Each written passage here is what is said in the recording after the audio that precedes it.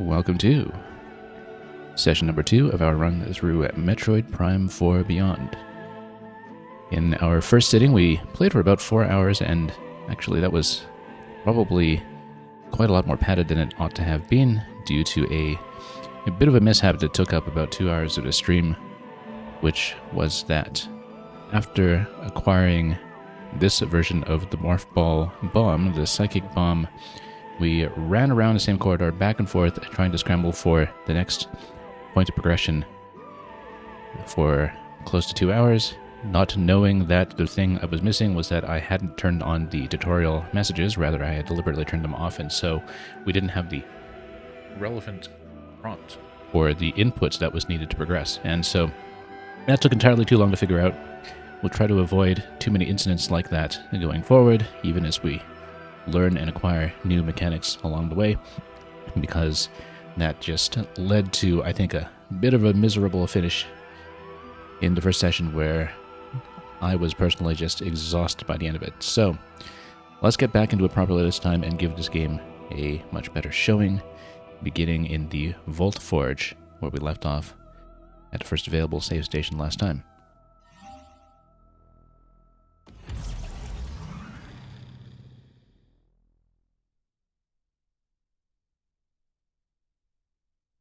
Interesting that it lets you select between your most recent deliberate save slot and the most recent autosave.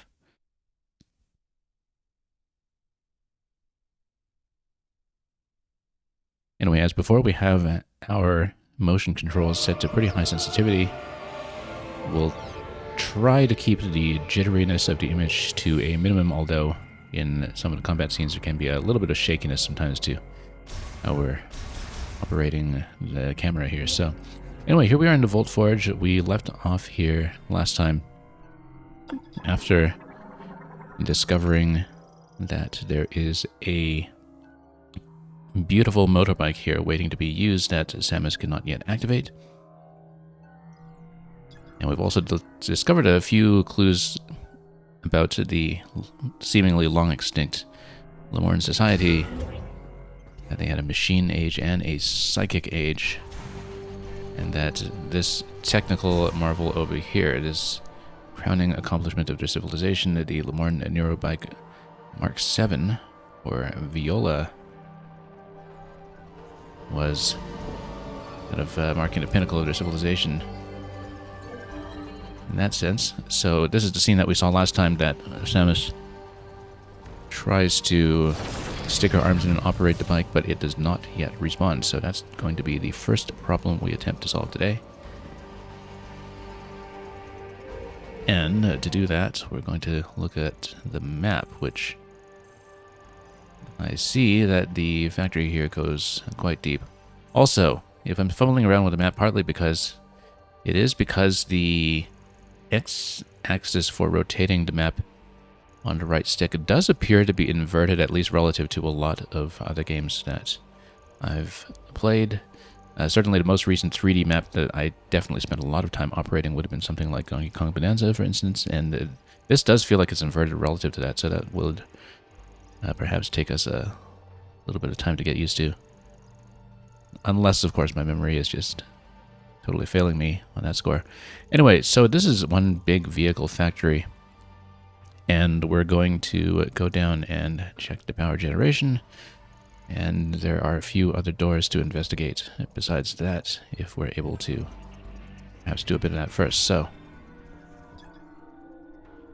currently locked. 3 towers of the factory, that's also locked, but then what about this? Oh, I see, yeah, so this goes between the towers, these two here. Well, I mean, we can see the towers right outside. Can't scan them from this far away, but you can see that they're connected by that bridge over there. And so we're going to eventually open up transit between all 3 of them, it seems. And then you've got this map station here that tells you what this tower by itself is shaped like. So let's proceed.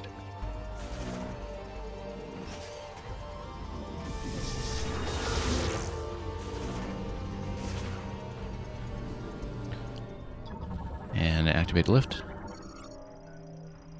Elevator recall terminal, yep. As usual, we'll touch the hologram. And what is this outside? Oh, it looks like that's a rod for harvesting electricity from lightning strikes. Okay.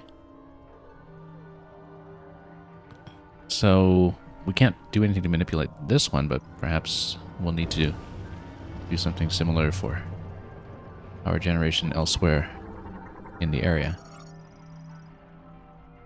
The lock is designed to be pulled off. See, I keep thinking whenever I see these that we'll do the Prime 3 thing of using the grapple hook to pull everything in sight. Using left-hand motion controls. I'm sure it's not going to be quite the same thing here, of course, but... Yeah, the transport tube... Actually, this looks like it's kind of a return tube for the morph ball, where we get to the bottom of the factory and just shortcut our way back up and hop right back to the top. Okay, so that's why we have temporary power over here, with lightning powering the generator.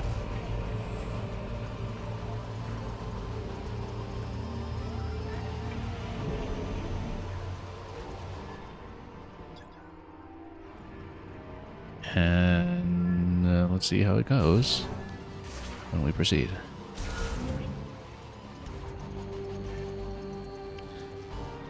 Okay, here we've got a couple of doors to unseal. Security shutter here. And it's currently offline, so we'll have to power that up somehow. We've got a missile expansion in the middle. Secures viola for transport during manufacturing. Yeah, probably we'll need to operate some machinery to actually assemble something ourselves, possibly. Although there was that vehicle prototype, or at least showroom model on the top floor, so I don't know if it's that we'll take or something else entirely. Because we've got the Mark V bikes over here. Yeah, it's Mark 7 up top that we'll probably be claiming. But interesting that some of the previous models have been reused here to support these platforms. Are they all Mark Vs? Let's take a look here. Yeah, so they've basically repurposed these units to shuttle around newer units. Passes evaporated particles through plasma. I'm assuming that we'll get some kind of beam weapon upgrade at some point that allows us to power things up with electricity. That was implied by some of the items that we couldn't interact with yet in the first zone in Fury Green the other day. Anyway, we've got missile in the column here, and then elevator connections throughout. Let's just continue to explore and see what happens. Oh, it responds to my weight. Okay. Alright, that's what that was supposed to show me. What about this one? Yes, so as we push down towards each of them, they will slide, and I guess we'll have to reverse them on the way up. But anyway, nice soft landing here on the floor, and more platforms that may be raised afterwards, perhaps. What is this? Backup power socket. Burst of energy. I guess. I mean, we. Oh, something's shooting me. Or was that just the platforms sliding up? Who was shooting me there? I didn't see it. Or what was causing minor damage? I think it was just chip damage from platforms moving. Oh well. You know what? Let's fire this up again. Yeah, so you would need perhaps a lot more power to really energize this fully, otherwise it just raises the platforms temporarily before they zip back down. Oh, they raise part way. So yeah, I guess if you stood on this platform and fired at this, then you could raise yourself slightly. We'll see if we want to do that, but let's take a look at other interactables first so we can find them. Yeah, here's the voltage emitter. Also, so yeah, you can't jump up here, but maybe we can bomb jump up there. Because we can, so. I guess the way you're supposed to do that is power up one of the platforms and raise yourself, but... Absorb electrical energy, yeah.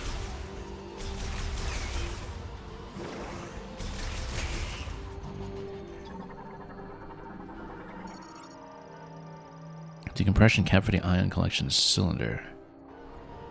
Okay, explosive impact. Let's blow this away.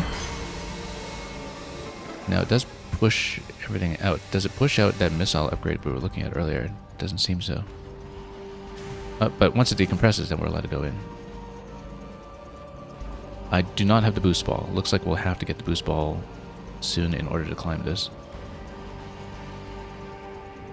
Soon, or maybe not soon. But yeah, it looks like boost ball would be the way up. And you basically go tier by tier, I see. And eventually make your way to the top for the expansion.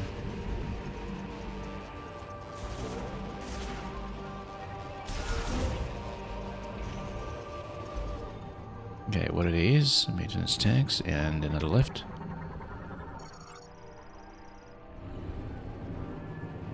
Nothing more lightning rods to look at here, so let's move on.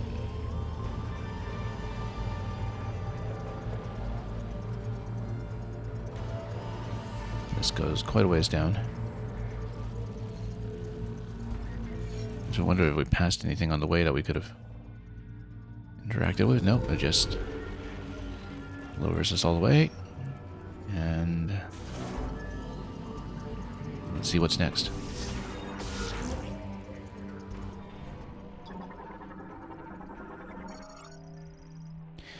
Engine cores scanner. We're inspecting the Viola engine cores. So yeah, I bet we actually have to go through the process of assembling something. We'll see how we piece each of those steps together. Once we power up the terminals. No doubt. Okay, this looks like it's kind of a missile-based cap as well. Explosive lock, yeah.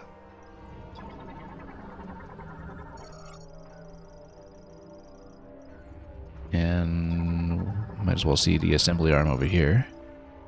Or inspection scanner arm, rather.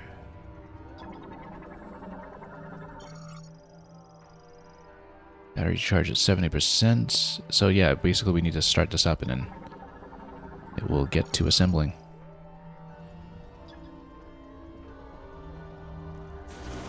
Okay, anyway.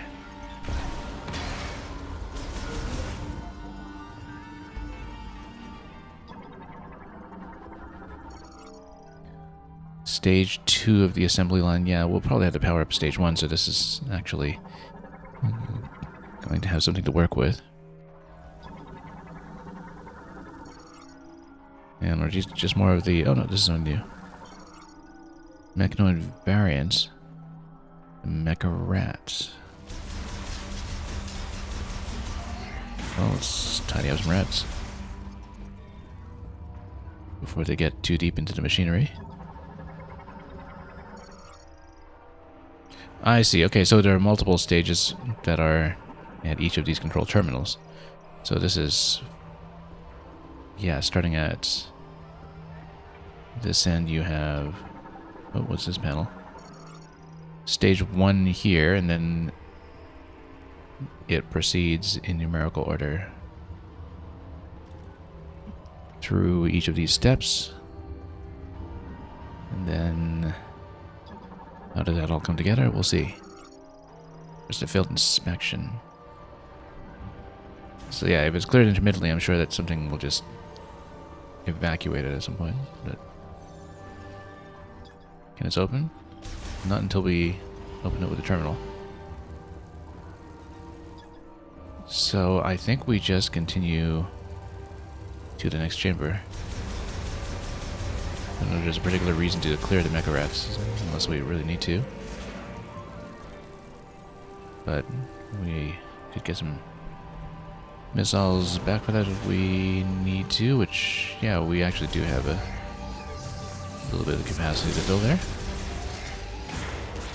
Charge beam's gonna blow up quite a bit of that.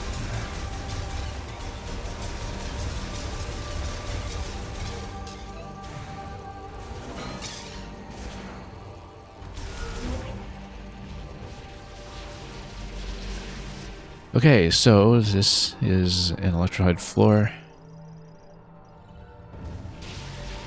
due to the window having been blasted open and a storm coming in, so we should be careful not to touch that too much before we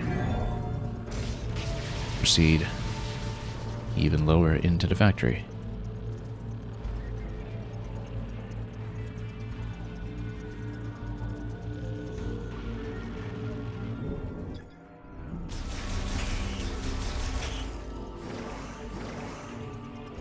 Now at this point, let's see here. Guess we'll over here. Oh, that's ominous. Big red eyes over there. And then this looks like it can be blasted off. Well, not blasted off, I guess we have to turn it on or something. But it's a very red series of lights over there. 3D printer for industrial goods, yeah. So this is where they get raw materials to send up to the assembly line, I guess, or the basic fundamental molds and shapes that they're working with. And then we just need to do something with that control unit here. I guess, no, that continues to the Tower 1 generator, which is where we're trying to go. And, oh, eventually I guess we'll have a spider ball track. So we've got quite a lot that we'll need to come back to once we've adequately powered up the morph ball. There's been a boost ball segment, there's been a spider ball segment, presumably, for the psychic spider or whatever the equivalent is in this game. Let's blast it open first. And is there anything else to look at? Not really. So the sign says elevator to power core, yeah. Oh, we did want the generator. Oh, and it proceeds down here through the morph ball passage.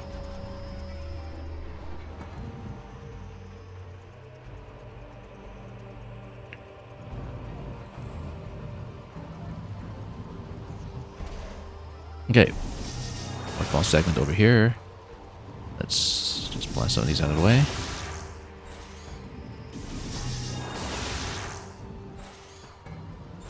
I wonder if there's something else that we can reach here. I don't really see any expansion, so, but let's just continue down this passage. And what do we have here? This is lightning antenna.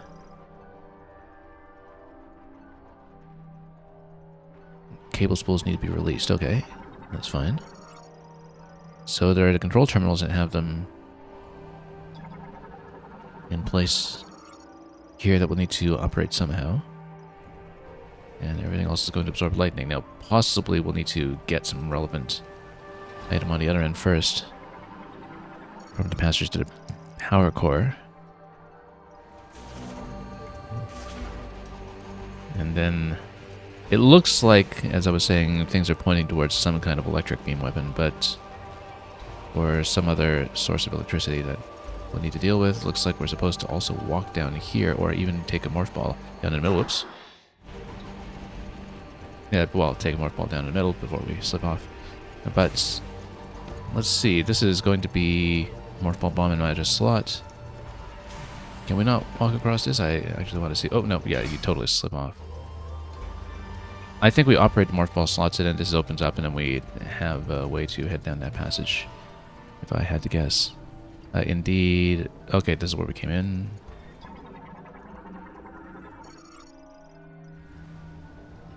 Alright, let's just activate them.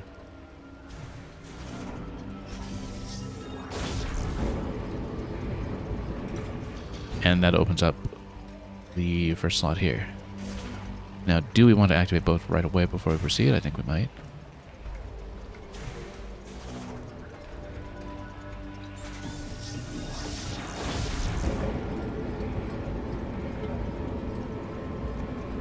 And it's necessary, in fact, in order for us to have the Morph Ball entry point open up. So, also, what's on this side? Do we take a look?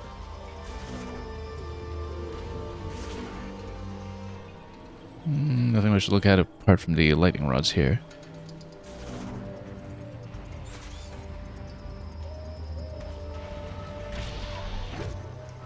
Okay, let's roll.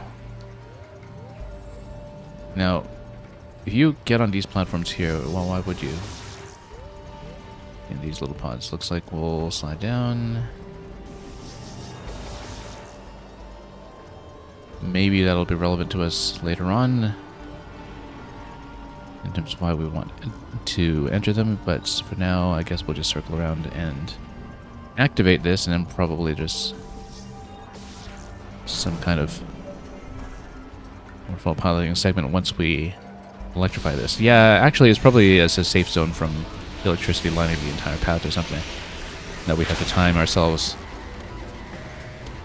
here so we don't get blasted by lightning that is channeled through this passageway. So yeah, it shows you that everything kind of powers up like that, and then we have to not get blasted and then go to each pod one at a time.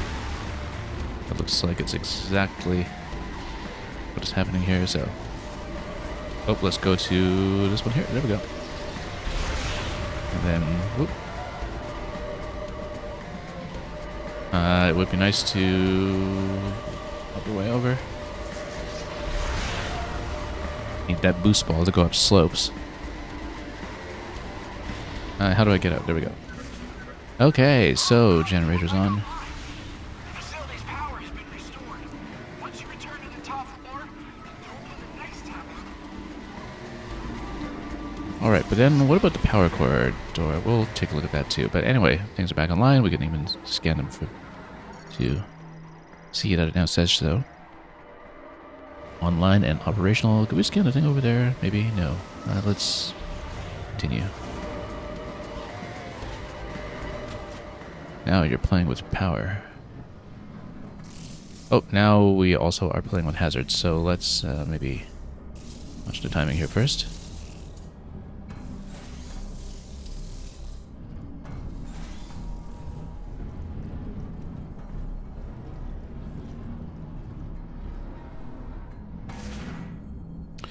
Okay, at this point, lights are on, and this is also now scannable as a terminal that we can perhaps operate. Component printer terminal online. And then we'll start manufacturing. Which hologram are we touching here? Touch the hologram. Oh, this hologram, yeah. We will in a moment. Let me just see what's going on here first. Because there was, of course, the door here that goes to the next area. I want to stop and take a look at this bit first. Obviously can't cross this at the moment.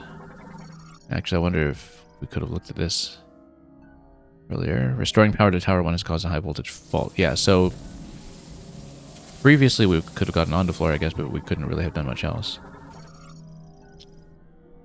Maintenance shaft to pull. Yeah, so again, that's grapple interaction eventually, probably. Grapple node. So, okay, this will be something grapple dependent once we get to it. In the meantime, let's just start manufacturing.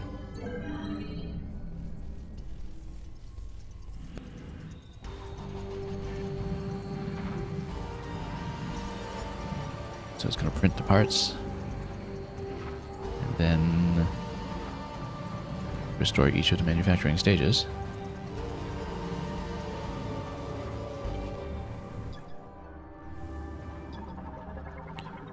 Everything's moving now.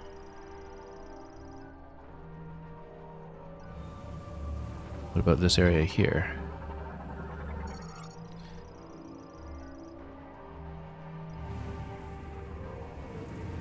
Just electrics. Okay, now let's go...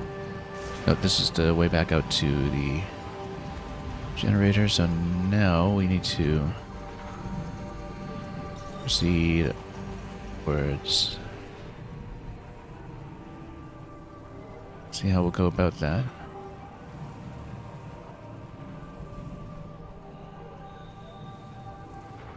Well, I mean, we can try to proceed through here.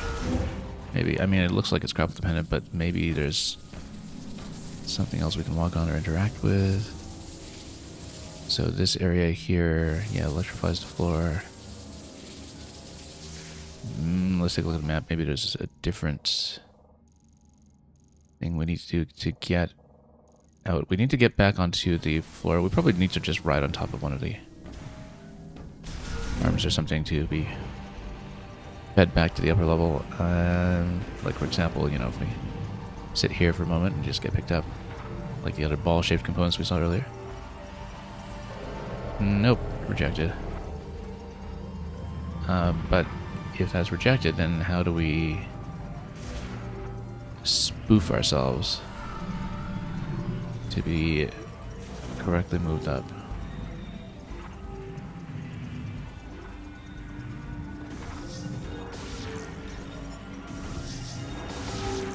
Okay, yeah, no, you just need a burst of energy because then it shows that you're able to be electrified. And so, now we just ride through here carefully until we found an exit.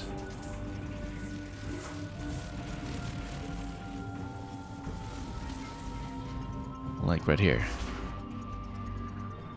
Okay.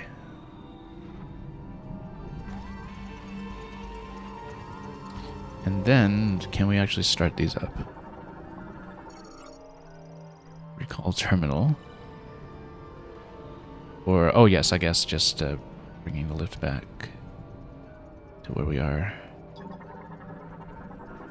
Or moving up and down, I guess. Yeah, no, it's just moving up and down here. Okay, that's good. We can now just go back upstairs. And initiate more of the process.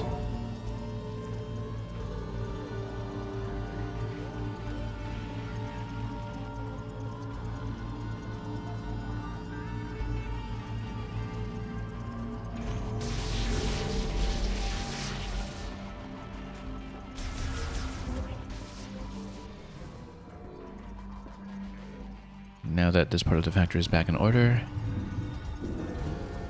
we have to deal with the local security. Let's do that. Let's just scan this first and see what we're contending with here. Maintenance tanks. Look at that other big one. We'll see. Hang on, let's take off this psychic beam first. And okay, spin away. Taking quite a bit of punishment here, actually. Let's get out of here and see if we can fight them another way. This isn't a good position to be in. Okay. Now we can actually dodge around them, perhaps. Wow, taking a lot of punishment here, actually. All of a sudden. Okay. Okay, that's down. Now, what about this one? There we go.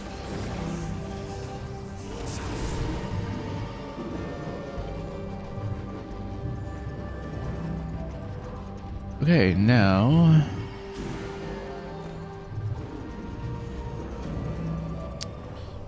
I guess we just need to maybe even be a ball shape again and get in that cradle. Engine cores to pass inspection, yeah. And then we will once again burst there. Now this looks like it's another psychic bomb slot, like the one that we had to deal with previously, where we do need to hold into the bomb and then slot it up there. There we go. That's what took us 2 hours to figure out last time. And then that allows you to ride your way up. Anything to scan in connection with that? Not really.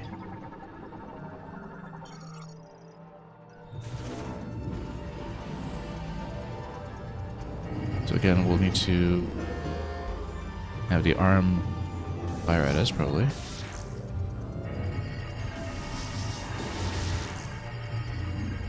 Then...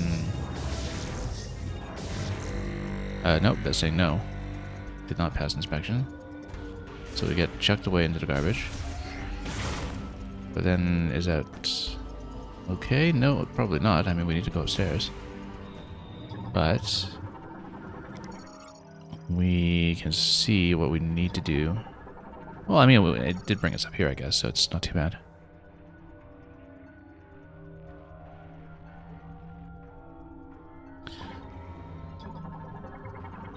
So maybe it's okay that we were chucked here as a defective unit rather than getting fused into a bicycle. So we need to get around the lasers, presumably. They are seemingly kind of temporarily blocked when a part is coming through.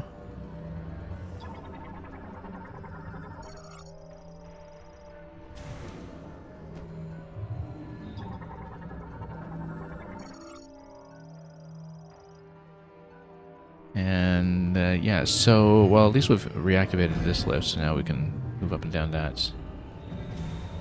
So here we need to, I think, just roll through while it's being irradiated here. So just roll through like that, and likewise on this side in this stage of the process here. And here we go through the center when the next one is coming through. This one we then need to hop over. Okay. Fairly simple. Now we just continue. And then take some of those out. Whoop. Again, taking a lot of damage here. Probably shouldn't be taking so much punishment. You know what? Why don't we just use missiles? Or at least some of them. Don't want to overdo it, but we did need a good bit of energy back there. And then I guess we'll open the shortcut gate. Now the shortcut gate open, now we have a clear passage just back here, so we don't need to go through the whole circuit once again. And we should maybe see if we can get any more health off of some boxes while we're at it.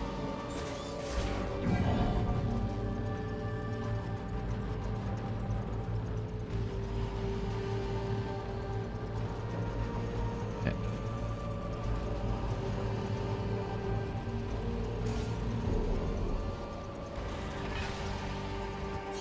Oh. Yeah, we'll just try to get around here before it shoots us. Yeah, it lights up and tracks the position, and then we'll just take it out this way. Anything else I can get from boxes? Yes.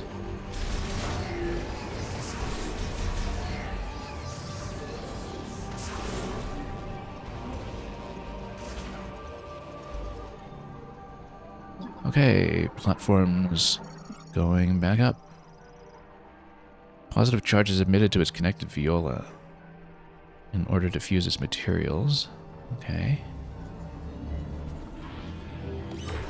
Oh, hang on. That was accidentally the psychic shot. I mean, it works for me, but... okay, so these do light up at some point. How do we know when they will? They're going to glow a little bit, right? And then... wait, then how do I... oh, I just need to go quickly across. Okay, yeah, I see. So we want to move between platforms nice and early. Oh, and then they come up this way, so we just ride on the next one. It's available, I guess. As everything gets raised.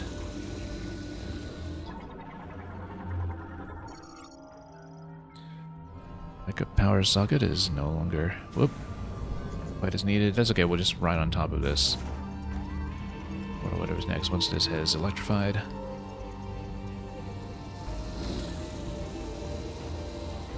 Once that's down, then we just ride here, I think. Next platform that sends us up. Wait, this doesn't go nearly high enough, though. We needed the upper parts. Oh, I see, because, yeah, you're supposed to ride this one up and then get up here onto this platform, and then we proceed from there. Actually, now that this is lit up, can we actually ride on the boost track without the boost? No, you can't. You definitely still need boost mode for this. But, yeah, after it electrifies the first time, then you can continue to ride on top.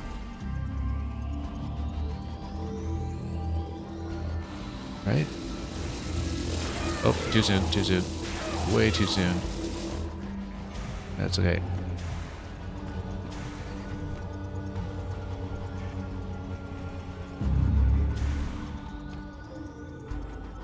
Okay.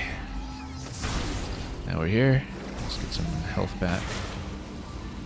And then we continue to ride up to the next area, no doubt.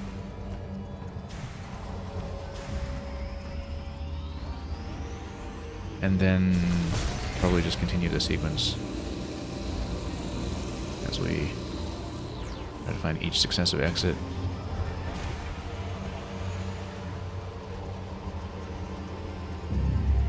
There we go.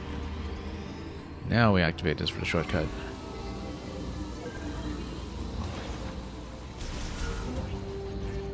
Cool. Oh. Back there, you know what?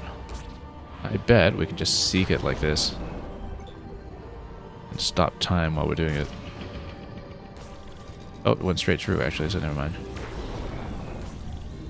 Let's cancel that. Oop.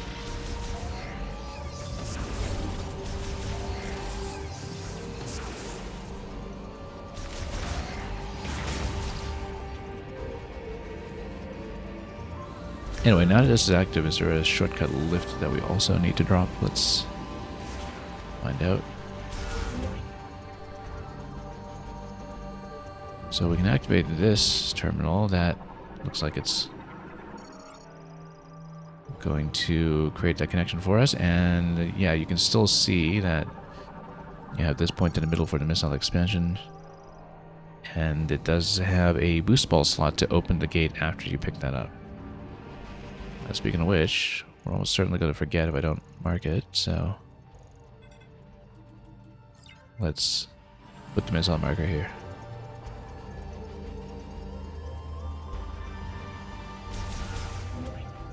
And speaking of which, is there a grapple marker that we could have used down here, maybe?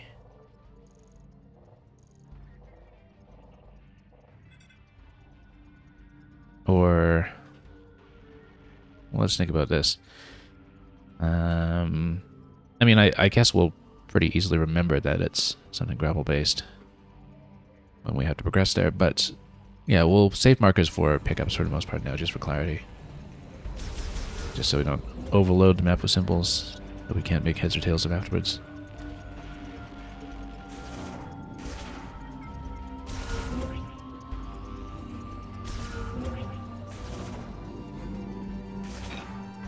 Okay, so after blasting some of this side, let's see what's next.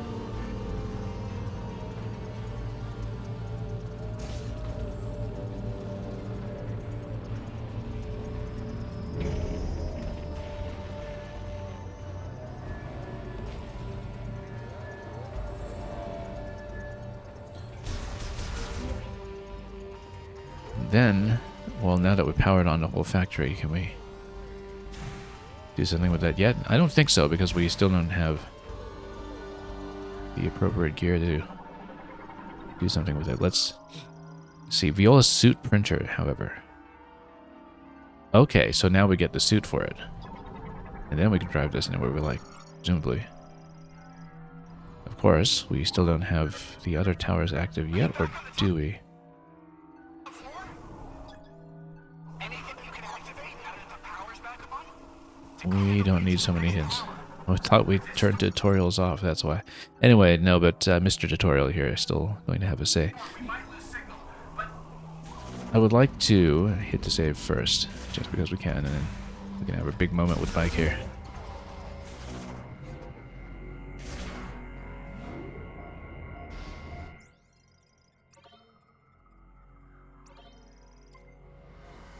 Even though it seems like this game does, perhaps, autosave generously.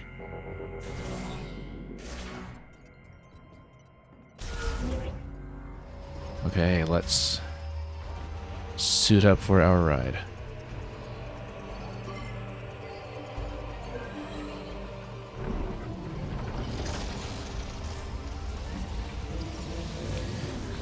Anyway, we noticed what this looks like because of the amiibo figure that was released in conjunction with this game. The red biker suit that we'll imminently see.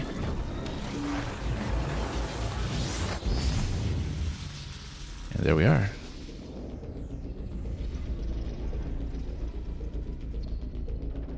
Very sporty.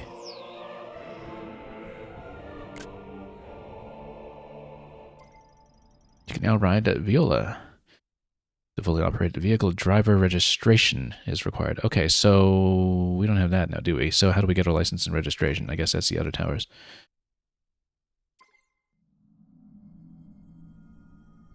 Unless we just stick our arms in and see if things function now and register our identity in this straight away.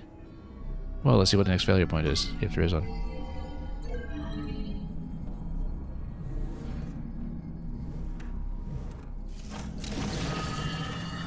There we go. Well, there was a huge passage coming in here that seems like it's built for us to zip through. Okay, so we don't have tutorial messages, do we? So let's figure out the controls. Let's, I guess this is the part where tutorial messages are supposed to tell you how to actually work this, but we can also just presumably read about the controls. Now that we have Viola, there's a third column here. So accelerate, brake, and scan. That's interesting that you can still scan. I guess because you do in fact still have the psychic visor here. Notice that firing projectile is on A only now because you have two different buttons for the acceleration. And there are a couple of abilities that we don't have yet. Also Y on the minimap. Okay, so then you can accelerate. Oh, there's a speedometer on the right as well. No unit of measurement because that's safely ambiguous. And so I guess if you rev this up, then you power up the gate. But couldn't we have turned the other way? No, hang on. Am I allowed to? Here we go. To the other tower, speed limited. Yeah, but what if we try to go to the other side first? Are we allowed to? We are. So I'm going to do that, obviously. Just to be different. And then, okay, good, we can actually make that.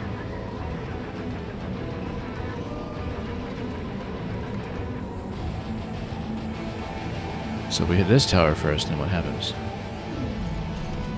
Well, we're in a speed limited zone here, but then let's see. Now, presumably, let's see, how do we alight from the vehicle?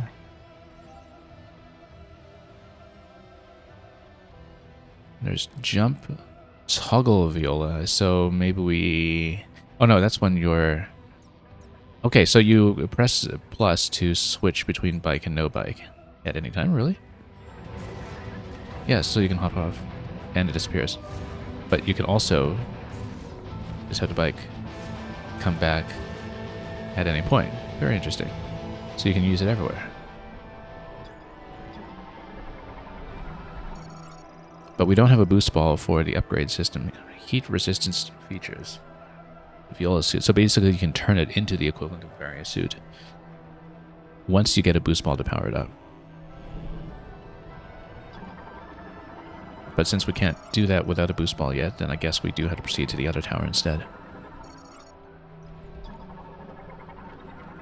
But we'll see what we can do. Road for transferring Viola from Tower 2 to final certification. Okay.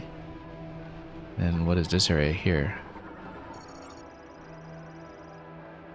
Test circuit. Activation of the Tower 3 map hologram will unlock the shutter. Okay. And then what's this part? I see. So you are locked from this until you've activated Tower 2. So that'll be the next thing we progress through. Tower 1 is at full power. And Tower 2 has to be activated, so we'll do that in a moment. And so, yeah, that's cabled from the other towers, I guess, too. Indicate that route for shipping Viola. And then this is just signage for a connection between the towers. So, okay, that's all we need to look at then. Let's just continue. Not be summoned right now, why not? Oh, I guess you were too close to some of the other things. Well, then we might as well complete this passage over to Tower 2 as well.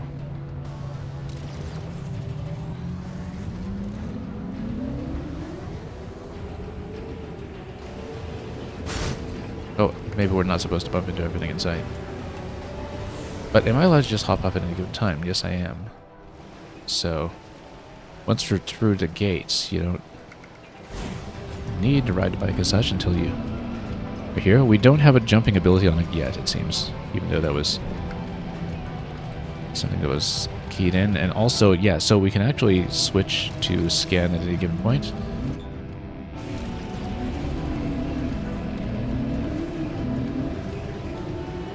Maybe it'll be psychic abilities we can use in this mode later as well.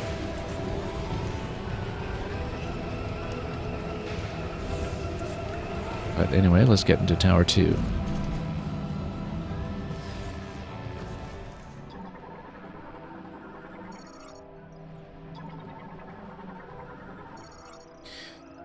Once clean, Viola are transferred to storage using these pipes. I wonder if we can go in there or something.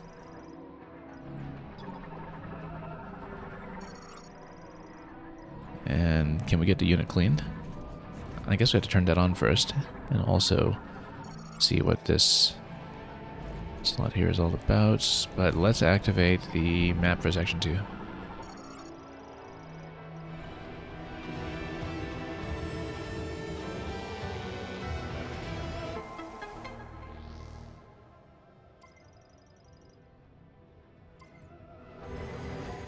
Okay, so Section 2, we'll have to go down and power the generator here. So we just came in through the connecting passage, and this looks like it's another save station, but we'll take a quick peek at it.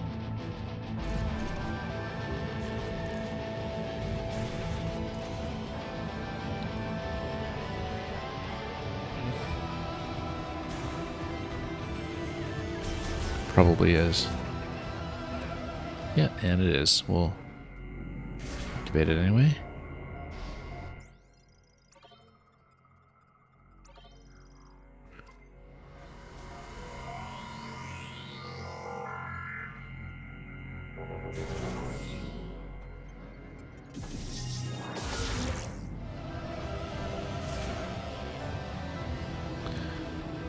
Okay, then I guess we'll just proceed into the factory and see how to use Viola in conjunction with everything else that we have. And as part of our active toolkit.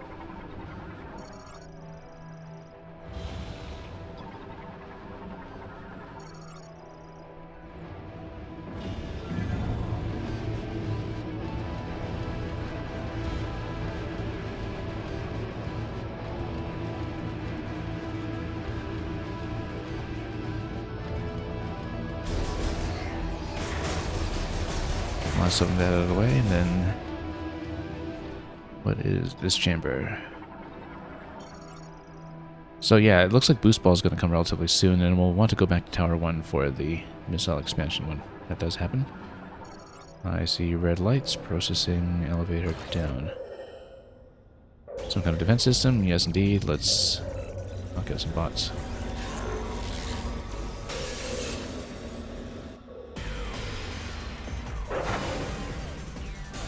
Can I run them down with a bike? Cybot soldier, okay.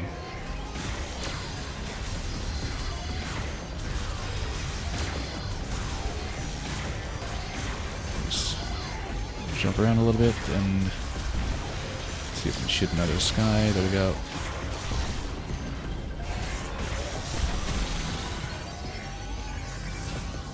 Okay, that one's floating around up there. Let's see if we can take it out. And here's last one. We'll just keep a safe distance. Oop.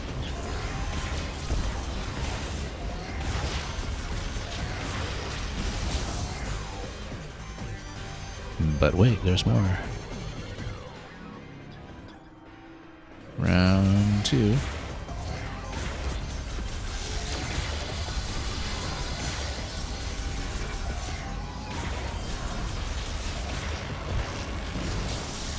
Just not overspend the missiles just yet. We only have a few left. Never had too high capacity at this stage in the game to begin with, so let's lead a little bit here and see if we can take that one out first. Where did it go? I do have a radar. We should salt. Okay, anyway, let's just see if we can take this one out.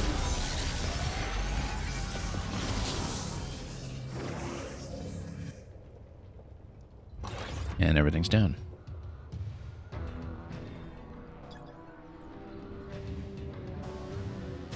Okay, so yeah, Boost Ball is going to come relatively soon, as we were saying. And we'll continue heading down to activate the generator. And so yeah, Viola does need certain rooms to be valid, I guess, in order to be activated. Whoop, just got everything dropped on me here. Oh, I see. Yeah, everything gets affected by anti-gravity, it seems, and then dropped from there. Okay, I get it.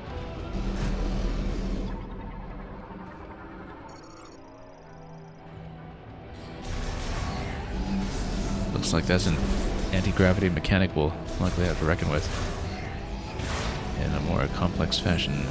Hello? So let's head down.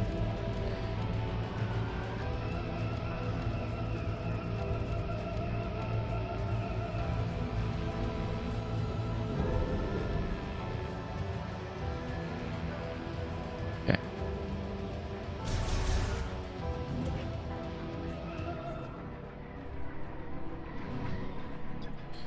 That sign's going to tell us something about the next room. Where this leads, elevator down. So, okay, yeah, so when red lights flash, then you've activated the alarm and bots come and defend place. From unauthorized intrusion that doesn't have a license.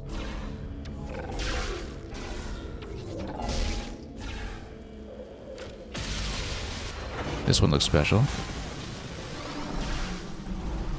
Oh, can I scan it? Cybot teleporter. Attacks using an X-shaped beam and rotational slashes. Okay. Can I use Viola here? No, I can't. Didn't think so.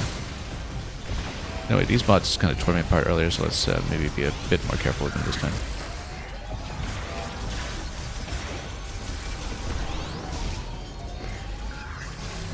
Grab some of this. We'll take out these ones first before we go over to teleporter, and then it'll at least give me a bit of health replenishment here as well. I guess they keep on coming.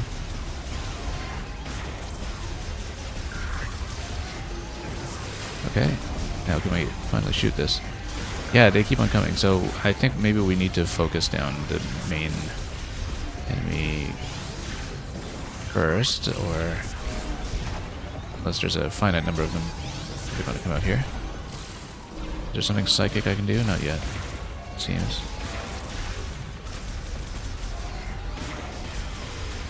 Let's just try to take these out quickly so I can also go for the teleporter. There we go. And track where it's going. There we go. Also notice some kind of collectible up there. Okay, so yeah, it looks like it's not spawning any more bots for now, so we'll stay on this phase of the fight. Oh, cross. That's the cross projectile that we were warned about.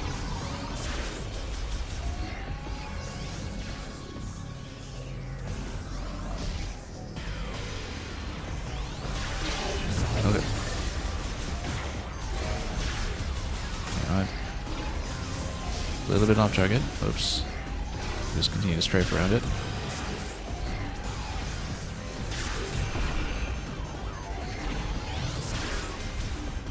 I actually wonder... No, here's how we're doing it. We use the beam when it comes out. Then we let go. And then... freeze time to catch it. Except that didn't work. Maybe we fired it a bit early before it's actually in corporeal form. But... I kind of like that idea. Wait for it to appear first. Appear fully. Now let's see if we can... Oh, okay.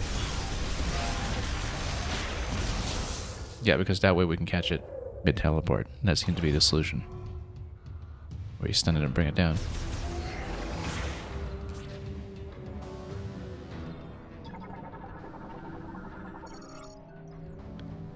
Okay, that goes back up now. Anything else interact with here before we power on? Nope, doesn't seem like it, so let's continue. Except maybe we should check for some health along the way where we can.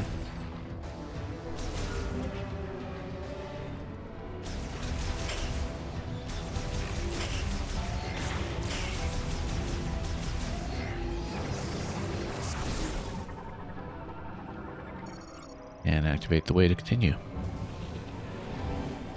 This is just going to tell me the elevator's active, but we'll compulsively scan everything. Critically damaged. Elevator may stop during operation. Well, we've been warned. I mean, if it says it will, I'm sure it will. Battery severely damaged. So this is going to drop us off in the middle of nowhere, I'm sure. So let's ride and find out.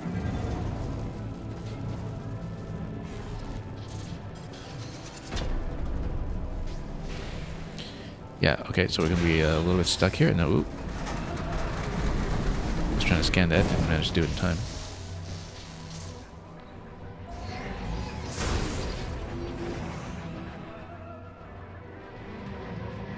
Okay. Well, this is another area to reckon with. That's a bit larger, more spacious.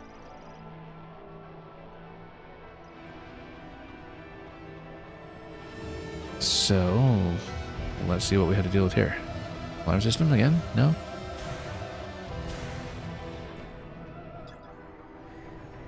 Access hatch here. Yeah, I guess we'll go through here. We'll see how soon the boost ball will come. But generator first, it seems. Power everything on and create some series of traps for ourselves here as well, no doubt.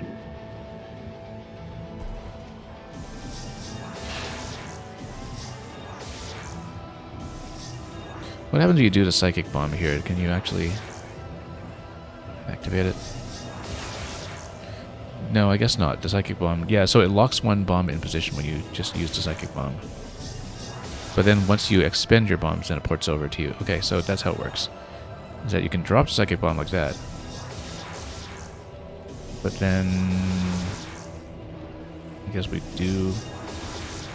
still have 3 bombs to detonate, and... Okay, it just disappears after a certain time.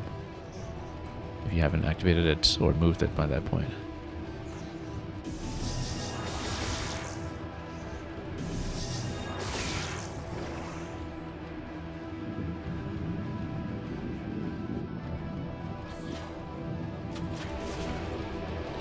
Okay, we'll activate these terminals before.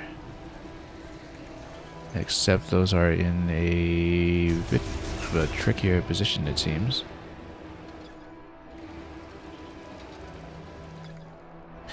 But that's why we now use the Psychic Bomb. Okay, so pop it over there.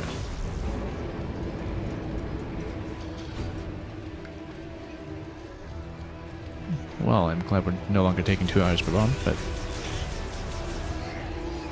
we'll try to be quick and efficient about these. And just point.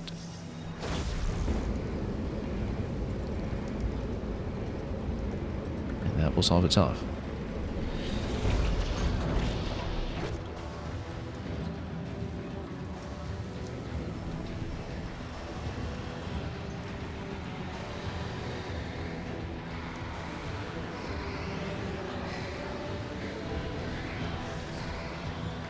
Okay, so we've got all these swarms of bots over here. That looks slightly concerning.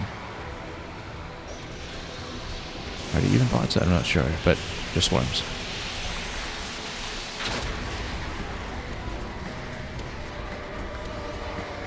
I was kind of expecting this to be like a surprise hive mecha fight or something, but anyway, they'll swirl around, and I'm sure we'll have to deal with them once we are back on the other side.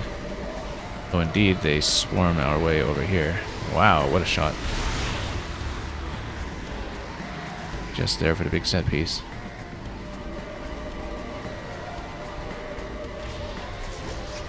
We need to deal with them now. Where's the swarm? Yeah, we're going to be locked out of here. And here they are.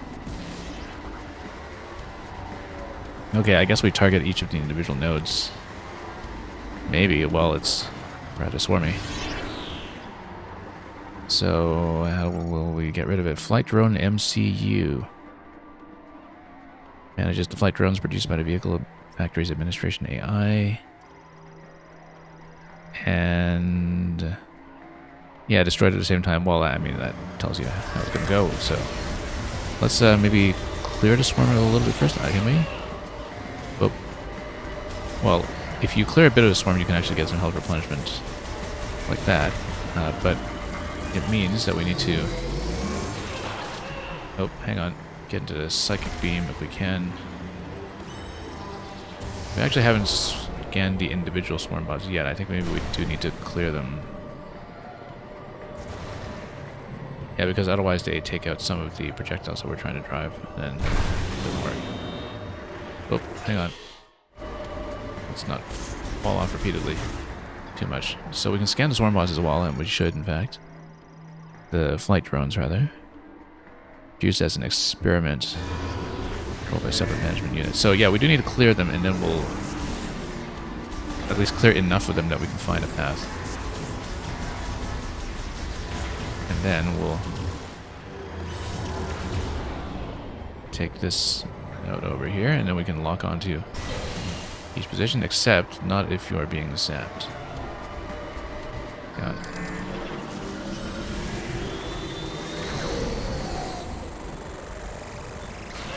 Yeah, not if you're being zapped, like I said, so... hang on, let's get out of Psychic first so we can find an appropriate window for attacking. Yeah, have to Morph Ball to get underneath that attack, it seems, and then as we've cleared enough space, we'll try to let it attack first, and then we go for our beam. Oh, can we?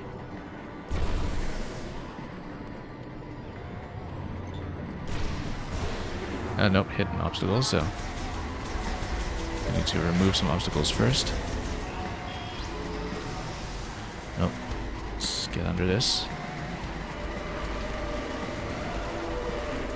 Let it do its thing.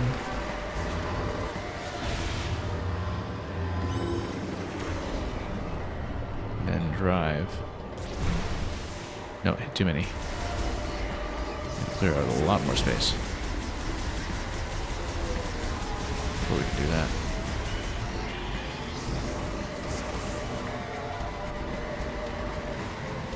Just get under it if we can.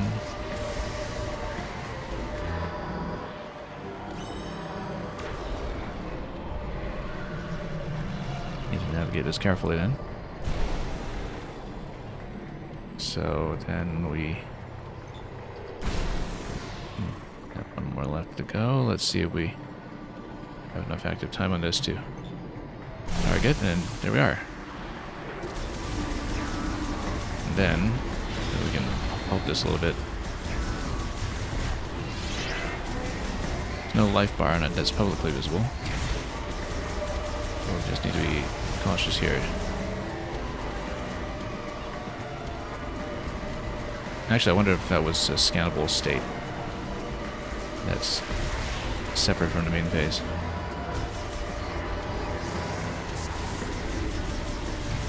So let's... Oh, first of all, just grab some cells first. Then after it attacks, we'll try to get into the psychic beam. We'll go, whoop, never mind. Yeah, too many obstructions, I think.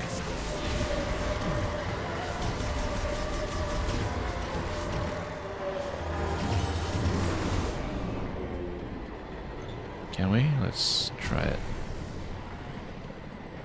Swirl around. And then we still have one available, so let's... Oh, nope. Got hit by something. Yeah, we slow time, we don't really stop time. Let's clear as more space as we can. Oh, just fell right off. Good thing you don't die to fall damage in these fights. Had a lot of issues with some of those fights in the Prime 3 as well, actually, that maybe falling off the ledge constantly, like some of the Metroid hatchers. Okay, so let's wait for the window of opportunity to give it another psychic shot. We can. Yeah, we don't want to sit too close there, even when we are in all form. We can actually go off to the side for some of that, perhaps. Okay. Now let's get one of those. See if we have enough time to navigate this. Nope.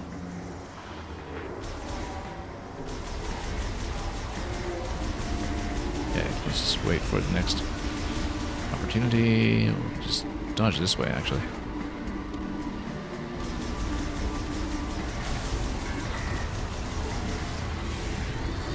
And then we'll try to get in psychic mode first. See if we can do it. Okay, it's about to hit me with something, isn't it? Well then, let's do this quickly. Nope. Do we? Nope. No, yes, we did.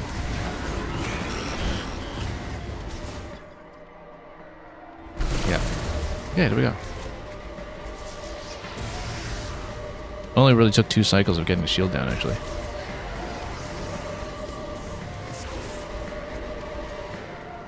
So now this is open again, and we can just go back once we perhaps grab a little bit of replenishment here first.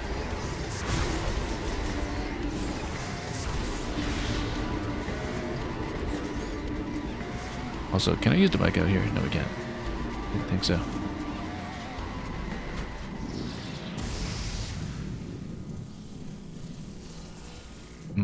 There we go. And then here, now we actually have to watch our timing.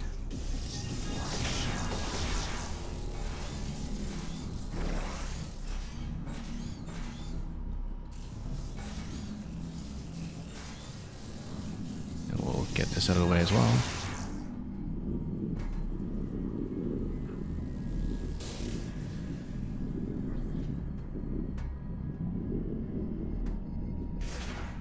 Okay, so things have been powered on.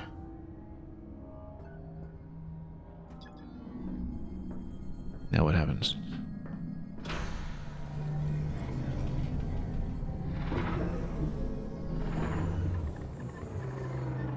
Oh,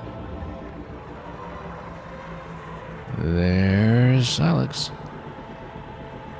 Well, looks like he got caught in the entire time distortion field as well. Okay, so we actually do have to fight Silex here. Scans detect an electrical shock arm cannon. Well, do we loot it off of him, or what do we do? I mean, you know, I expect we're not going to defeat him outright here. This is just an early duel. So he's got a psychic jammer. I guess that might affect the ability to use psychic missiles as well, but anyway, let's have him move it. Whoop.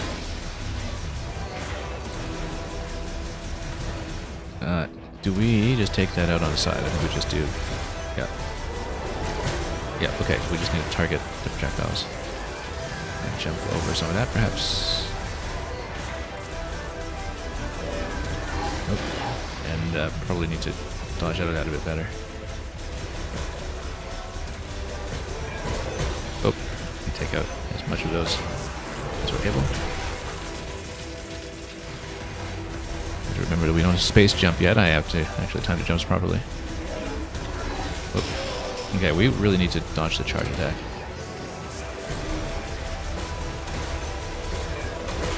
Oh, almost got that. We also see a lot of replenishment when we do take out the projectiles, though. Now, this is something new. Okay, so generating a shield by spinning a high velocity. Concussive damage to the base of the target. Okay. No, we just bombed this. Okay. Oh.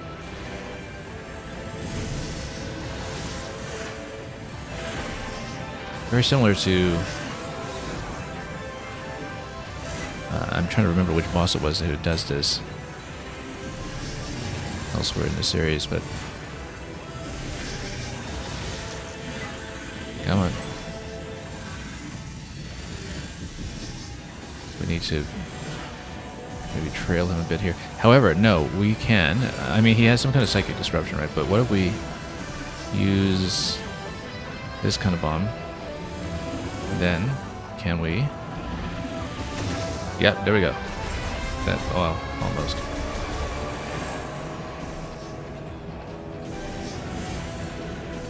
We'll leave a bunch of these here. And then bomb him this way. There we go. That's how to do it.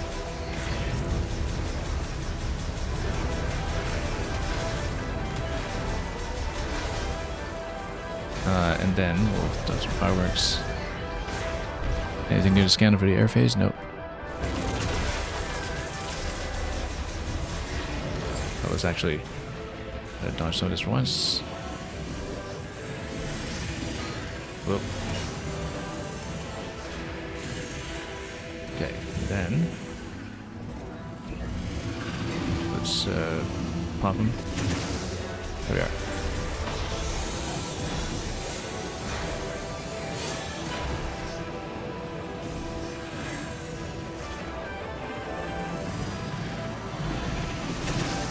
Pop him again. Whoops. Do we still have one to work with? Nope. Hang on.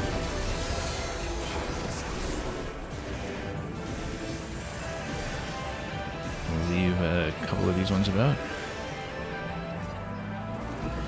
And then, whoop. Totally missed that.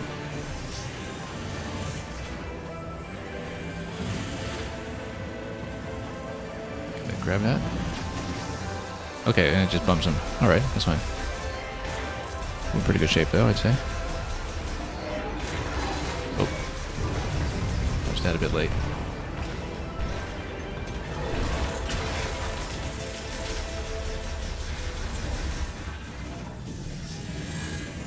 Okay.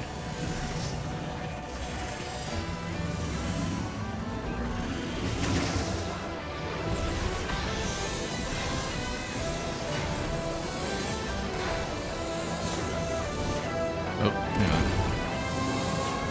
Is there a way I can actually avoid damage here during this? No, hang on. Let's grab this and try to pop him again. There we go. Looks like we need to do that some more. Let's grab some health in the meantime. And some missiles. It's going rather quickly now. I mean, we can try to make the bomb trail as well, but I think clearly the way that you're supposed to do this is using the psychic bomb, so.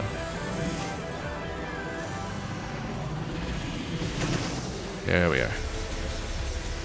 Let's pop in some more and then...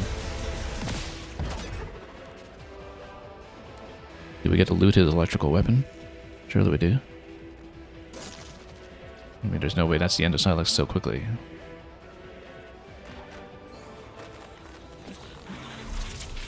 In fact, it is just a bot that's posing. Okay, that makes sense. Probably incorporated Silex's image into itself somehow as a result of the time distortion. For all we know.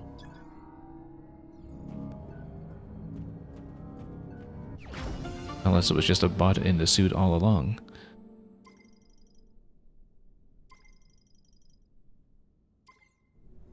Okay, really interesting fight, actually.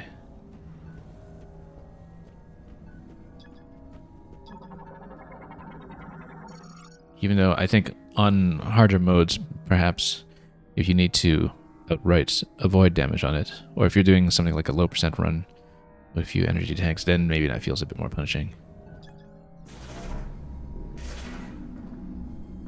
But we'll have an energy tank and we will continue heading up.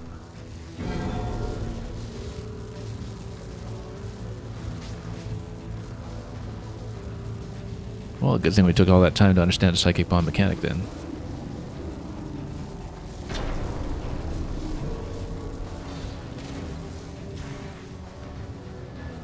Yeah, I like all the fights so far have been kind of solvable just by stepping back to think about the tactic and matching it accordingly.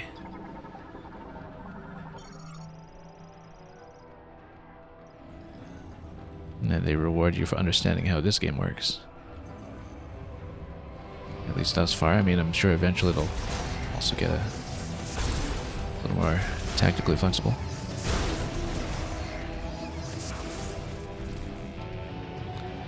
So, shot expansion.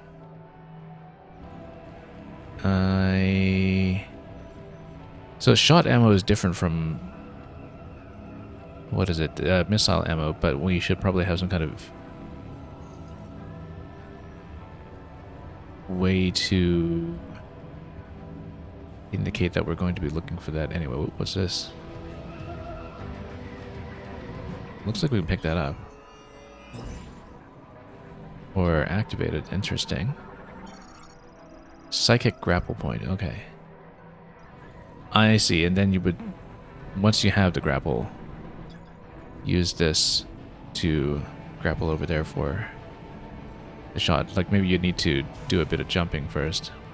Presumably with a space jump or something like that to get in position where you can grab the grapple and then rotate and swing over there. We better mark this. We need some kind of grapple marker, actually. Maybe we'll just use this kind of pin to mean grapple for now, until we have a better idea. That also applies to the previous section that we can head over to Tower 1 for just a moment. That, I guess if we've decided on that as the symbol, then we could similarly. This is for progression, though. It's not for items necessarily, so maybe we don't need to that as such, but why not? If we get confused later, we'll fix that accordingly. So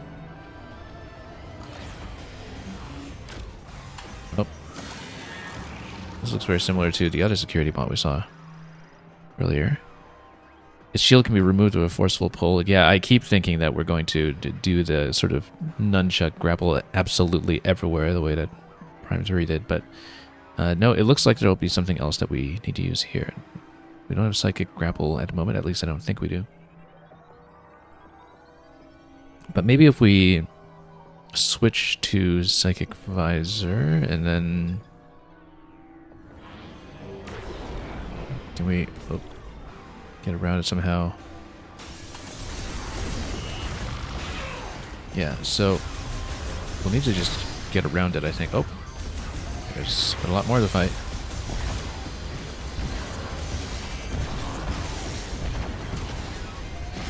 More missile to take those. Let's maybe get around this one for a moment.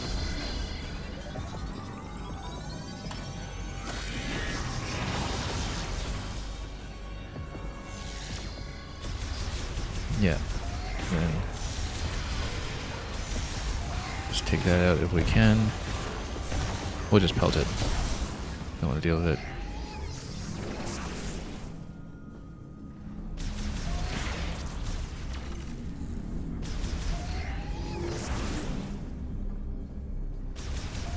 Likewise, some of these, and we'll continue.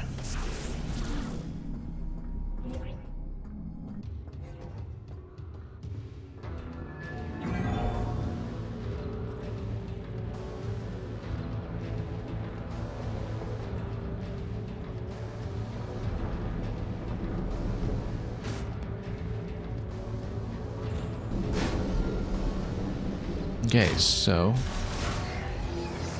gravity mechanics are still abundant. Let's fight some more.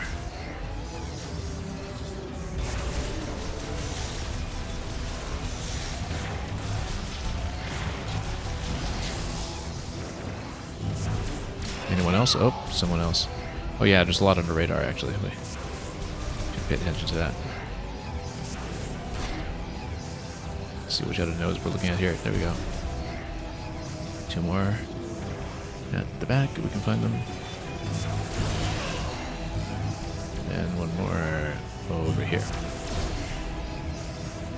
Should be it. Okay, so now this is where assembled vehicles are being moved up to the next phase. We still don't have the boost ball.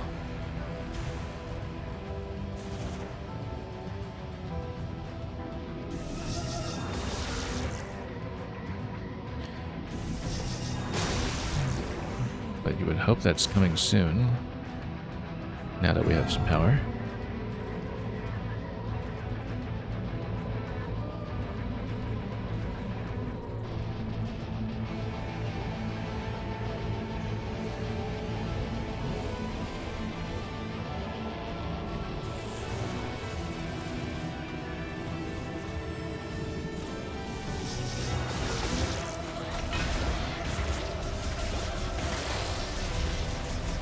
Then, well, let's just help this a little bit. And then same with this one here.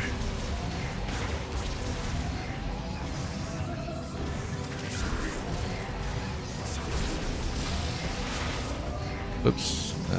What's shooting me? Not here. There we go.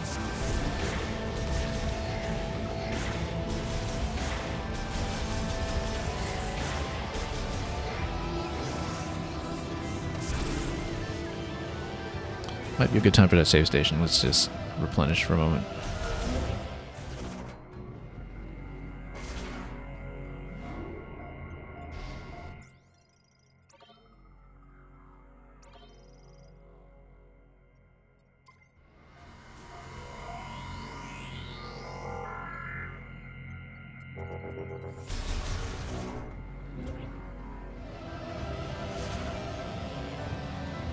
Okay, next. Well, arms are operational now. I guess power is restored, so now we can go on to Tower 3, because the condition for Tower 3 was both towers restored. Yeah, robot arm for cleaning. I wonder if you get to clean your own bike if you just dock it here. I kind of want to see if we can. Oh, can't summon it here. You have to summon it on the track here. So, I wonder if there's a way to read what the valid zones for the bike actually are, like where you're allowed to pull it out and where you can't.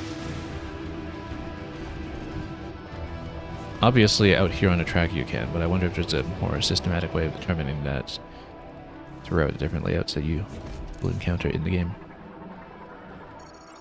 Maybe it's just a question of space. But anyway, Tower 2 to Tower 3, that's where we're going back to. Although, I guess we never really did hit the corridor going between 1 and 2, so maybe we should...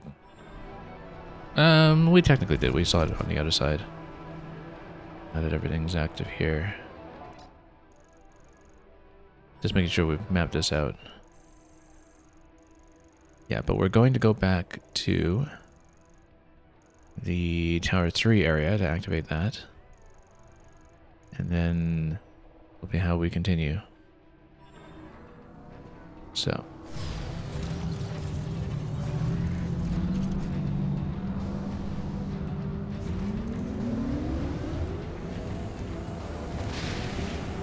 There we go.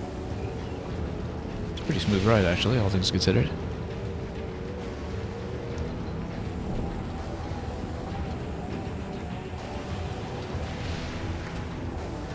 And we're not even finished accelerating to top speed, or are we? Well, top's out in the 700s at the moment. But let's get back.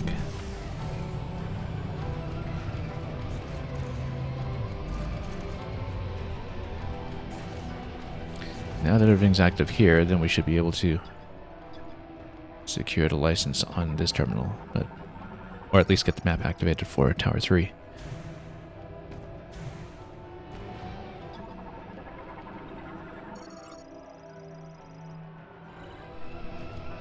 And there will also be a test circuit. I guess Tower 3 consists entirely of the test circuits.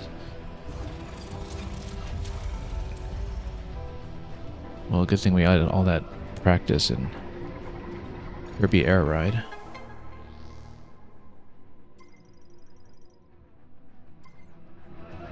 Okay, so we have a map, and it is just several circuits down, I guess. And that will be something that you need to pass to possibly earn a boost ball? I don't know. We'll find out.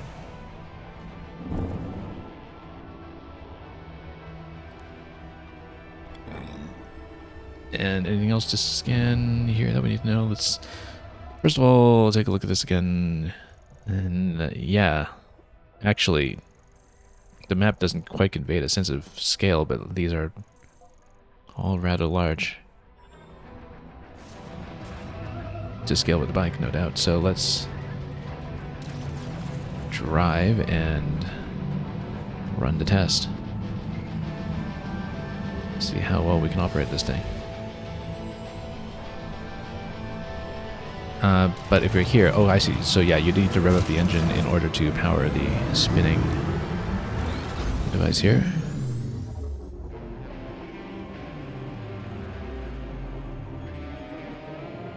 Classic Prime style elevator loading animation, except with the bike.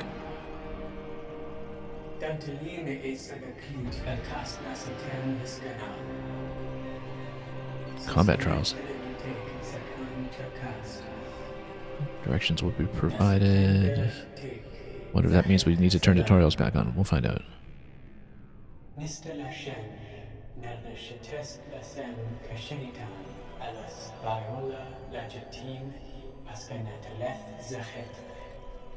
We get to fight the certification supervisor.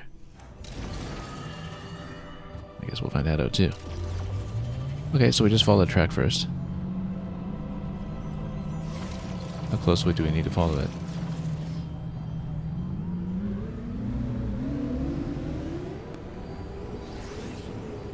Complete a full lap in under 50 seconds. Okay, where's the timer? I guess we just keep on going until the lap is marked. Oh, no, we start the lap and then now it shows us.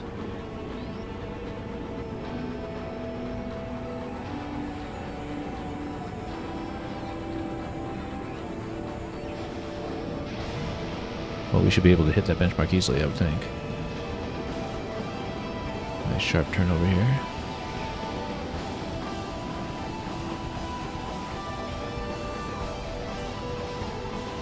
Yeah, you see Kirby Air Ride just completely warped my sense of speed, so, you know, it was practically relaxing.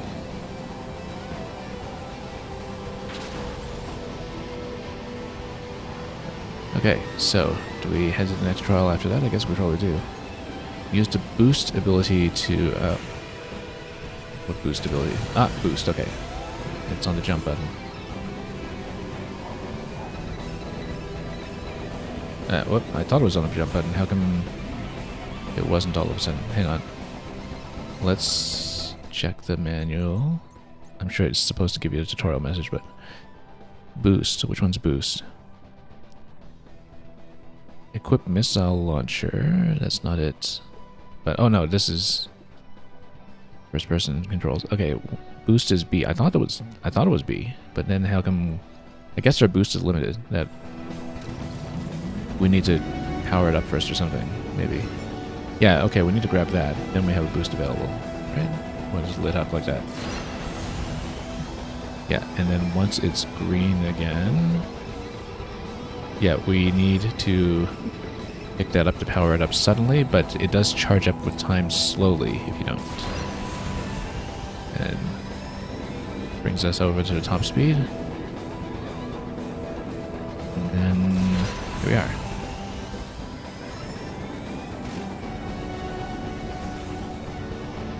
Power slide ability to destroy 9 targets. Whoops, wrong button.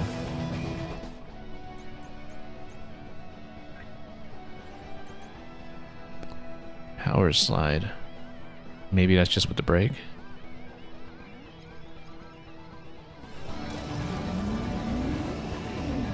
Or power slide.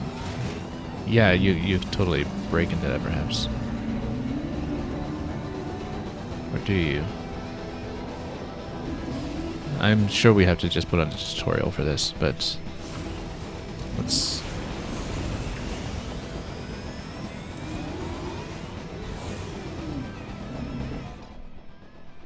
We may in fact do that. Let's see. Although it's interesting to see how much we can figure out for ourselves. But I think there's a limit to how much we can figure out for ourselves. Maybe it's from holding one of the other buttons. Oh. So yeah, there's a projectile button. There's break and scan. We better turn on to tutorials for this section at least, maybe.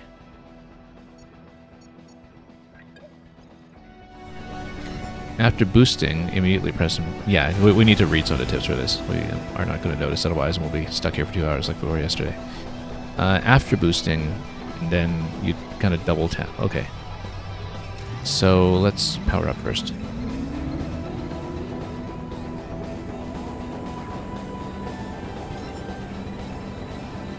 Okay. Oh, okay, wow, okay. So you can do 3 at a time like that. Go dead center. And hit everything in a line.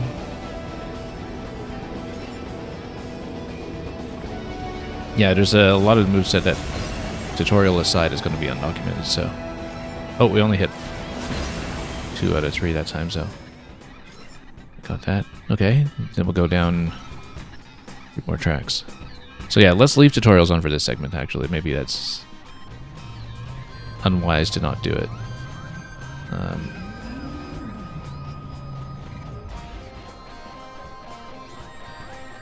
And then we'll continue here once we have revved up.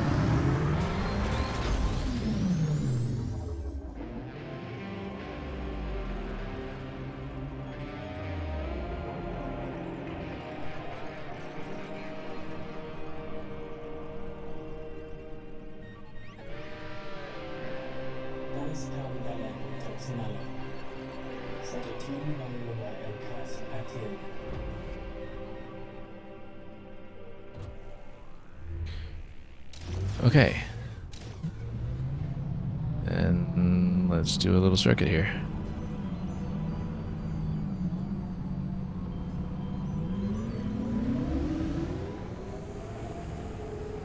So yeah, there's still the missiles to scan and scan flying targets. Where's the target? There we go. We can lock onto it. So it's a flying mechanoid. Yeah, and we can probably do some missile launching at some points. There we go. Used a projectile. Oh, except... Okay, it does kind of just lock on by itself like that. I can't see whether there's... Yeah, there's no limit on ammunition as far as I can tell. But you can kind of tap one time to lock on, it looks like. Yeah, you kind of tap for the circle, perhaps. That's for the scan, but press B to initiate boost, and then yeah, once there's a targeting circle, then you can catch up to it slightly and then destroy it.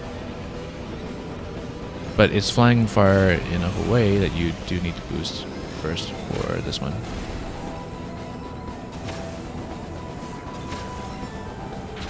Here we go. Yeah, you can't really do much in the way of targeting, I think. Except we can lock on. Okay.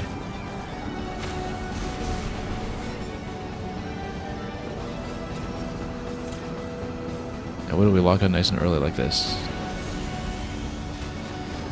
And hold. There we go. It's actually holding already before the boost that time. And then we just release like that. Okay.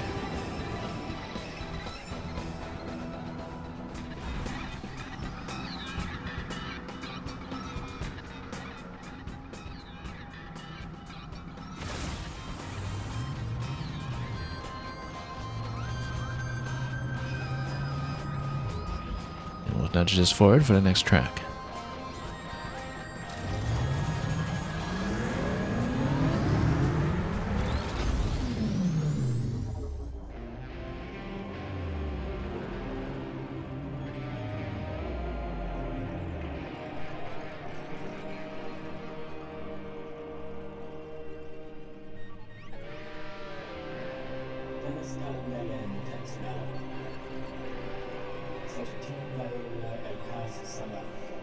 And I guess we'll have to run a whole desert. Do we get to unlock the jump, or is that going to come later?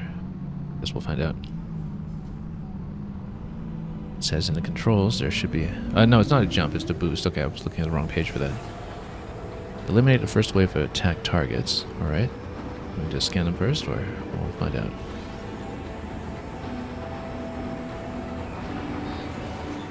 Yeah, there will be a marauder here. Okay. Then we just follow them like that, and maybe we need to brake to let the other one get ahead of us.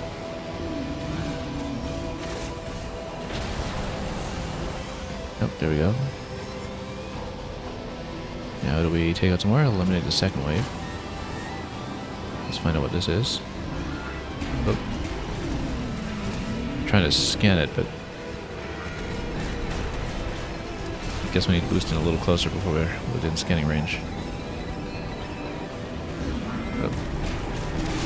Yeah, despite the kind of purple tint, I can't always tell at a glance if I'm in scanning / psychic mode. We better follow this just a little bit here so I can try to get a scan down. I'm not firing at these yet because I'm trying to get a scan. There we go. Simulation of an aeronaut. Yeah, you don't actually get these in the logbook anyway. I guess you need to scan the real thing eventually, so. But anyway, we'll pop some of those.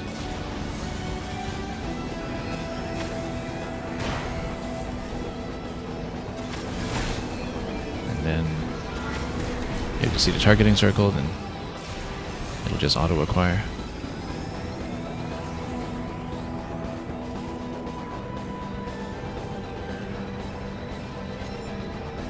Wait, the final wave.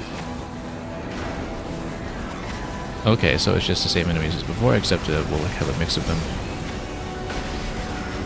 We'll do the multi-lock on where we can.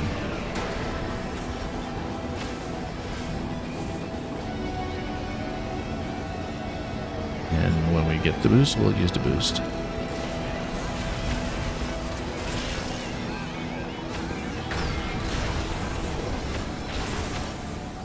There we go, 4 out of 4.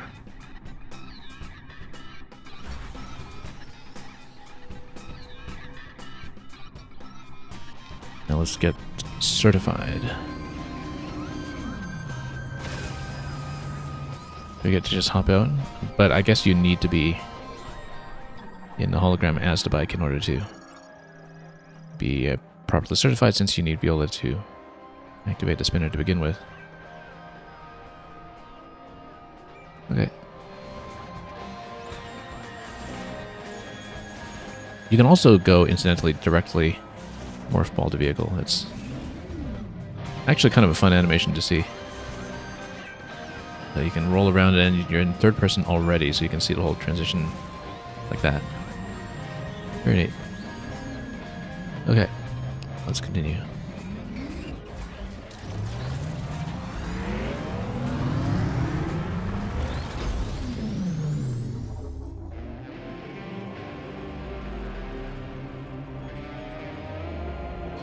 We'll turn tutorials back off. I don't want mid-fight hints or anything.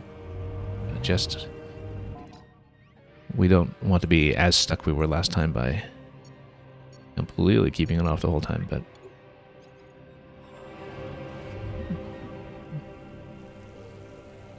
we already have 1 Miles McKenzie to backseat us along the way. We don't need too many tip screens on top of that, so... let's get out and... see what we can do in this section. First of all, room to the left, that's probably a save station. And it is.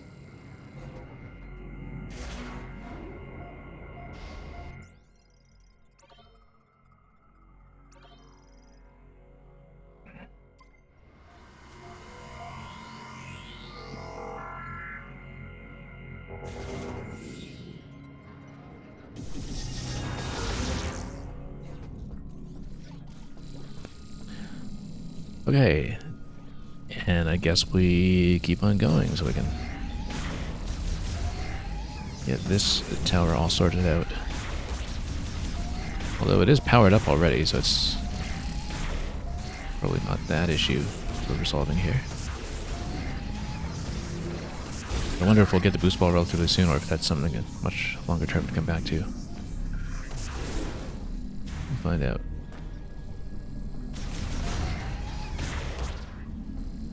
Actually makes more sense to, on the map, mark things by required item or presumptive required item rather than just marking missiles as missiles and so on. But of course we don't always know what kind of tool we'll need for future progression. We always assume it's going to be the things that are recognizable from the Metroid series. Metroid Prime series, like the boost ball spinners and the like, but of course all the grapple points, but there can be surprises sometimes. So yeah, we still need some kind of electric source at some point. I guess, I mean, technically the viola spinner is a generator source at this point, which might be relevant to some of the other obstacles we've found so far, but for the moment, what is this?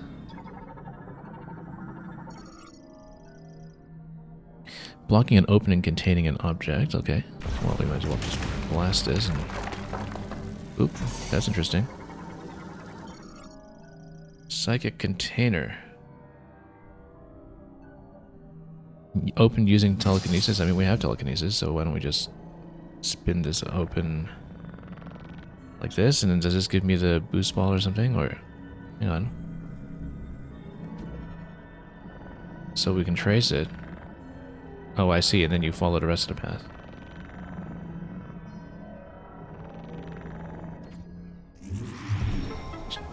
Oh, actually no, it's just a cell expansion. Yeah, something like the boost ball would be in a much more prominent location, obviously, and behind a more strenuous test. But yeah, it looks like we have some missiles that are a little more deliberately placed like that. Okay, this is going to be some kind of boss fight, probably involving the vehicle since we just learned how to use it for such purposes. So let's just get in there and find out.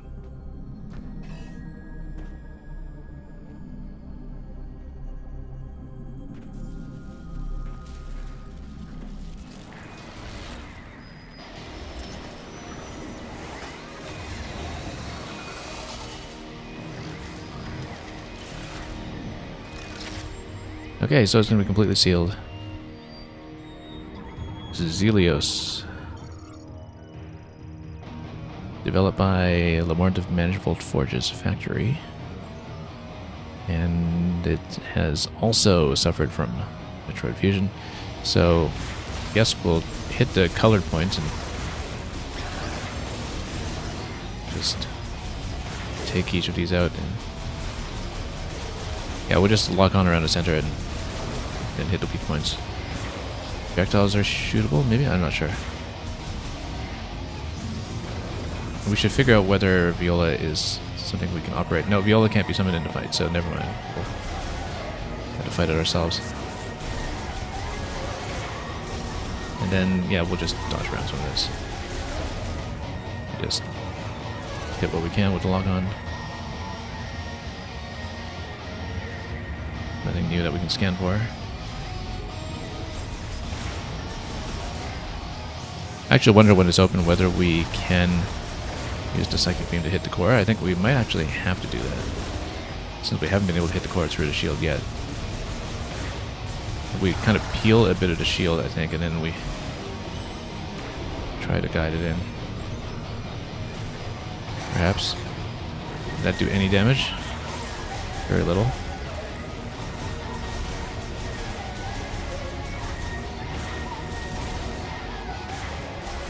Actually, we can kind of go missile in there as well once we walk onto the center. We just need to peel off enough of the shield to do that, but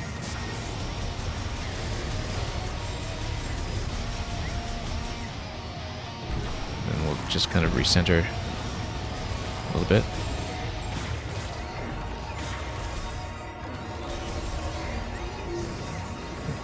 At least we're getting tons of health replenishment because we're not doing very much damage at the moment. So yeah, we'll bind the lock on a little bit, see if we can take some of this out.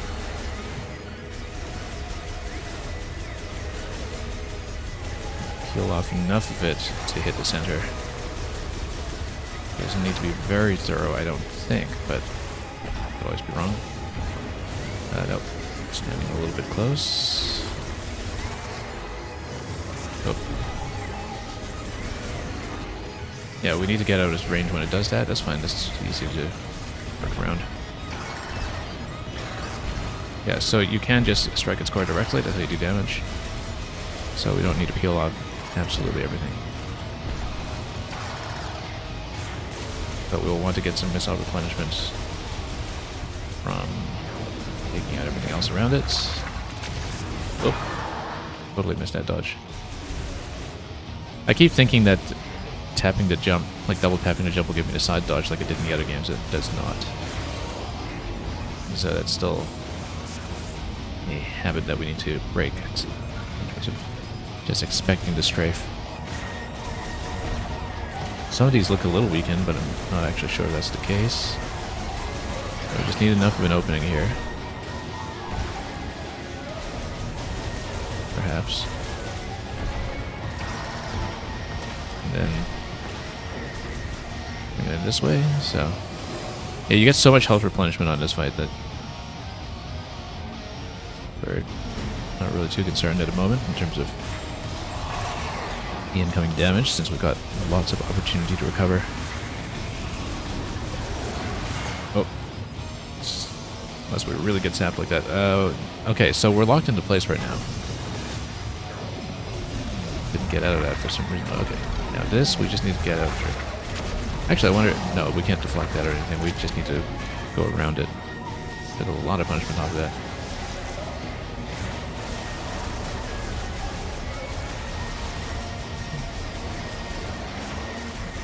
Okay, now lots of room to move over here. Still not at 50% down, and I assume there might be a phase change or additional complication we'll deal with at some point. We're already seeing some of that, in fact, with some of the attack patterns that we hadn't noticed previously.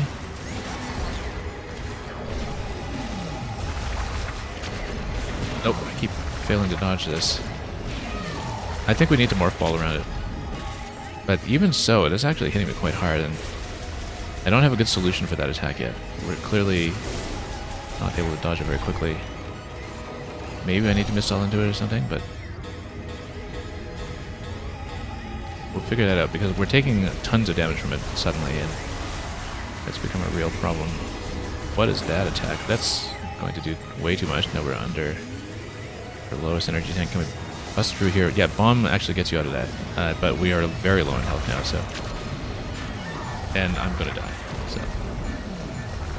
Okay, no, you can in fact strafe around it. Okay. I kept thinking you couldn't strafe, but we anyway need some energy, so let's not mess around too much here. Before we've got some health back. There we go.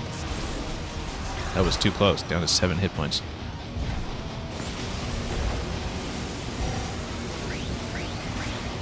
And I was saying that we have so much replenishment we needn't worry. We'll need some missiles, of course. Let's try to outpace the ball a little bit.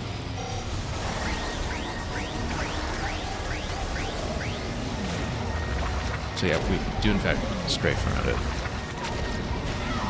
Most of the time. Okay. I have no missiles to take advantage of this, but we'll get around it.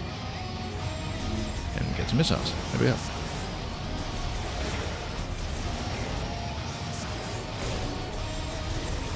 Yeah, Charge Beam actually takes out a bunch of these at once, which is useful.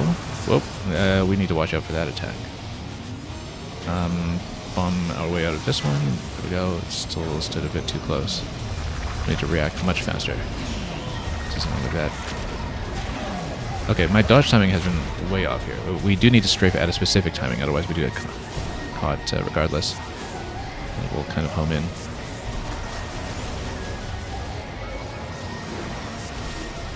Okay.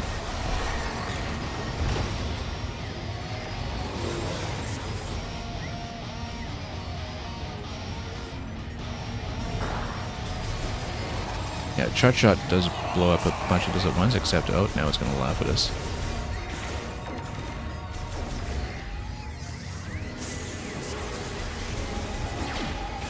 Okay, so at least we can see where the beam is going. How do we get around that, though?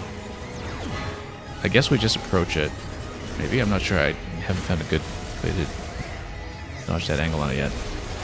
So yeah, Charge Shot is great, actually. It opens up a huge gaping hole.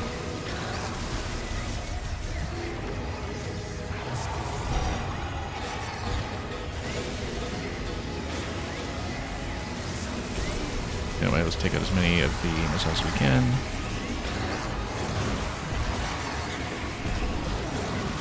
Oh, whoops. Missed that one again. Let's bomb out of here faster this time. That was much more accurate. Down to one last missile, so let's not spin it too frivolously here. Until we get more, like we just did.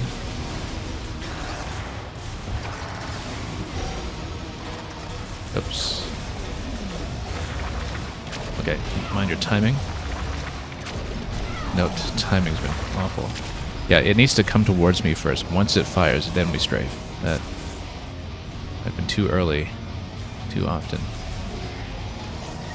Charge Shot ready, and then we'll just blow up some panels. Not enough. Take out some of this.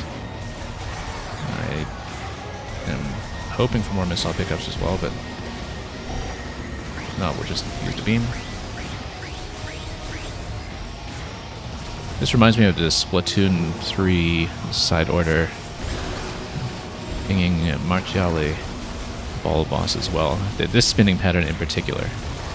That's right out of side order ball boss. But whoops! Ooh, that was a massive hit here. Okay, how do I get around this attack? We need to figure this out. Because he just slaps me with that, and I just don't know how to deal with it. Oh, missed a strafe. Let's not lose here. We're going to lose here. We're going to lose there. With just a few shots remaining. Okay. This is actually our first game over. Our first mission failed. Yeah, so I didn't know how to dodge the big diagonal slice. So that was one of the major problems there. And of course, our timing for the massive green spherical blast was way off. But if we can resolve those two issues a little bit, then we were very close to taking down this boss. We were just a few hits away, really. I fell a bit short of missiles at the end, but just one or two shots would have done it. Okay, at least we have a better sense of what to watch out for and what kind of shortcuts to potentially take. We just need to really work on the defensive elements of this, I guess. Also, does it retain your scan between checkpoints? No, it doesn't, so let's scan.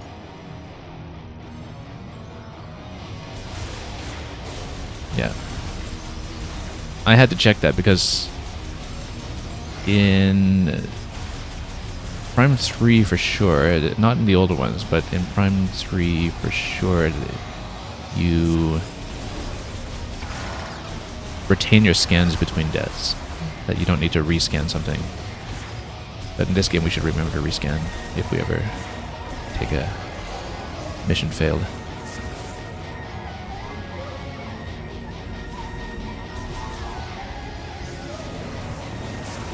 Okay, and then let's try to blast this open once he gives me something to blast.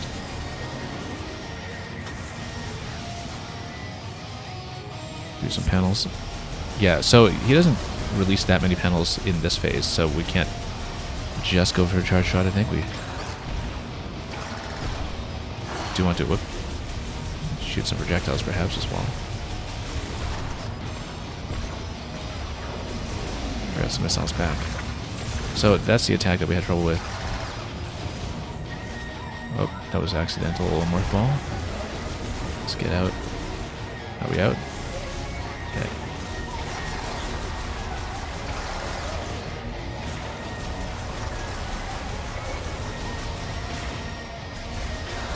Yeah, maybe we needed to go charge shot against a big projectile or something. I mean, should be dodging it, but I don't have a good sense of it yet.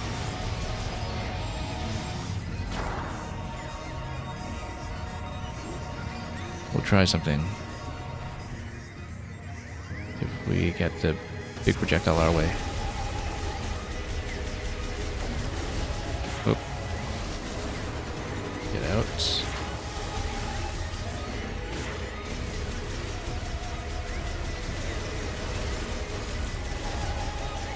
Okay.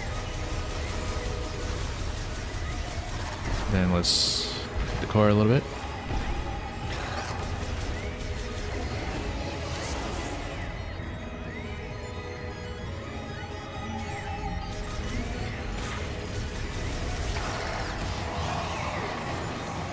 Alright.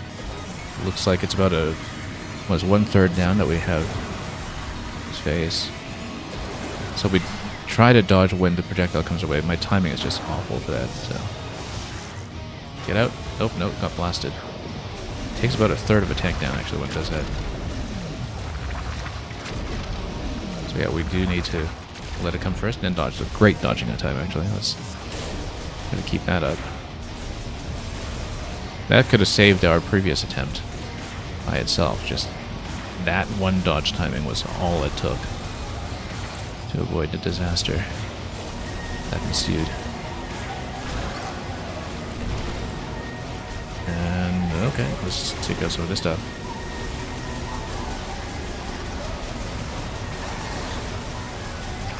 And we'll blast him in the middle a little bit, and then we've got more missiles coming, so. Oh, missed the timing.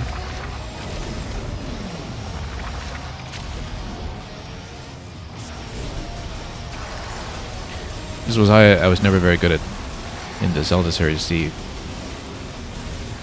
Phantom Gun and ball deflections either. They're all about just the kind of depth perception and the timing of understanding when something is coming your way like that. But yeah, it's not even a hard boss. We just took so much damage all of a sudden at the very end of the last fight from missing every single dodge. But the pattern is pretty simple to deal with, I think. Oh, nope. Ran into the wall while dodging. That's not great. And yeah, we need to get out of that much faster. No boost ball though, so we just need to be quick at reacting to the trap.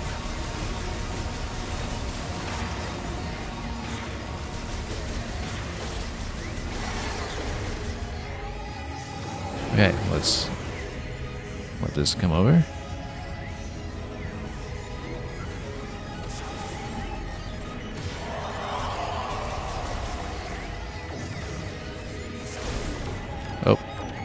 Yeah, the big diagonal swipe that he does later, that one I don't know how to dodge at all. This thing here, like, I don't know what to do with this.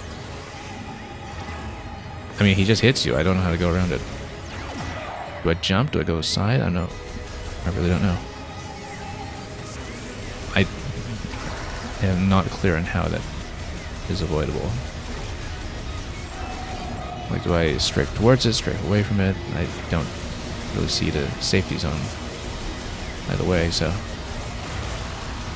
Anyway, lots of missiles available, so let's grab some of this. Whoops. We saw him coming for this attack this time. No excuses. We can get out safely. Great.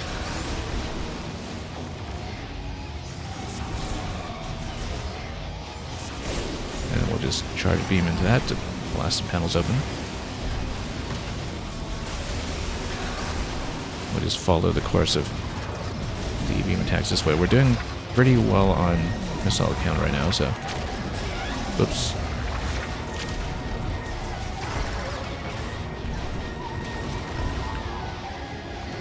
Still got quite a lot of health to go, though. So this could fall apart suddenly if we have a really bad run of dodges, the way we did last time. Just took away 2 of my tanks at once, basically, from missing everything. But as long as we don't do that, we should be okay. Didn't get a clear shot this time.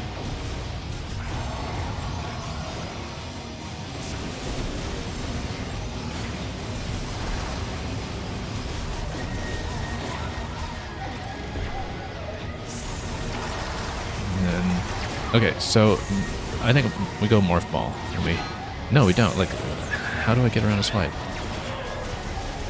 And it takes so much health off too. Like, I just don't know how to deal with it yet. If there's a particular zone that it misses when it swipes, maybe directly underneath in that direction, or maybe that's the case. Like, we need to figure out which way to go to dodge that.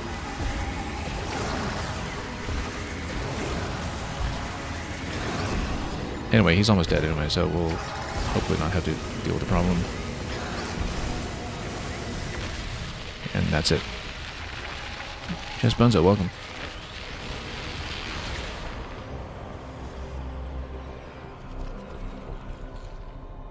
Hope the scrabbling and everything else goes well.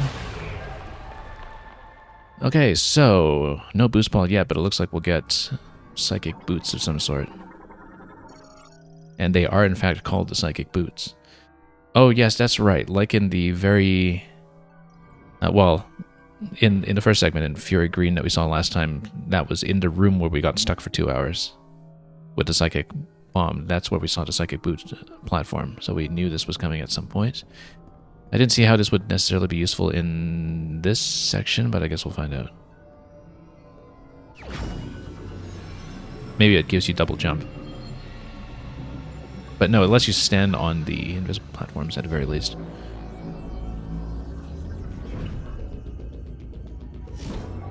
But I don't know if it's Space Boot equivalent just yet. There you go, double jump. Plus the psychic platforms. So you get all the traditional Metroid upgrades, but the psychic properties just kind of double up on their abilities.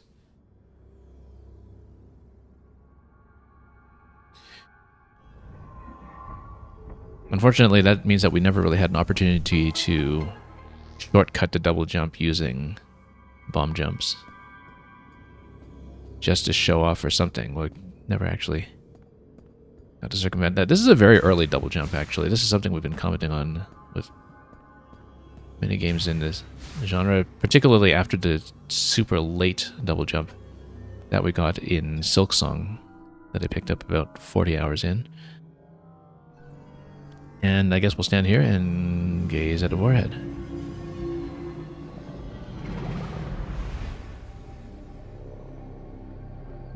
Well, can't double jump in here or jump at all, really. We just need to reach out and make contact.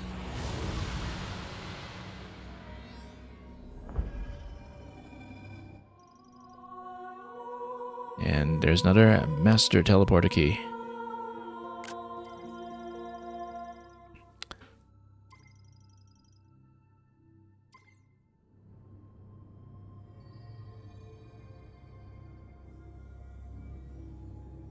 Okay, so that's done. And, oh, we can actually still scan this a bit, but then I guess this would give you the platforms once you scan them, and then we double jump on top of them accordingly. Now, do the platforms stay? Yes, they do, even after you've turned off the scan, and then we'll get out this way. So no boost ball yet. I guess we'll find out where we can go with this. I mean, presumably now you're also able to exit this area and use the bike in the desert outside.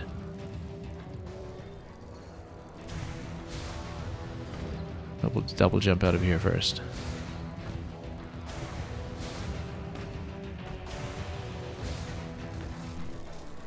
And enter this area. Central Data Hub. Right, because we need to certify the vehicle. And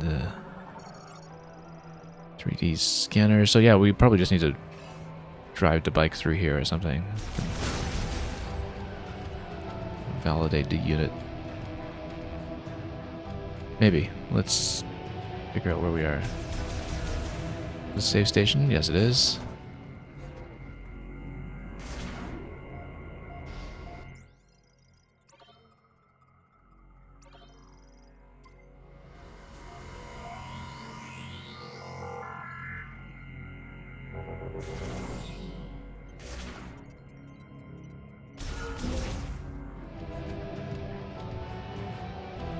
Okay, that's done. Power distributor maintenance hatch. Well, we don't have the grapple to pull this yet, so... Hang on, can I scan around it? Then what's this? Doors will unlock when the device is operational. So yeah, no grappling available yet, but I guess maybe we... I want to mark this. Anyway, so we can take the vehicle here and we can take the lift out, but then past this point, I don't think we can take it out. So, yeah, we busted through here, but then the lift is active at least. So, maintenance hatch over here, we might want to mark this as a grapple location just in case we need it at some later point. This entire section, that's maybe too much of a marker. Oh well. But let's drive out of here. And spin our way back up. Oh. You actually get to check everything well. But have we technically certified the unit? I'm not sure that we have. So, if we go all the way back up to test circuit security, then is anything new?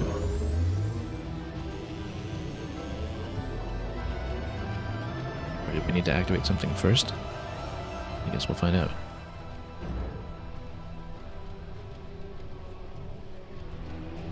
Maybe we can't actually get out of here until we have to grapple as well.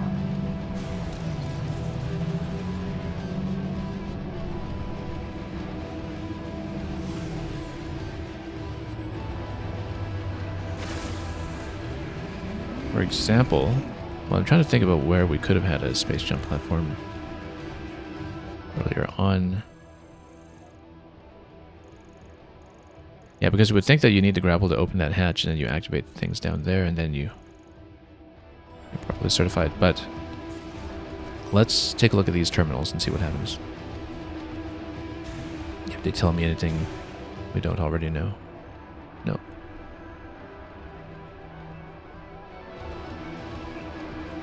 I kind of want to go back down to certification to see if we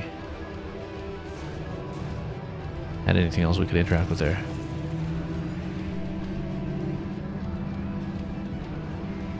Because at some point you know that there's the exit hatch that goes back into the desert. Once we're allowed.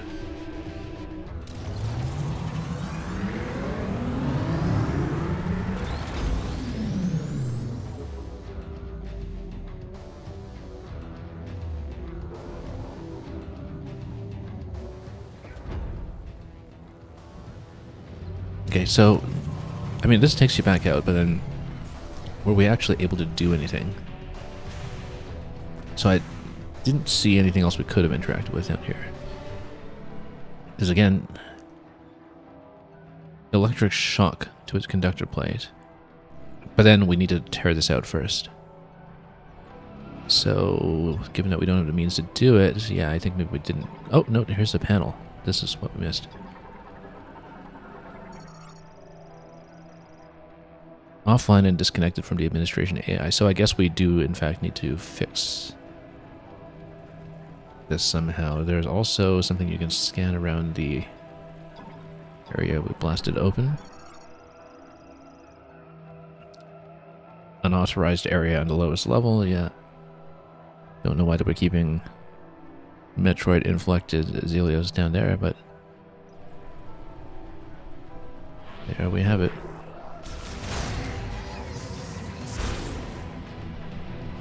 Let's take a look at the map quickly. So, yeah, that's just the boss area, though. So I think maybe we just exit the tower and then see where we're allowed to go. Perhaps back in Area 1 to see if we can take the main exit now that we've passed this area. So perhaps we're de facto certified just by blasting the place open. No, it looks like we do need to fix this at some point. And then it restores power to this, and then you get the cert. But maybe the location that we marked as a grapple location in the bottom of Tower 1 is something we can also navigate with the double jump. And then that would be what we check.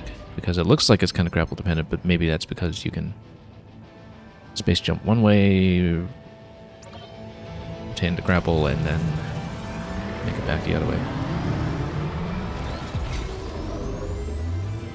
Descriptive is, how cool is this game's 3D map screen? Well, imagine how cool it was back in 2002 when Metroid Prime basically pioneered this map system. Although, of course, this game has the benefit of marking entire zones with your map markers, which is the part that is actually new. Yeah, the inverted controls on it, or seemingly inverted controls, are still throwing me off a little bit, but yeah, that was always something that was quite special about Metroid Prime that I've rarely seen replicated in terms of the fully rotatable 3D map and a level design that actually takes advantage of it. The closest approximation in recent years I can think of would be... I remember Jedi Fallen Order actually reminded me of it in some ways. Okay, we have no boost ball yet. We should maybe go back to Tower 1 to see if we can go down below. So, and then we'll see if we can progress with a space jump in that section. Unless there was something else that was missing in Tower 2, but I'm pretty sure it's the Tower 1 segment that we need to go back to, so we'll... Yeah, because Tower 2 we kind of explored more or less exhaustively here.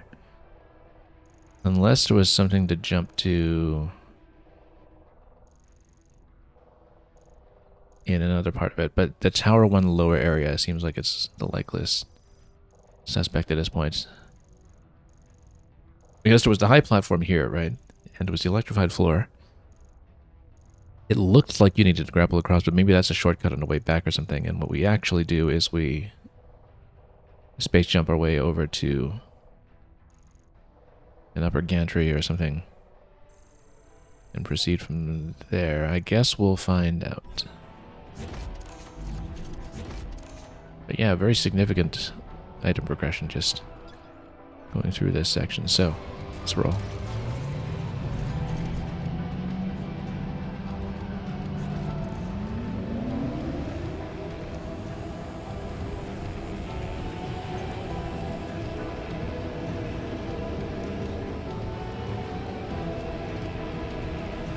And make the jump.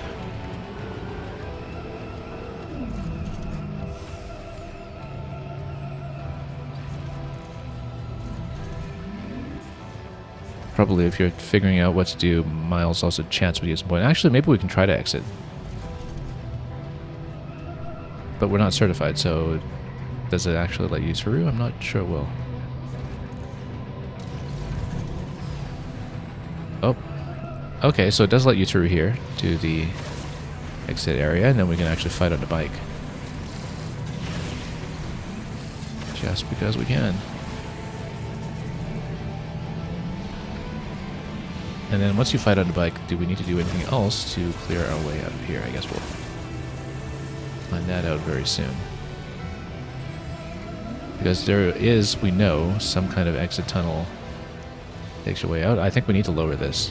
So let's get out of here. That would powered everything on. And activated using the linked bomb slot. Where's the bomb slot? Is it linked bomb slot? So let's find a bomb slot. Is this the one up there? Maybe? No. Actually, yes, because we knew that this... No, not this, but there was some kind of vacuum tube system hatch that would lead you to a bomb slot. Or we just used a telekinesis to do it. Yeah, okay. That's an access hatch, though. The access hatch, I guess we would have the ball come out of there or go in there. What is this then?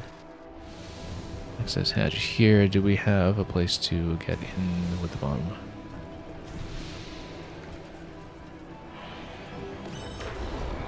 Whoops, no, that's not it. How do I cancel out of this? Actually, we should figure out how to cancel out of this projectile, so we can always interrupt it if necessary. I guess you just need to crash it. I don't know if there's a way to actually cancel it as such. Okay, so we need to bump something here. Now, I don't have a boost ball currently to go up any of this. Is that a boost track or no? But the hatches let you in. That lets you in. Maybe, no, we just need to jump towards that. These are the indestructible platforms. Right? Yeah, okay, no, that's why it's locked behind space jump, because space jump gets you here. That's how to do it. Psychic boots, I should say, but they do give you the space jump. That gives you the viola spinner, and now we power everything up. But then how would you get to the other side here, then? To whatever this hatch is for. Currently offline. Okay, never mind that. Then let's open this up. I guess we don't need to be certified to break out of here. We're just going to break out and pop into the desert. No doubt. And we've escaped.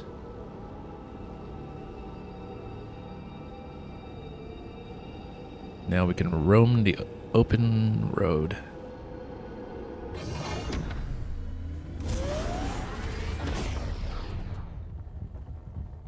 What a sudden shift in biome, right? Like going from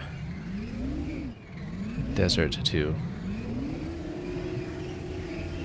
this storm to Volt Forge and back. Yeah, and I guess this probably reestablishes the link that takes you back in. Also, let's come out of here for a moment. Opens only from inside. Okay.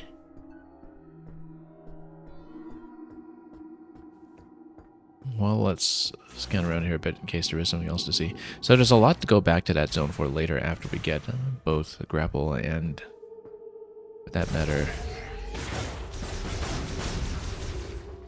the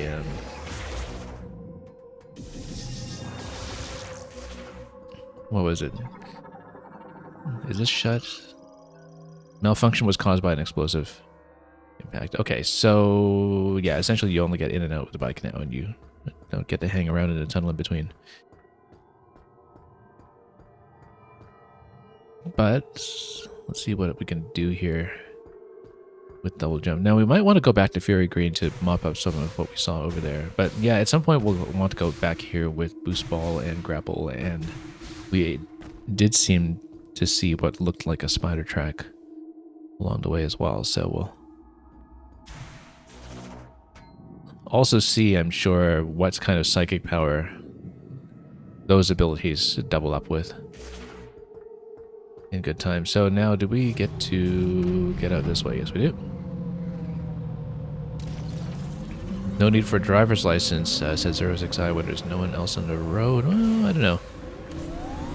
If a tree falls into the forest and you crash into it on your bike, then does it make a sound? I guess it does. But let's see where we are now. Okay, so we've got the whole map.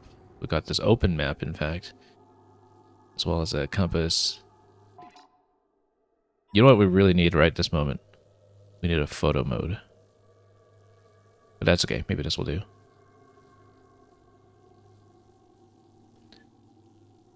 And okay, so let's take a look. Fury Green was all the way back here. And we had a lot of unfinished business over there. Chrono Tower, once we finish all 5 nodes, that'll be great. Obviously, there's a teleporter key that's already been mapped out that we want to go back to at some point. There are a few things that I want to check in Fury Green, so maybe we'll go back towards that. And also get distracted by lots of adventures. Besides that, I guess we need full acceleration to make that jump or something.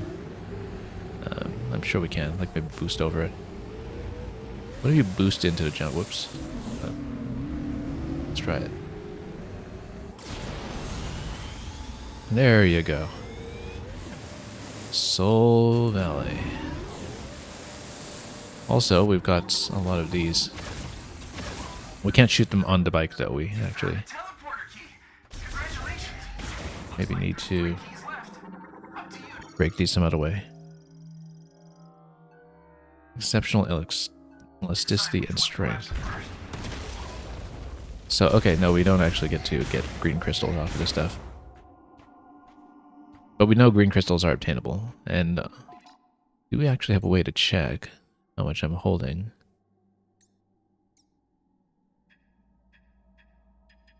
In terms of the green crystals we collected last time. Not really. Oh, green energy crystals on the left side. So it's something that you steadily fill up, I guess, before you can really use it. So, okay, let's continue.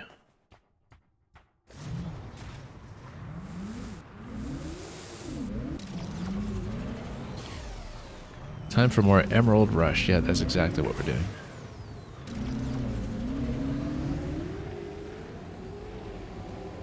And there we are. Emerald Rush. Did I even collect those? I mean, surely it just kind of auto-collects on the bike, right? Yeah. So you just need to ram into those and it gives you something to do. Also, at any given point, maybe we can hop off and space jump our way through or something and see if there's anything in the desert to actually look at. This looks like it's kind of the edge of the map, though, so maybe not in that specific location. There's some kind of marker there, though. Fire blocker. Well, I mean, we don't have fire, but I just want to see what's going on here anyway. Rather, we don't have a way to deal with it yet. I like how you can just dynamically hop off at any point, though. And we will continue just sort of scraping the map and doing what we can.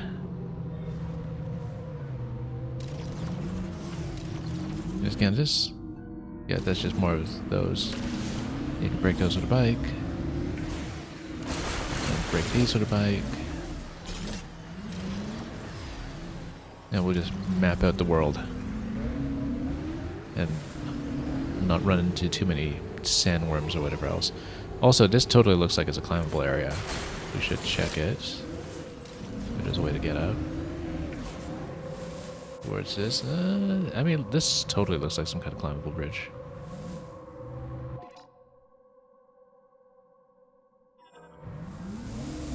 What do we have away up there at the moment, though? Remains to be seen. Some kind of ledge I can jump to, maybe? Let's try it. No, you just kind of slip off the side. Not very flexible terrain to hop on, it seems. Here's something crashed. Oh, that's interesting. What's the map marker say? Galactic Federation debris. Okay, sure, let's see it and find out what's going on. Nothing to scan, though. Except that slot over there. Actually, let's hop off and see everything we can. Oh. Sandtren, okay. So it was a new time. Let me read this again. Yeah, we'll just blast these. And we'll up the nest with a missile when we get to it. Oop.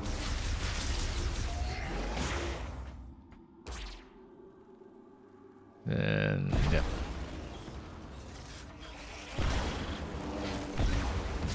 Oops. Here we go.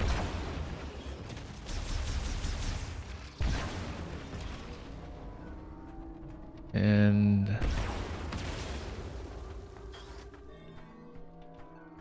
let's see if we can get a scan on that comms tower or whatever that is. I think we can get in much closer than that. Federation cargo crane for loading vehicles. Okay, so then what's at its base? Let's... Oh, I see. Okay. Okay, then we just need to send a projectile in that way. And navigate its way in.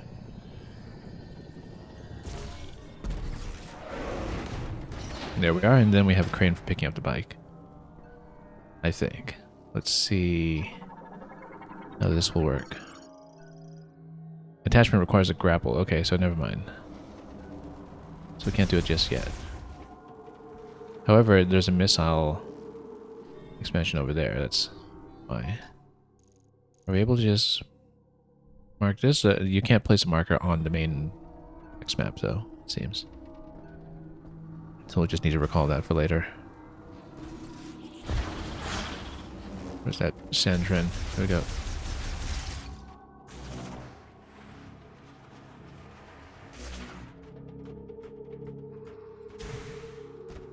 Not sure there's anything else to see here, but we'll take a look. And yeah, Psychic Lasso. So all this is grapple stuff, so. Chest protector for a Galactic Federation heavyweight golem. Okay.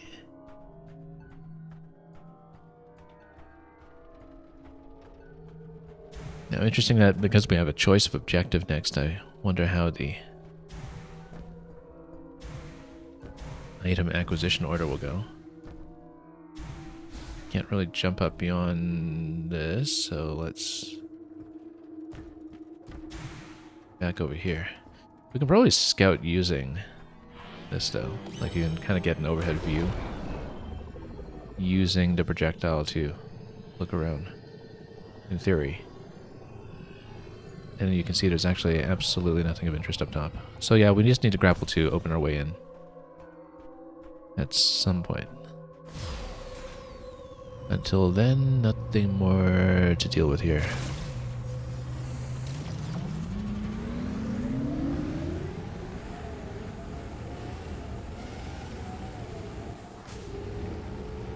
And then there we go.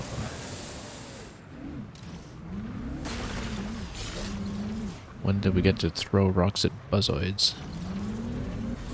Let's see what this is. Gullbats. Track objects of interest. Am I an object of interest? I must be. Psychic energy in a form of a diffused oscillation blast wave. Diffused oscillation blast wave. Wonder what that would be. Also, we don't have enough... Oh, there we go. Boost into it. Our power bomb equivalent later on, perhaps.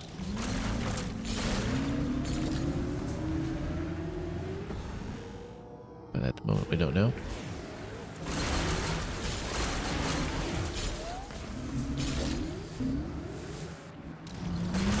We'll farm up some of this, and then see what's in here.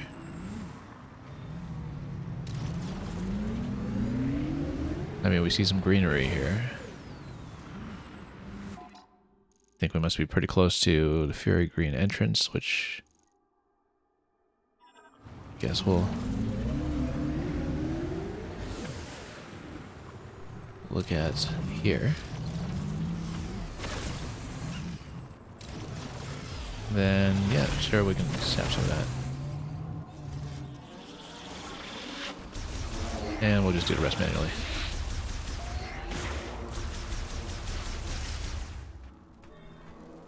Yeah, these are just more Sandtren.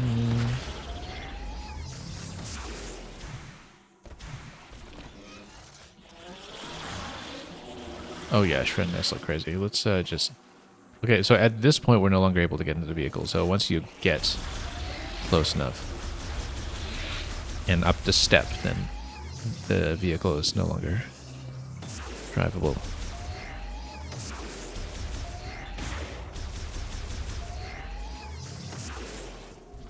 But anyway, so we can just step back into the zone, it seems.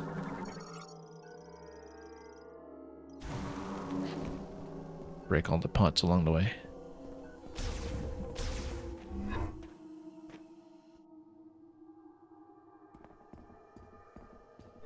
So this must be the original entry area, because we did see the double jump section back in the Soul Valley initially. Oh, actually, no, this is new, this entry point.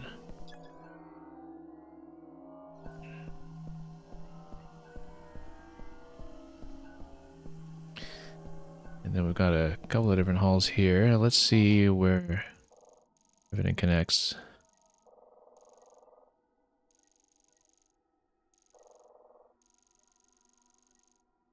Cargo Launcher 2 Temple of Memory. Okay, so it blasts you back there. And now we have double jump and get over the bridge too, which might be important. Ancient Isle, that's where we came in. And then we can just continue going down this way. Oh.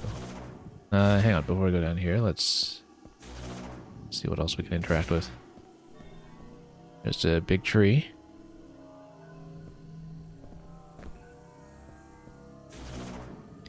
And then something similar on this side? No, it's blocked. So, yeah, this is a launcher though. Okay, it is usable.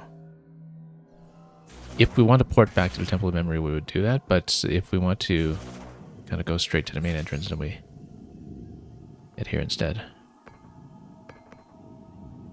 And see what we can uncover.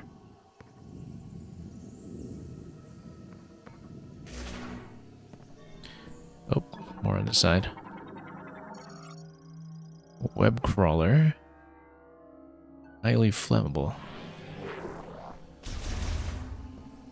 So yeah, we have some kind of fire gate here at some point. Maybe we should mark that. I don't know what it's... Yeah, this whole section is kind of marked at once, though. I don't know that we have a good marker for fire, but...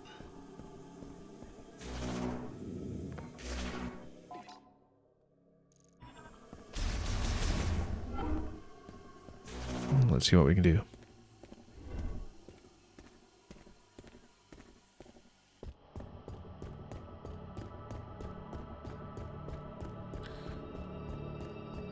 So this is just a loading animation, essentially. And it brings us back to the entrance that we've been to before. Yeah. Yeah, because this area here, I was thinking very early on, you know what, that would be great if we can just come back here and do a bit of skipping like this. We don't even need that anymore because we just have the space jump now. was definitely trying to force my way back here somehow. Specifically so we could mess around with that. Game doesn't let you know. I mean, I'm glad it opens up at this point because I think all the way up to this point so far has been a pretty strict linear sequence. Now, we did see very early on something to break for presumably missile expansion.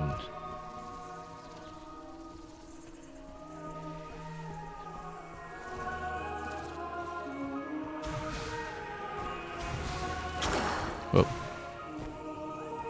This thing here, I think it was. Or was it? Item detected within. But there are surface cracks, so how do we break this material then? Maybe with something up top? Yeah, I was thinking that we needed to break that, but I don't have the means to do it, it seems. Surface cracks for cross and strong impact. Well, let's do this for a moment.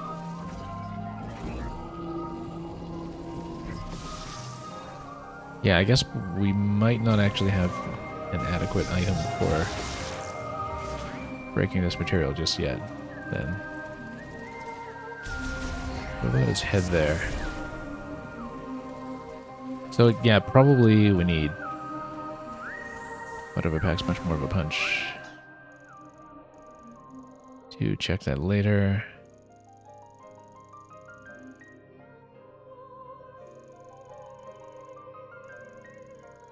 But anyway, we'll keep on mapping some of this out and see what else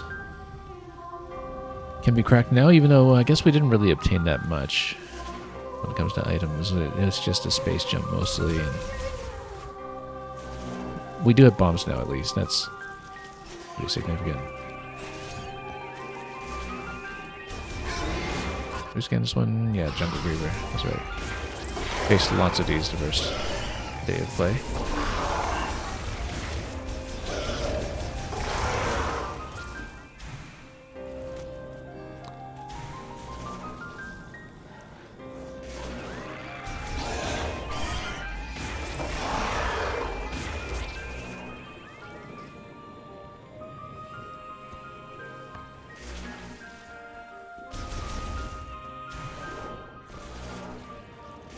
We'll see how much flexibility there is to the order when it comes to when we get boost ball, when we get grapple, and so on. But in the meantime, let's just see if we can reach anything new in this zone.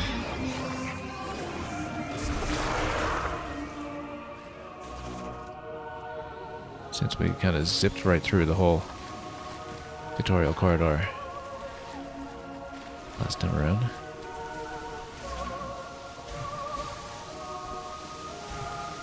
Is that reachable? I don't know. Didn't look like it.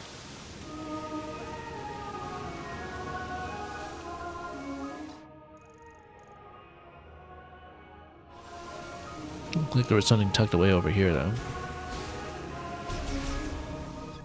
Yeah, there's actually a lot that you need fire for in this area. Couldn't quite see what's behind it. No, it's a shot expansion. We'd better mark some of this stuff. I know it's a shot expansion, not a missile expansion, but we'll mark it anyway. Although that's not a good way of remembering what we need to blast through here, so... Yeah, we had this to mean grapple... whatever, we'll figure it out. Maybe. Yeah, I definitely need to think about a more coherent memo system for which marker I'm using where. Base station over here, chapel over here. There might not be very much new that we can reach, but definitely for sure we can reach this using the boots platform, which probably means we should have ported there directly at the entrance. But that's okay.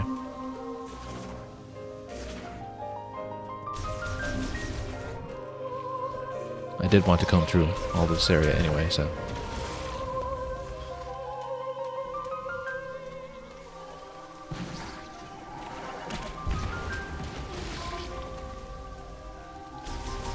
but it looks like it's a lot of progression blocked behind a fire weapon.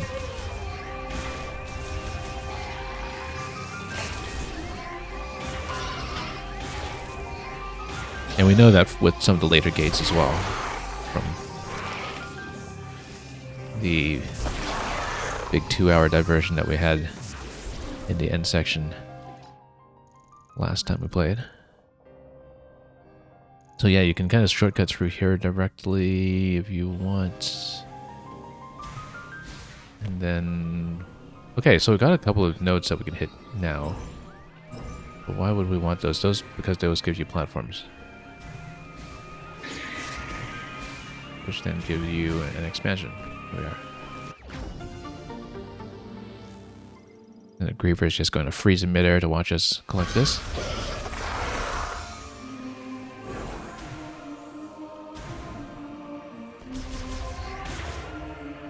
Well, okay, so that's something. I guess we'll check this zone too then. See if anything new presents itself.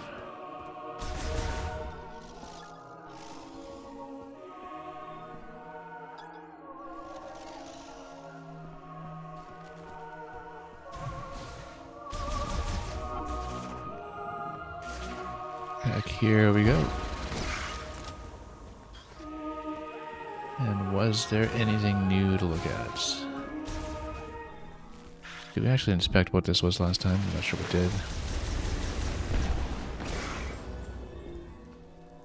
Oh right, this was just where you stand and receive something with a key last time. I don't know if there's any reason to reverse back through here. There might not be. We'll check it anyhow. No, it just makes a little loop.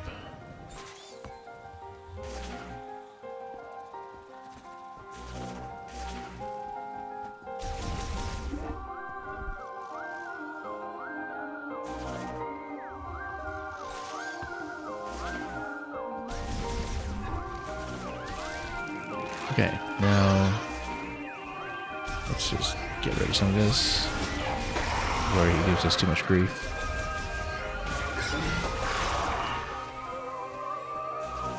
And then, yeah, we'll just continue roaming. I mean, I guess we should check this lower section to see if there was anything new to look at here, but...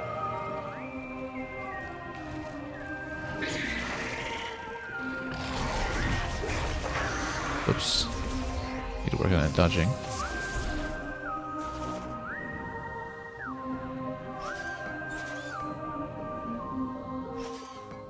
Well, so far we just had that one missile expansion off of Psychic Boots, and we'll have a second one coming at minimum.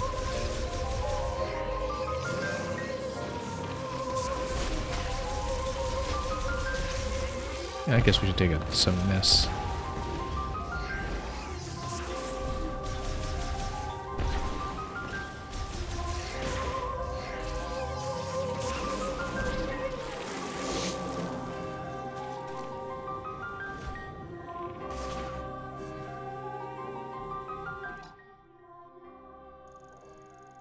And then, yeah, this entire structure here was just a loop. Save station over there. I guess we should make it back over to the area by the bridge and the temple and all that. Unless there was anything specific to check with the loop here. We'll need to come back at some point anyway. So I don't know that there was anything, but we can do a quick circuit since we haven't been here in a while and we have many more powers available now.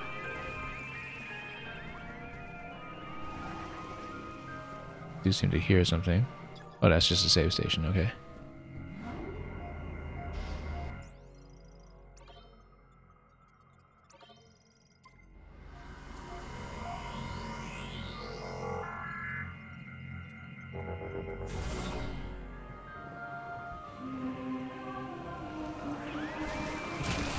Anything to look at? Not really. Instead of getting whipped by all that stuff.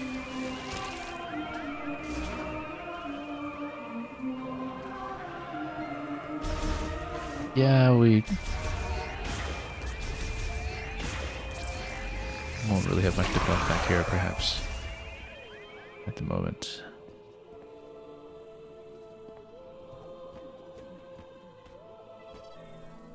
Well, we're checking. You seem to hear something. No. Just more supply crates to hit. Oh, by the way, there's that reflection effect off of the visor. We had it momentarily there. It's one of the first times I've really noticed it in this game. The visor reflection showing how Samus's face has been modeled this time around. Couldn't quite replicate it though.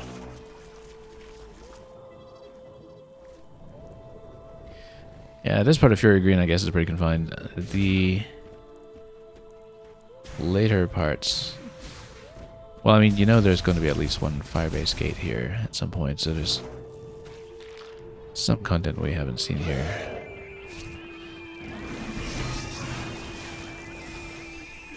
But for the moment, we'll just get out.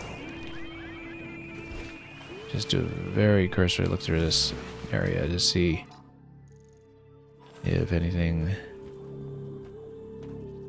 presents itself.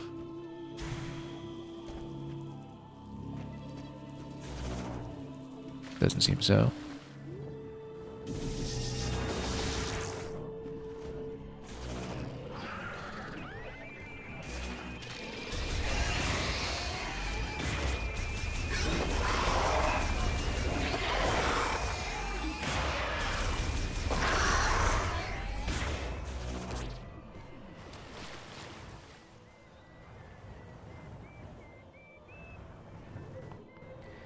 And we'll just roll our way back. Yeah, this was just one big loop that was mostly just for plot, I guess. There's no real reason to come back here. And it reminds me of a similar segment at the very beginning of Echoes as well, actually. Like the loop that you just do once in the intro sequence and have no reason to go back to afterwards. Right now you're saying some of these views are beyond gorgeous? Yep, they are. It's a very visually stunning game.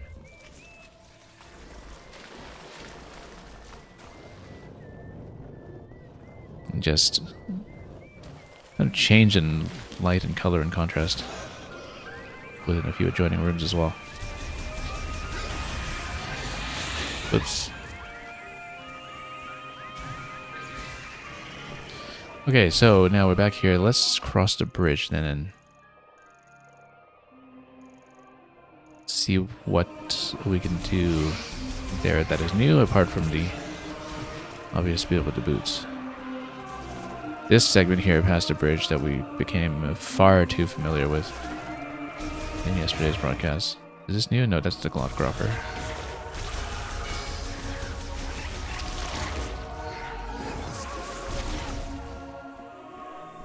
Anything new here? What is that? Right, it's just the signage for the Temple of Memory. And Red Knight, you'll be lurking mostly. Yeah, that's perfectly fine.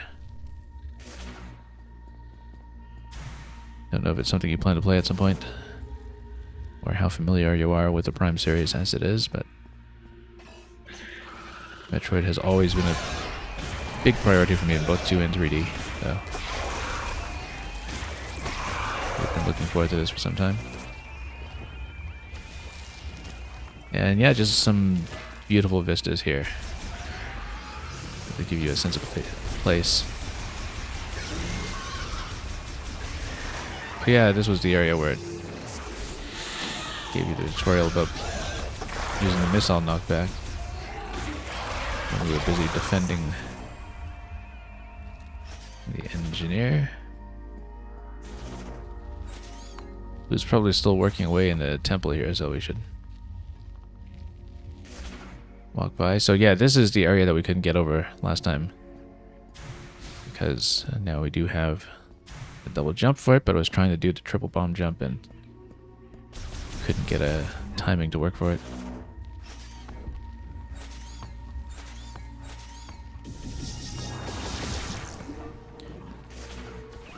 Yeah, you said you mostly have strong nostalgia for the 3D ones, Metroid Prime series, yeah. I steadily replayed it over the past year or so off stream. I did Prime Remastered and then the trilogy versions of 2 and 3. Kind of spread out a few months apart each to give them some ample space.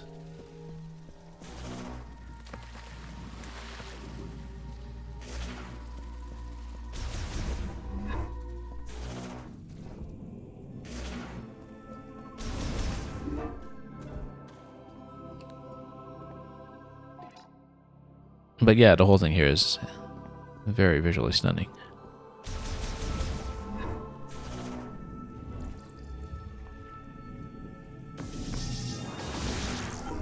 Welcome back, Samus. Is that the new suit for the bike? That's so cool. Yeah, he knows what's up. Now, do we have something new to scan over here? What's he doing? So I guess he's putting together a work table, that's why. Using his supplies over here. Anything new to read? No. But we definitely have the boots available for this missile expansion over here. And then there was a point where we could power something up with electricity. I don't know if we can bring the bike into there for a spinner or something, but we'll see. But it looks like there's some kind of electric device we'll need. So yeah, you can't summon Viola over here, but let's see what we can do with this. Something acts to both ends. So I was wondering how to use this, but we just don't have the appropriate tool for it yet, it seems.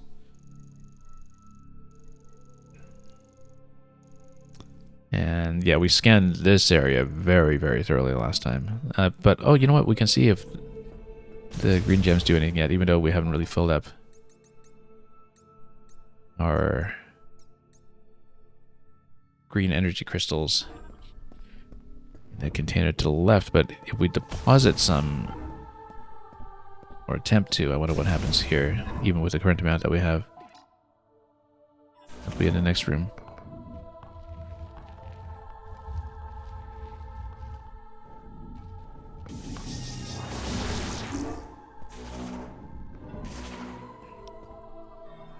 Okay, so I guess you would need a certain amount to unlock this. It doesn't really show you how much, though. It just shows you the graphical representation of your collection. I guess if you pay in at least a little something, then it's going to show you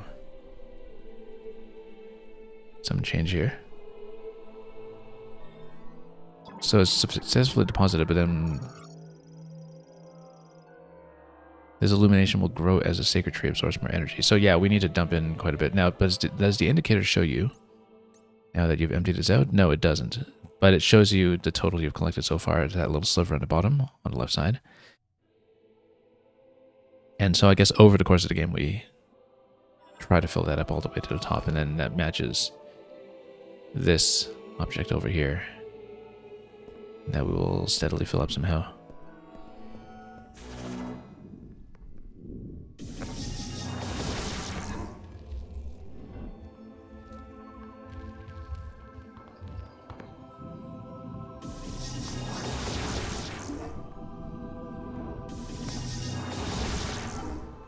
Stay away, could you? Okay, let's Don't worry about me. I'll be fine. take a look over here and grab the missiles, and then we'll be done with this area for now. I guess we didn't really wind up unlocking very much without the power of fire available yet. So.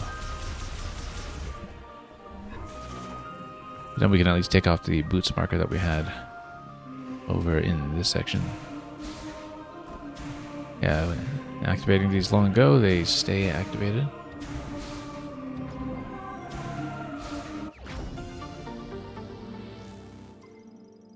Alti Humor, how's the game so far? Pretty interesting. Well, so far it's clearly early on, and so we've had a pretty linear course of events so far up until not long ago. Now we have the run of the map and we can actually move around a bit. Also, as somebody who typically plays with guidance off and tutorials off, that got me into a lot of trouble yesterday because there was a switch here that I didn't know how to activate. And it's actually because I had tutorials off and didn't read the tutorial message for a specific mechanic I had not been introduced to yet. And so we ran around this area back and forth, like within this section of the map for literally 2 hours. Just back and forth, combing it, trying to progress. And then I finally tried turning on the tutorial message, and that solved the problem instantly. So, while we still have tutorials off for the most part, occasionally when we know that new mechanics are involved, we're going to toggle them on briefly. We just don't want to have lots of inadvertent hits for things that I want to figure out myself, as usual.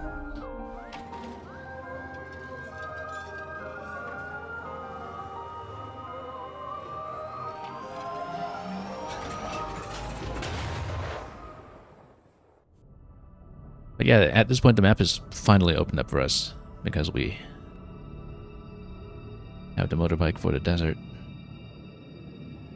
And can just roam around looking for trouble. This time we won't be shot down.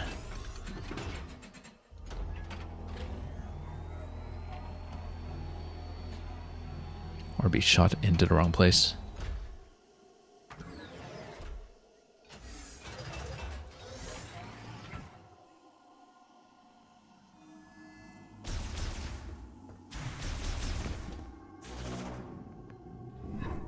So we'll just get back out to where we can cycle outside. Oops. Which would be past this ledge here.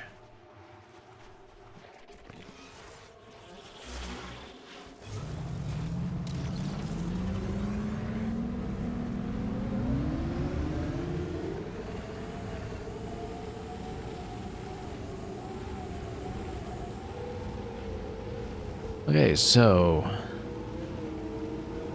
little healthy biome's just kind of trapped in its own little zone by the desert. Now let's see what else we want to look at. Well, this is the furthest we can zoom out, but it gives you the locations for all three of the points of interest with keys that we eventually want to hit. This takes you back to the Chrono Tower. I kind of want to just comb through the whole map. I guess that's how we typically play games with world maps. Just figure out where you're allowed to go before you actually progress. Kind of reminds me of doing that in Wind Waker the first time I ever played it. You know, just took a time to map every single square on the map that we could as soon as we were allowed. In this case, we'll be mapping hexes. Now, what is this? Let's try to aim for the scan here. Stone elevator. And, okay, well, I guess we can move it.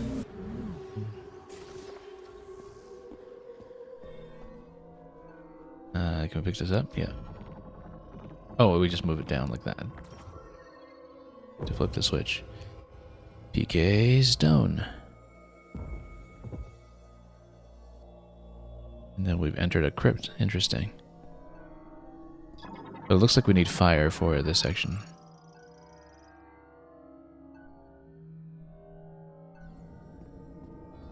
Yeah, because otherwise everything is just trapped. Definitely need a fire weapon here.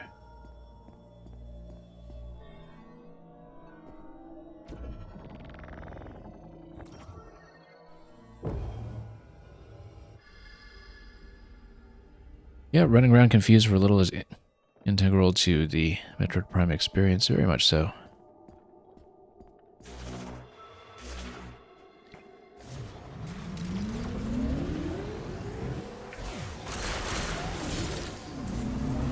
I don't know, I was never really too lost on the maps for the original trilogy, even though, of course, we always had waypoints off. If you're not sure where to go next, check the map. We know where to go next, we just don't want to go there yet. We're too busy roaming.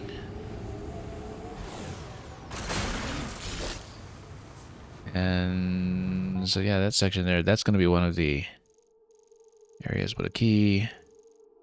We'll just continue to come through what we can though.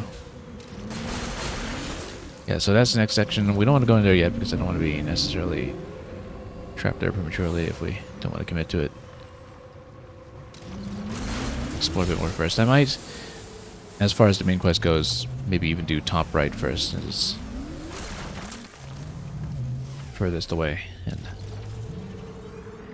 might be the least orthodox choice when things shake out.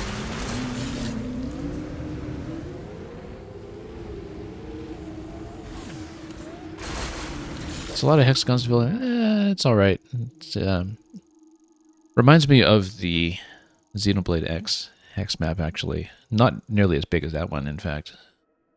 The Ladder of Thought Shrine is what that was. Oh, yeah.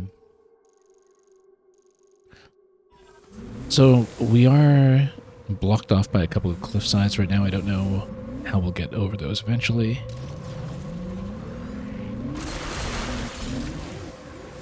But at the moment, I think I just want to build a map and see what we can do.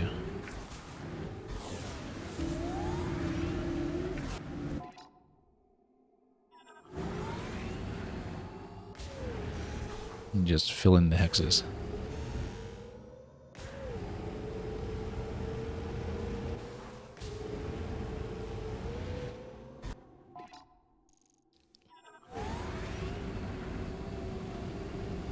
And if we run into trouble along the way, all the better.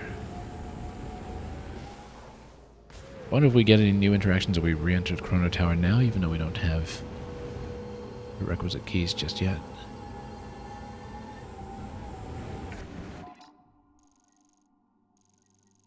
And yeah, we'll just continue. Actually, you know what? It might be a better idea to skirt the outer boundary and see what the current boundary is for where we're able to traverse. Because clearly there are hexagons beyond that we don't know how to hit. Those don't look like emeralds.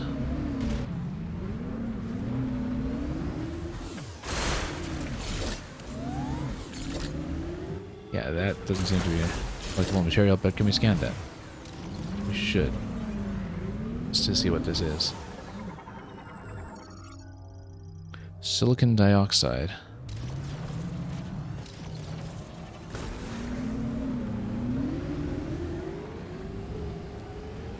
Yeah, I think that's what we'll do. We'll map out the boundary. Except it's a boundary we've already seen. But if we kind of go back up to this border here, then we'll see what that does. What is this, for instance?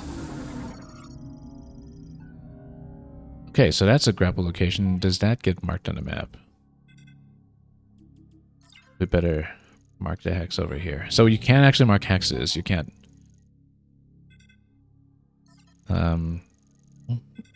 Why couldn't we mark that one earlier, though? Not sure. But we did locate the mech part, and it just marks that by itself. So that requires grapple. This requires, well, actually, since it requires grapple, let's mark it. Maybe. This requires... Pardon me.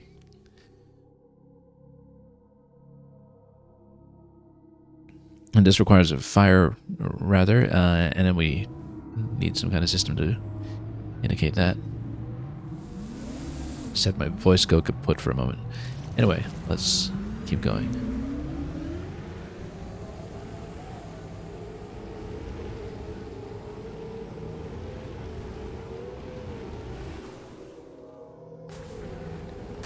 And we'll have an opportunity to crash into gems along the way. So eventually we need something that's a bigger explosive to break that. This... oh, barely made it over. Okay, that's fine. And we see off in the distance one of the other major zones that we will need to hit at some point.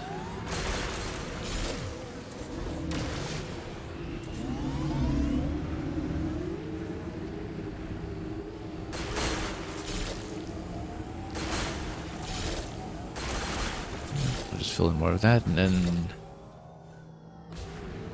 a little canyon over here. Don't know if there's something to see, but we'll dive down and see if anything of interest pops up.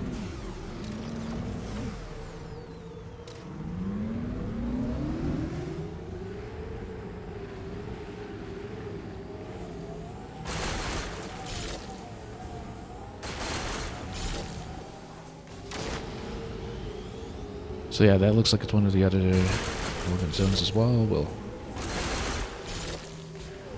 skirt the boundary first. And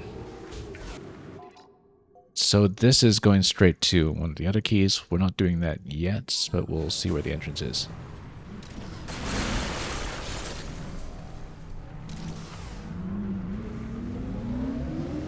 And see how accessible it is, rather. So if you can, in fact, do them in any order, then the item progression could turn out to be pretty flexible. The thing about having a flexible item progression, though, is that sometimes it's indicative of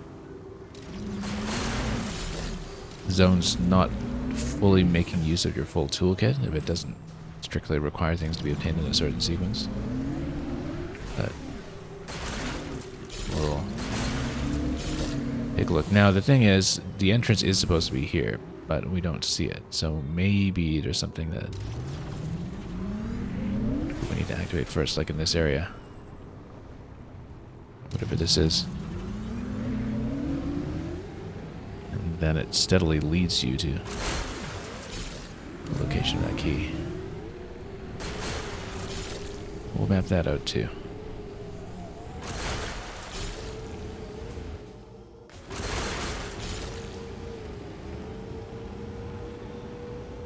No, we didn't scan range for it just yet, but whoop. Whoa, that's quite the pit. And a bridge as well.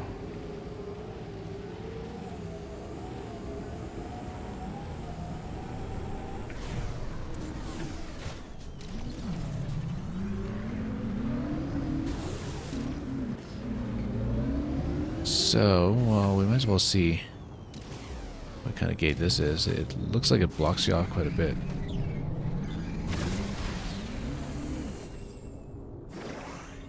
And then there's something to scan up here if we can.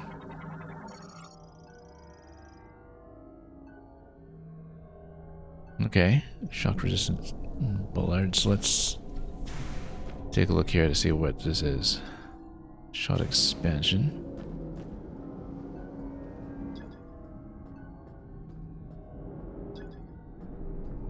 So yeah, I guess we don't have way to get across just yet.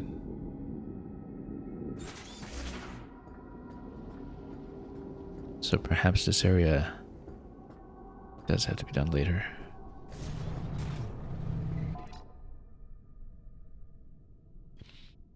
I might as well circle around and fill in more of those hexes.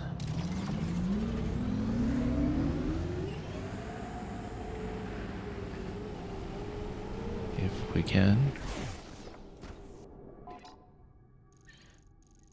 Yeah, we'll just circle around a pit, I guess. But some of those hexes seem to be right wide a bit, so.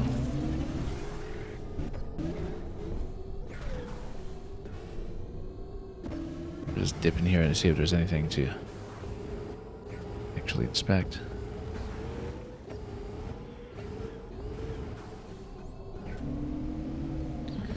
So yeah, presumably with the transporter key in the corner there, that something like this zone would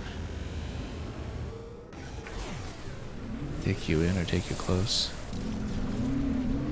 So yeah, we just didn't see a visible entrance in this section, which makes me wonder what the requirement is, given that we, well, don't see anything. I guess you would have to eventually be able to go outside of the current bounds. Obviously, there are more hexes there that we can maybe access. But since we're not able to pass the cliffs up to that level currently, then we're not able to get to that location just yet.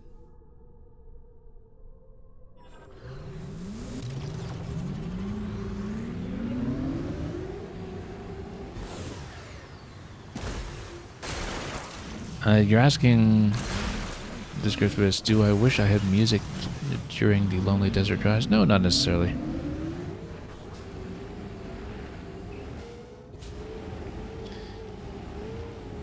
Sometimes it makes for some contrast to have quieter open world segment. I mean, I guess, you know, if you had access to Metroid Radio or something, it would be the worst thing. Where to go? You can always explore the unsurveyed areas. Have you checked out the volcano? Volcano? That sounds promising. But let's see if we can double jump through here. It doesn't quite reach yet.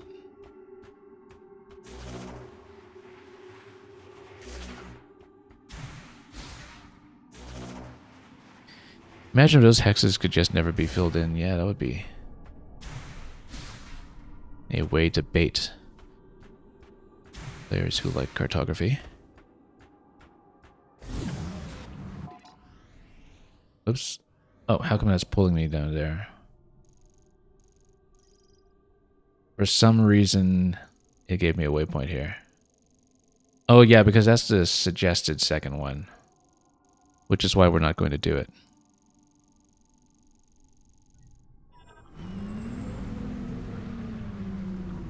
But no, it does look like you have to go to the upper tier somehow for the northeastern node.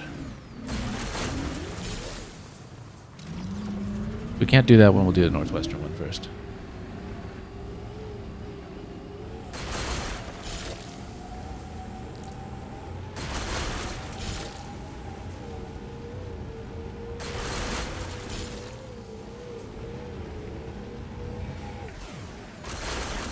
Well, this is another wreck that we might be able to explore.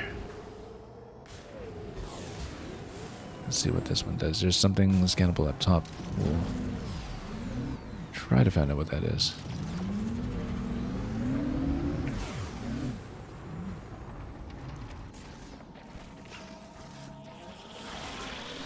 Oh, more hives.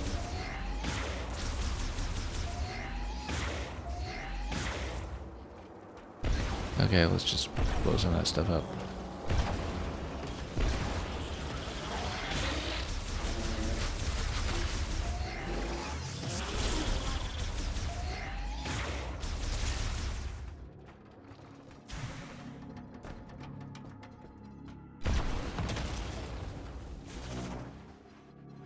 And we'll see if we can find some kind of entry point or something else to traverse in this section.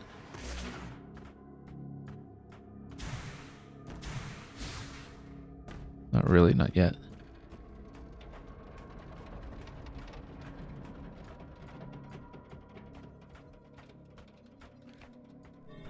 But eventually there's definitely some way to get up there, so we'll have to figure that out. Like maybe if we are able to make it through here. Oh, also, maybe we can use this to see if there's something to power up if we scan the top. Whoop. How come my vision was so obstructed all of a sudden?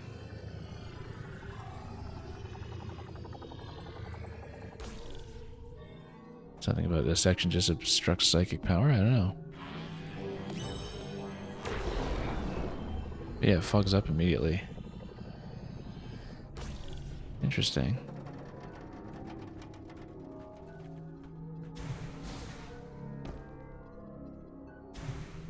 Oh, I see. That's a grapple point. Yeah, so that's also... How do we grapple?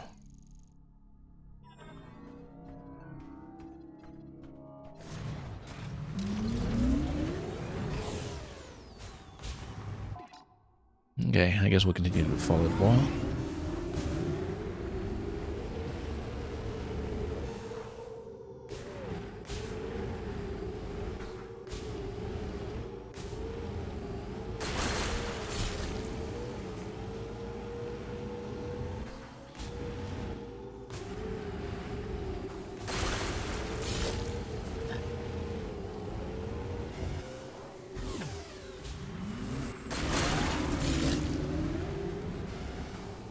And then we're gonna jump in and oh, there's something psychic to manipulate and talk to.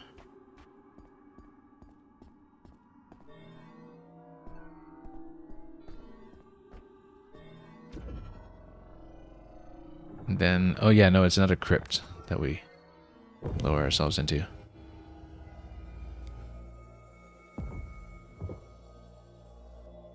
And we'll see if this one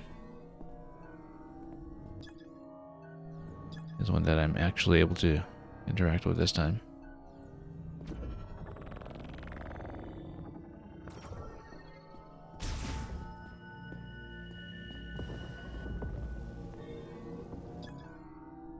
Green energy crystals galore. Yeah, we'll take some of these.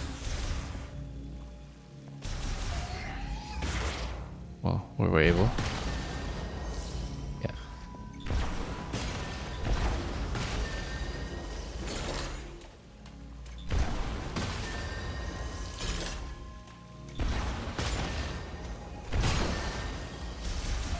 And what else can we interact with here? Let's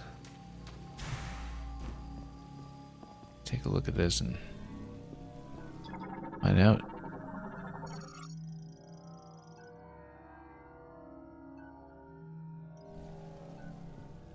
So, is there something else I'm able to do? Oh, I see. Okay, so there's another node that we can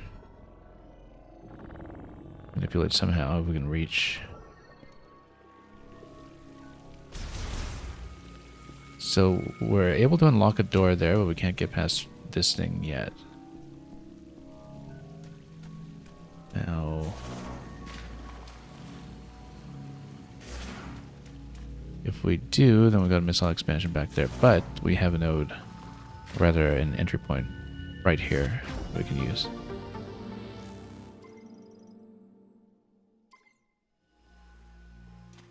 I do wonder about that other obstruction behind us here. Maybe later on I have stronger psychic powers to move even heavier objects or something, and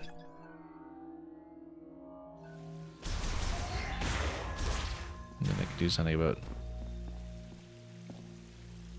this spot, whatever it is we just activated behind it.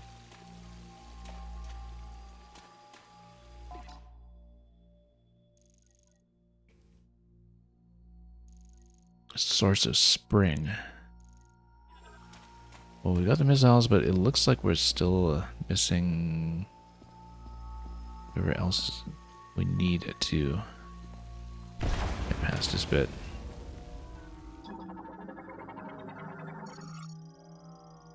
Yeah, so there's the door behind it, but we don't have a way there at the moment.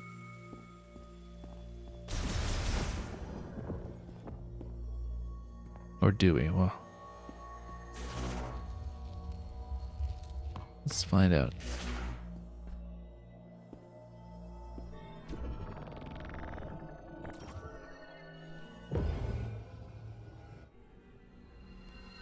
So yeah, I don't know what item we'll need to get through the door, but we'll need something there eventually.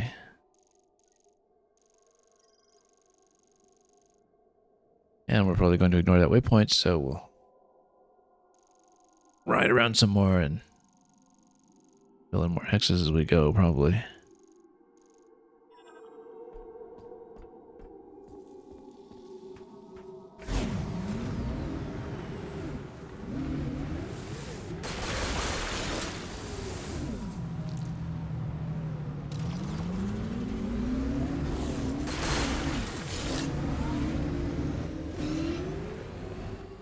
Looks like this is a major zone to enter if we wanted to go that way, which we'll consider later on.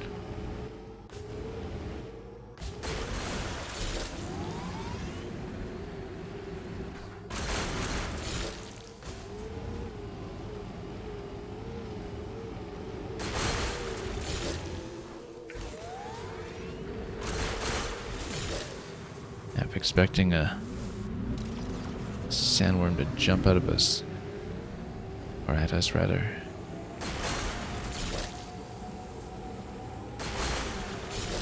some point in all this.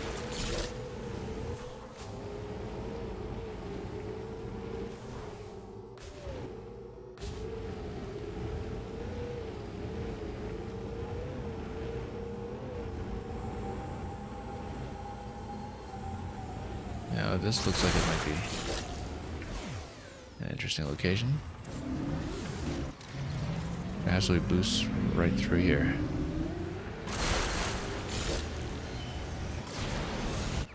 And there you go, missile expansion that's just available right out there on the field. We're jumping through hoops and crashing into other rocks.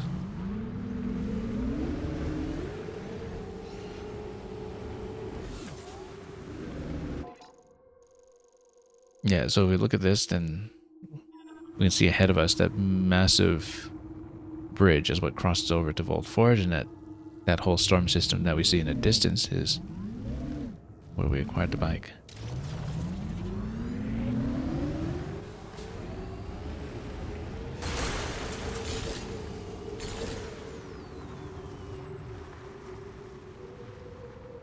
But yeah, just a very few clear visible landmarks. It's not a huge world, I don't think. I mean, there are lots of hexes that we haven't uncovered in the middle, but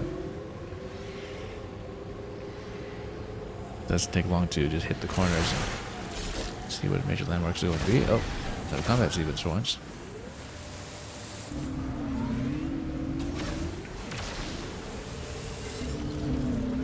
I haven't really seen those in a live fire zone. Oh, I'm trying to get up on that ramp. We'll aim for it a little bit better again.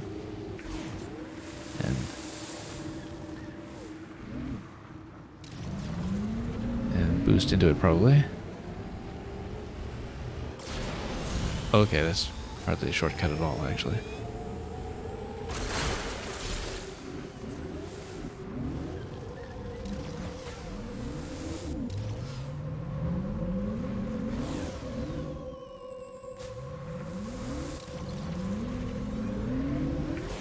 That brings you back to the Vault Forge area.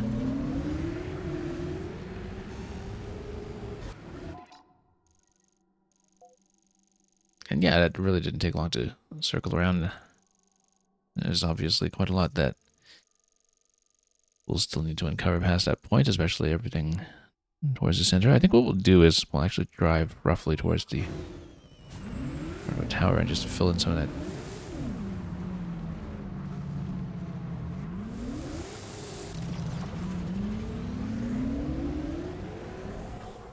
But then we'll actually get into one of the locations after that, perhaps.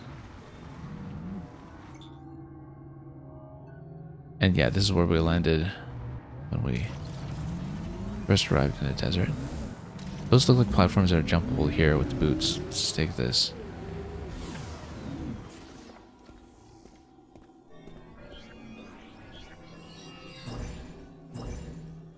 Okay.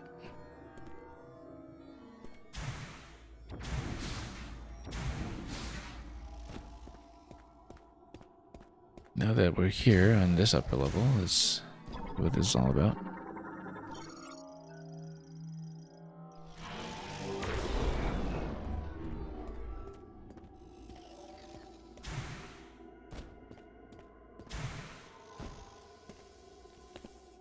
Okay, so at some point we need to take electricity over here to activate the scout bot, and we'll see what it actually does. And I feel like this one is something that we definitely want to mark.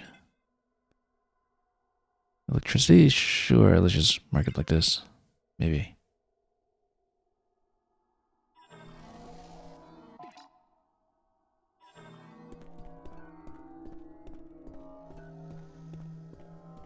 Oh, that's quite the cliffside.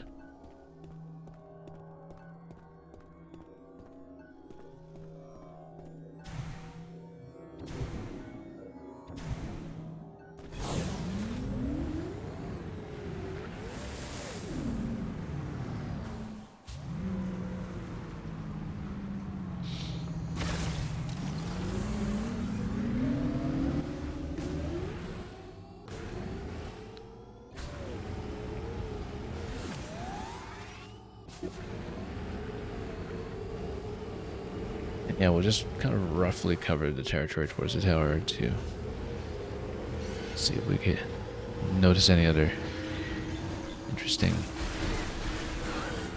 zones along the way.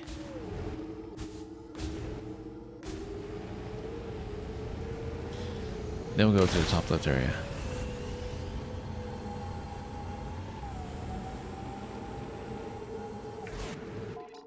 This was the one I found previously, okay.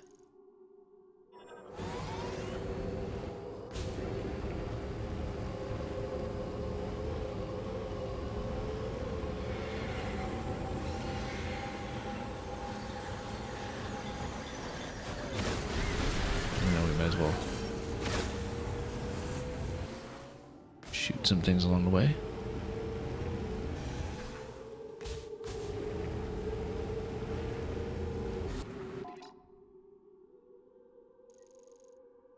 Yeah, well, so we'll probably head back towards this location to see if we can go for that key first.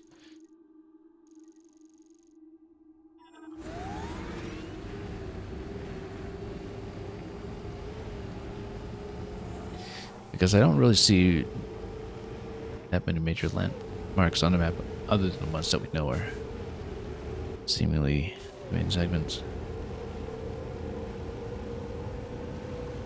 So there's not too much going on out here, just at the moment.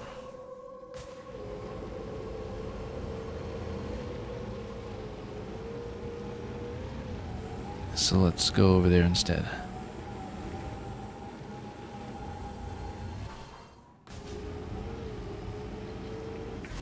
Glowing spot over there. No, that's where we were previously.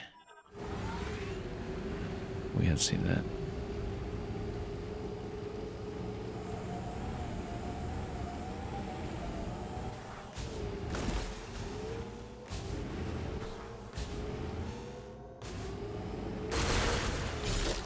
And we'll enter this zone to see what it is. Oh, you know what? We can just drive it.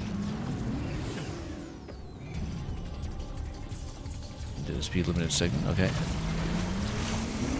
Let's definitely not jungle creeper, so let's scan it. Sand creeper.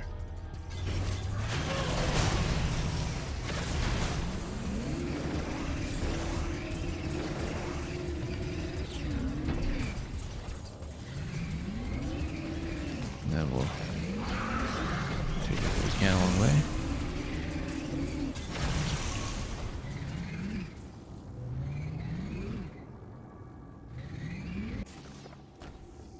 Work away in, if we can.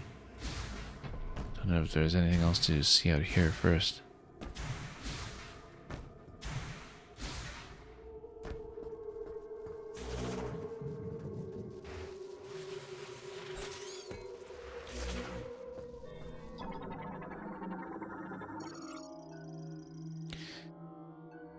Okay, sensors non-functional. That's interesting.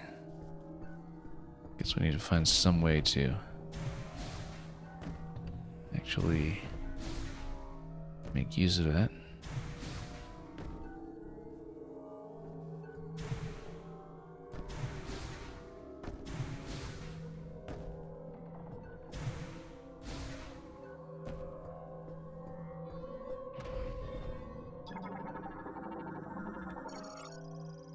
So I don't really see which progression tool we need here yet. Oh, we can grab that though.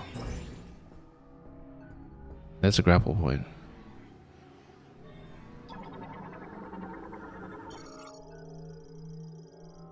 Or a psychic boost ball. Okay, so yeah, I guess there is a required sequence. Then maybe we do need to go to the one first and then grab the boost ball there.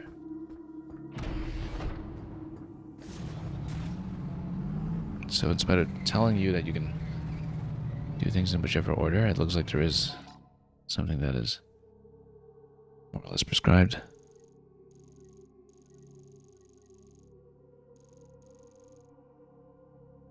In which case, I guess we will cut across the map to the southeast corner if we're handle locked for the time being.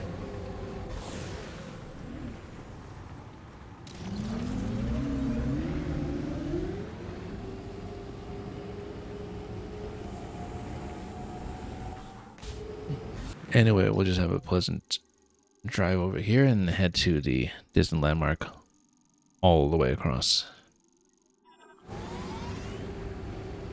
Depending on how distracted we get along the way.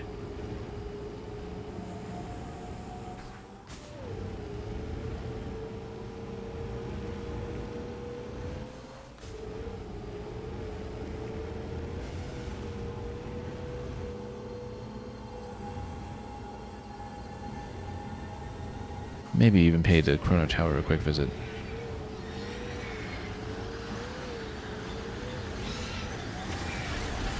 There's a lot of lock-ons you can do at once, actually.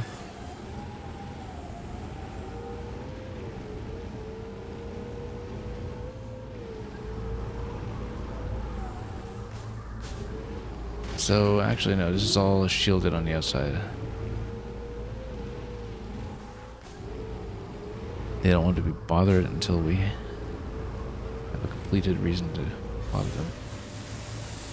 Also, this looks like a segment that might be landable. Let's see.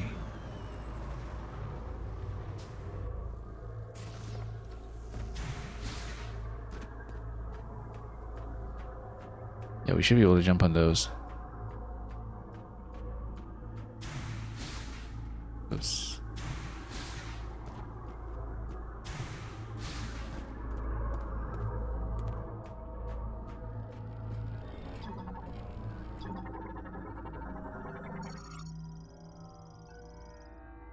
Okay, surge of electricity. Well, need that at some point. Release its lock unit to enable item transfer.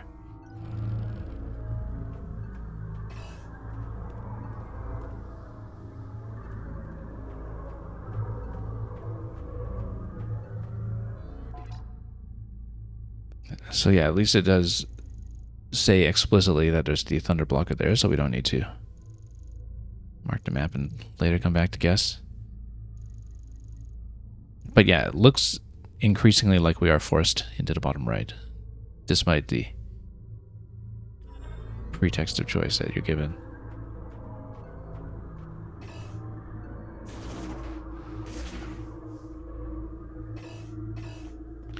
And we need to jump back down to have the vehicle be usable.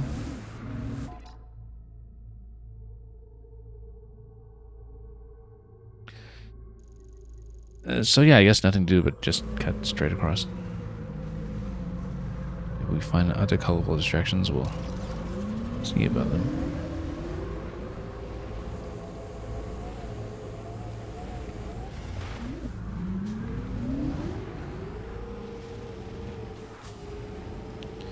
Now, where was that landmark? It's southeast. There we go, that opening.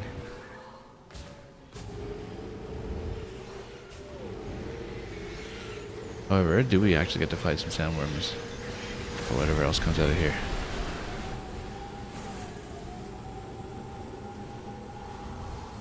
Oh, there's something. Oh, there we go. Not exactly Molduga class, but maybe it'll do.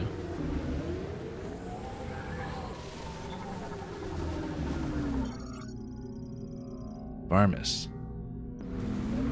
A sand crustacean.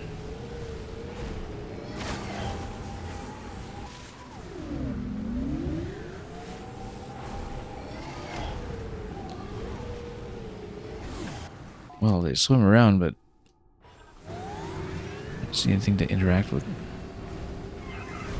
just yet. Maybe you need them on your side later to take you somewhere sufficiently interesting.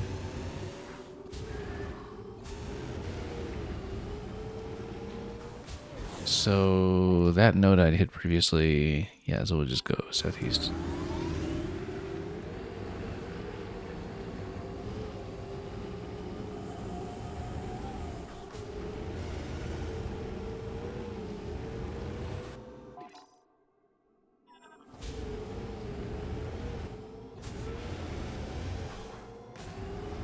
Okay, kind of a long diversionary segment where we got very little done, apart from that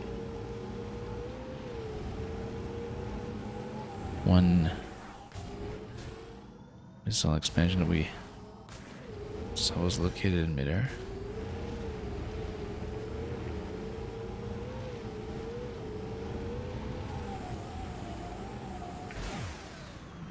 Okay, so we're here. Do we get to fight anything? We wait? No.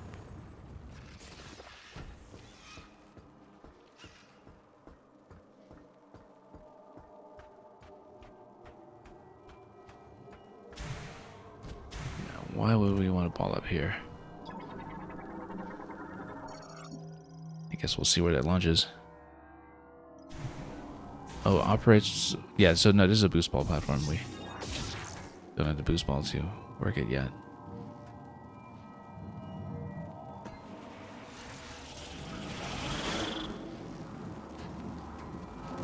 And then, what about this?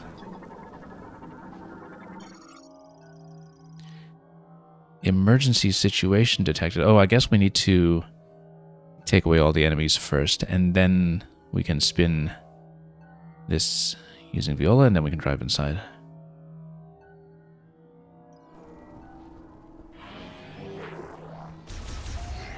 We'll take those out, and we'll also take our this.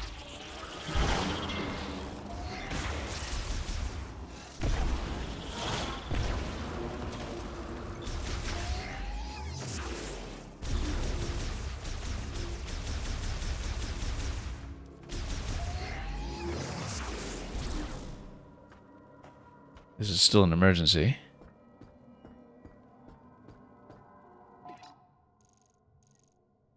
Question mark, question mark.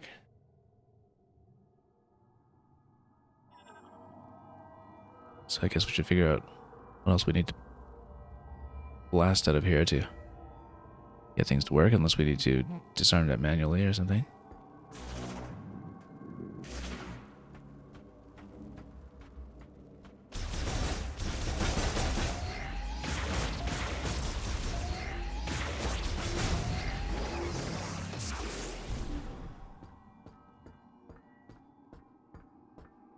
Maybe if we come back here.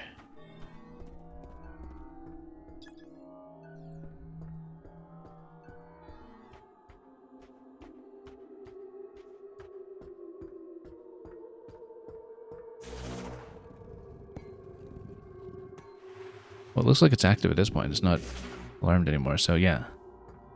This actually is clear. In which case, let's drive in. Oops. I said let's drive in. And activate the spinner.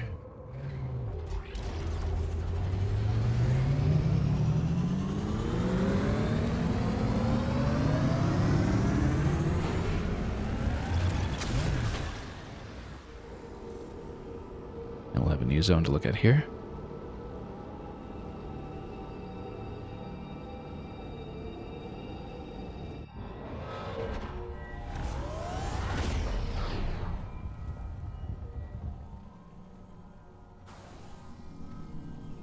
That is a lot of fire.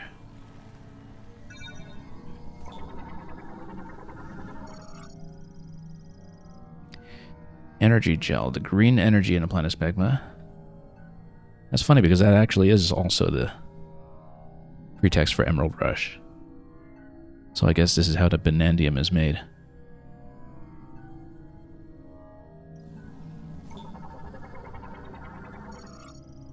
Significant leak from a lava transport pipe. Can be made to solidify if cooled quickly.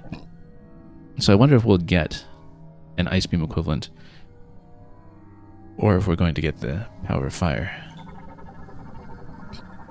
or just something completely different.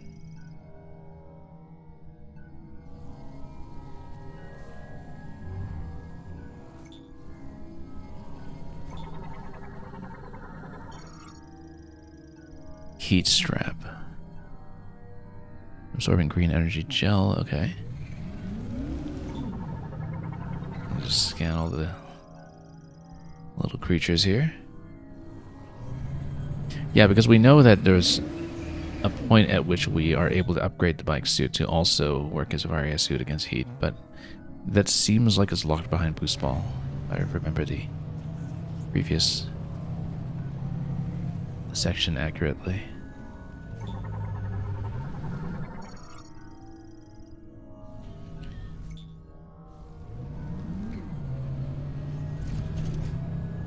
Okay, well, let's make it through.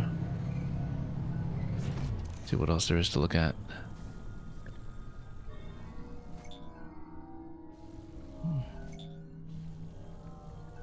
More energy gel.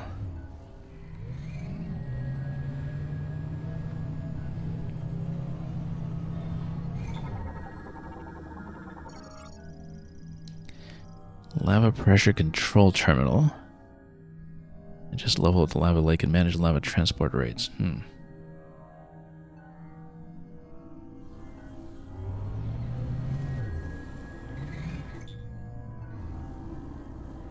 But that looks like it's also boost ball.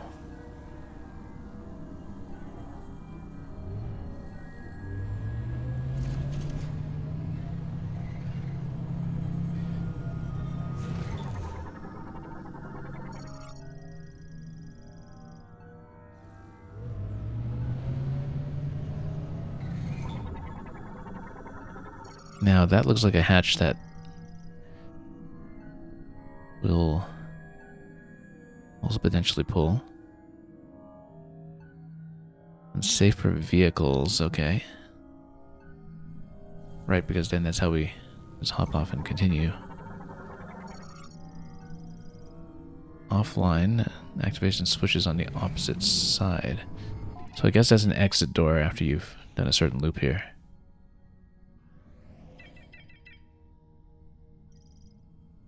Volcano heart.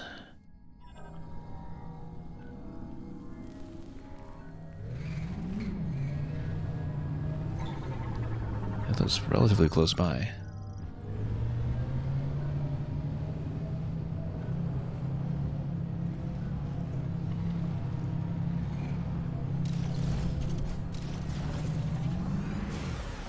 Well, this is a new area. Flare pool.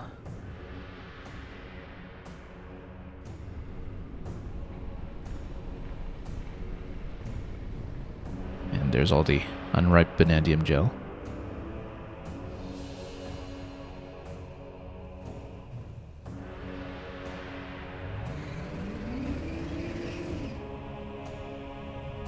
And of course the instrumentation here. The music, since it's a fire zone, instantly resembles Magmore Caverns.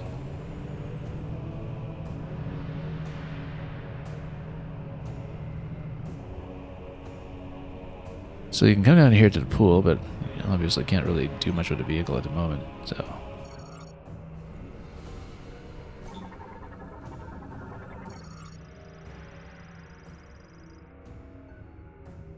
Station and deck deployment can be initiated using kinetic energy from Viola, so yeah, we'll have more spinners. We'll need to operate. Oh. We bust this down. High-powered explosives. Well, it won't be these ones. Oh, okay. Let's not jump directly in like that. That took a lot of damage. Missiles won't be enough. We'll need, yeah, the power bomb equivalent, I guess, or maybe it's something to outfit the vehicle with as well. Whatever can also take out the equivalent rocks on the outside.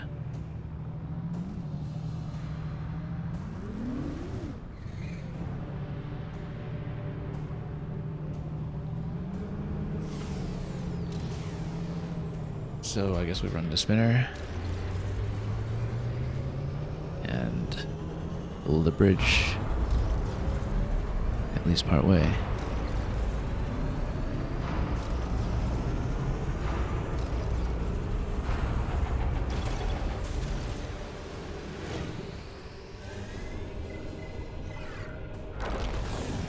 And then, oh, someone's objecting to this.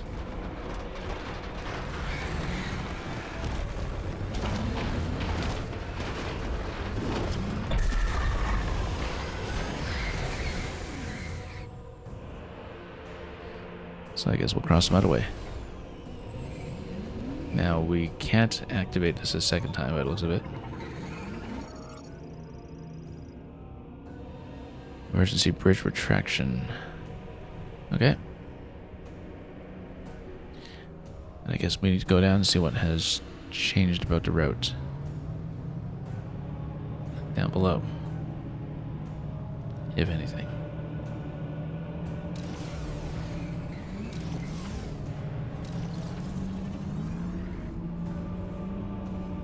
I mean, it looks like you're supposed to do something with these gel pools. The green parts here. Oh, hang on. Oh, no, don't do that.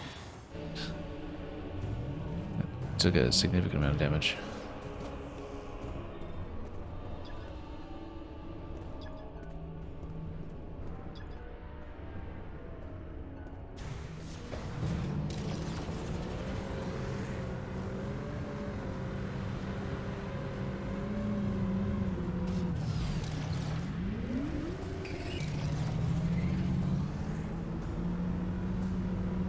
We're unable to pass this at the moment.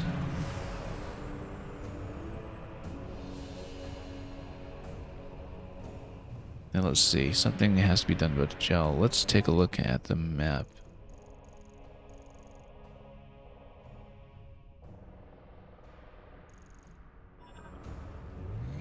Maybe there's a way to traverse around the signs.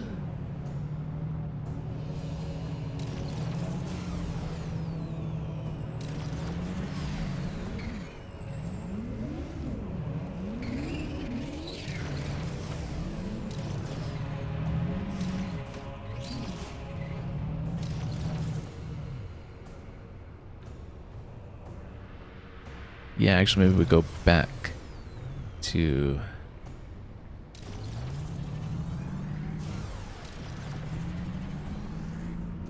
one of the previous rooms.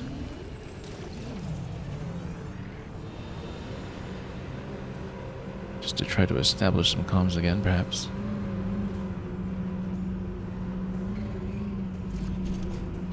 We'll see. Let's pop up for a moment. So, what could conceivably change here? I mean, we don't currently have the high-powered explosives get through here. We don't currently have the means to get all the way across here.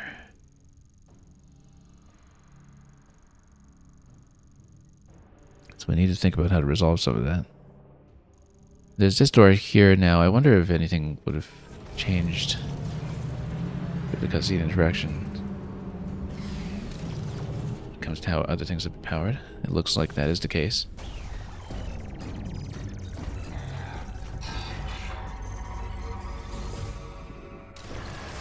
We boost in fees, I suppose.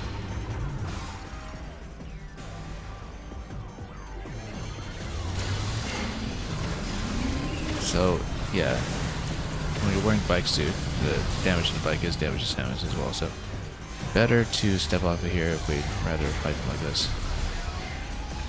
Weapons that we know how to use.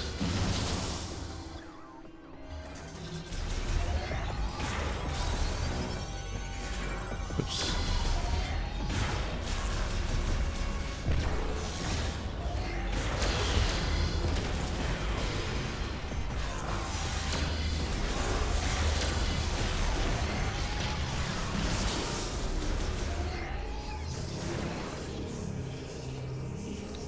Okay, so if we're able to bust out of that, at least that's a sign that some things are changing here and that we are now able to go through this passage. Probably there's going to be a save station off to the side somewhere right here.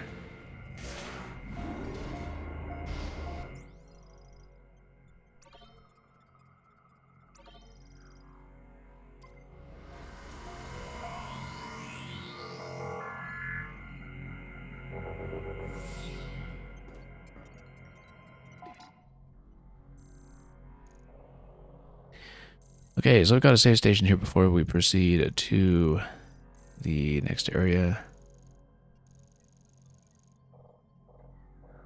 And we are going to continue. This is kind of a natural rest stop, obviously. being a save station rather, at the beginning of this next incoming zone here with the flare pool. And so we'll continue through there and see what we're going to discover next. Before I do that, we're going to be perhaps just taking a moment here for just a few minutes, and we'll be right back to continue. We just need a brief interruption first before we continue into a longer stream. So, we'll be right back in just a few minutes.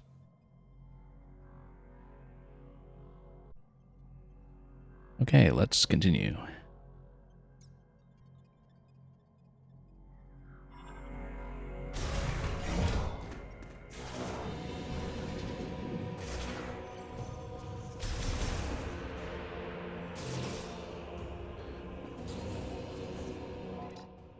Well, that red light probably indicates some kind of further defense system, but we'll see what this node is actually going to do. Warm plasma torch. So surely we get to loot a plasma weapon at some point in this area. For now, though, manageable slices, you say? Let's see what we can do with it.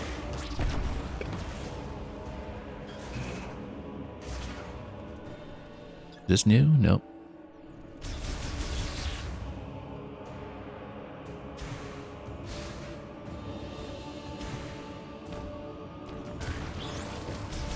Oh, that's new. That looks explosive. Sees with a single light-emitting eye and walks on 8 clawed feet. And yeah, it's totally explosive. Hey, can I get out? It's pretty hard, actually. God, I don't want this psychic weapon. Let me just get out of the visor for a moment. Okay. And then we stand back while it explodes. And yeah, they just keep on exploding too. Like, they don't actually go away when they explode either. They just emanate an explosion around themselves. Now, we should probably find a more effective way of fighting these. Let's walk up here for a moment. Now they retract into those shells. Yeah, a single missile actually seems to do the trick. Or, well, actually, needs more than that, perhaps.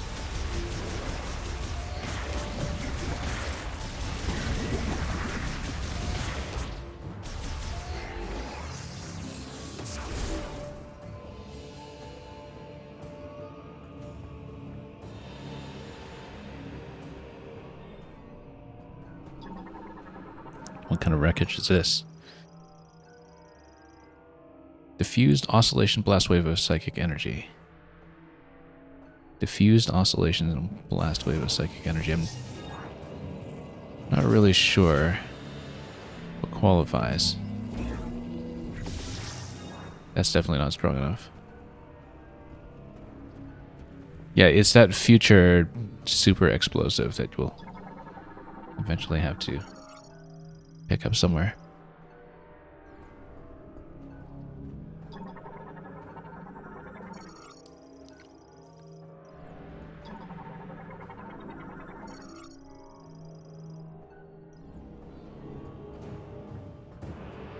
So, plasma torch isn't doing anything for us right now, but maybe we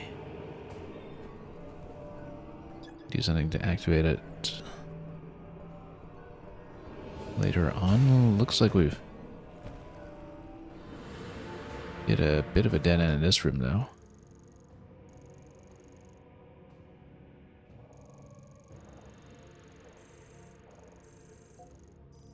But then if we have, then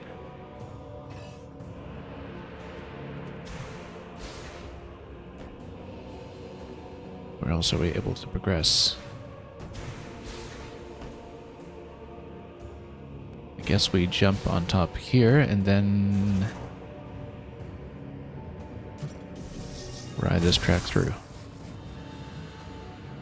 And at this point, then we can do something about the plasma torch. I bet we get to loot that as a weapon now then.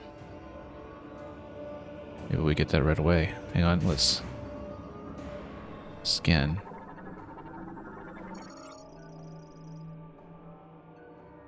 Someone made circuitry for a plasma torch. So let's take it. Fire chip. Acquired. What does a fire chip do? Galactic Federation level 4 or higher. Engineer level 4 or higher. Can modify this chip. So I guess we have to run all the way back to Miles to do that. Presumably. Or drive all the way back. He's absolutely at level 4. Don't even need to ask, really. I mean, he said so at some point. He introduced himself as engineer level 4, I think. But okay, I guess we have to go all the way back to Fury Green then. And then we do that, then we get this plugged into our suit. And then at Fury Green, we have a lot that we know we can do with fire immediately. So perhaps we need to get out before we are able to come back later.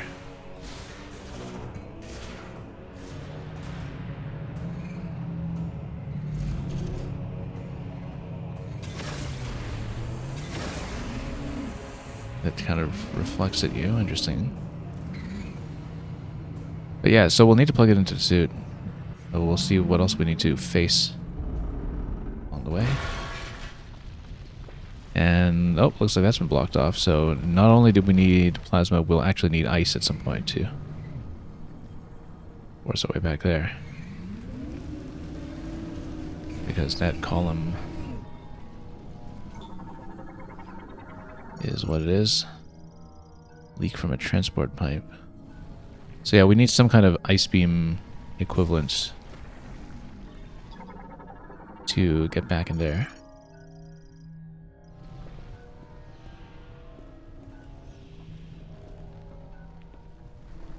That's true of a great deal of this area. So we'll drive back out.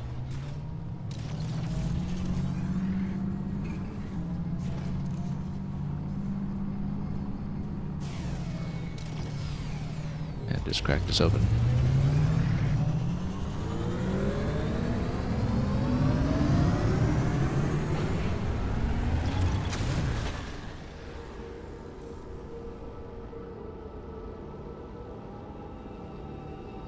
Okay, I mean, I guess, you know, we earlier already made that massive diversion of Fury Green, but we'll just do it again, and this time we'll, at the entrance, send ourselves directly to the temple.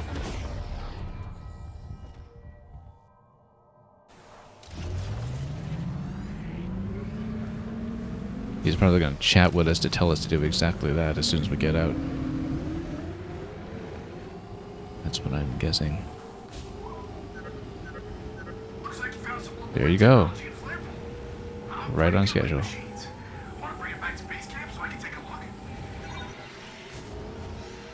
Exactly on schedule. Well, I mean, we just aim for the tree. Luckily, on the horizon line there, it's pretty simple to see where you want to go.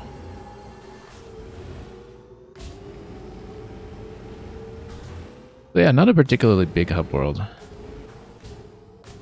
It actually, in terms of scale, feels like it compares to things like some of the older Zelda hubs, like, you know, the Hyrule Field that was in Ocarina and Majora. Where it's really just kind of a go-between sequence.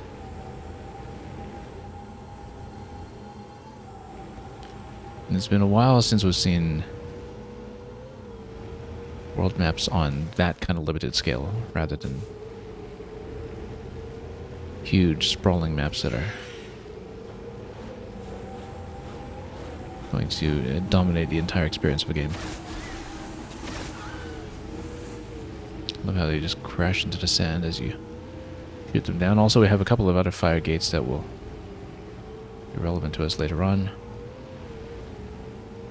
At the moment, though, it'll suffice to head back in here,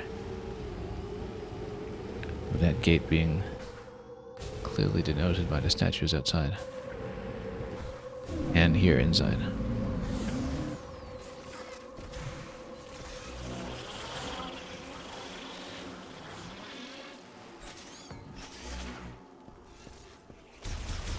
Yeah, let's head in. And we'll warp to the temple right at the start. So yeah, it took no time at all to get back here and just cross the entire map at full speed.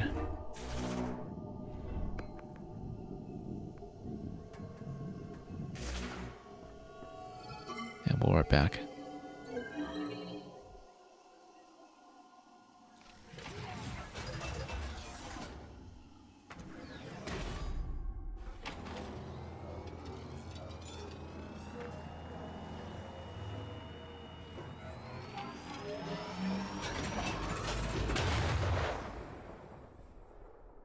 And we already know some areas that we want to check here with fire, so we'll be doing some of that.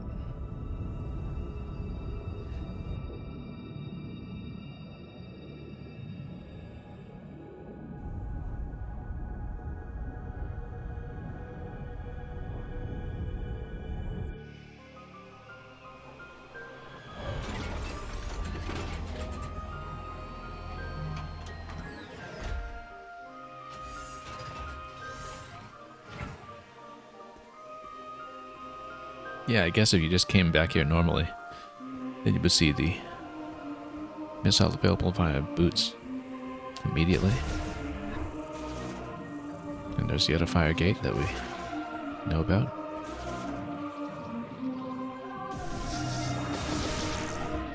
We'll let Miles do his work.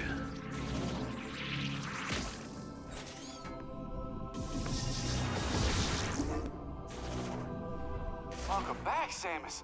Come on, show me what you found in Flare Pool. Alright, what do you got? It looks like a circuit, and it seems like there's a chip inside. Okay, let me analyze it. Lemorn tech is really interesting. Oh, this is fascinating. I see. This program converts the energy that the device emits into thermal energy and highly amplifies it. If I tweak it and integrate it into your arm cannon, you should be able to use another new shot type. I wonder if this is limited ammunition, hence the shot ammo expansions. Ta-da! Give her a try.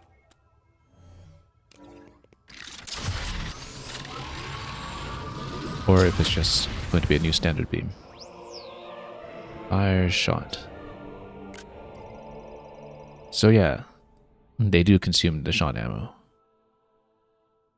But the shot ammo isn't the same as missile ammo. So we haven't really expanded the shot ammo yet, I think.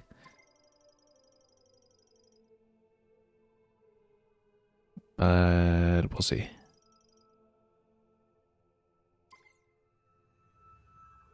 You can now use the fire shot. You can shoot projectiles with extremely high temperature, so I bet targets will burn or melt when they're shot. If you find anything else, bring it into me.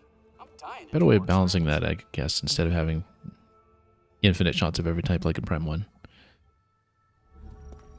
If you just need a specific elemental power. So now we finally have D-pad down on it. So yeah, we have 30 ammo on that. And so we've got 2 different ammunition banks to manage at this point. So naturally, the map is encouraging you to explore this right away, and we can do that. But, of course, there's a bit more to see back out here. I think I'd marked this because this was also accessible by fire, and so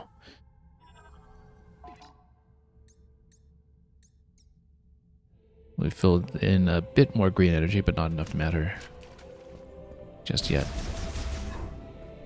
Burn it all down with fire shot. Yeah, we know there's going to be a thunder shot. We know there's going to be an ice shot. All that is just relatively obvious from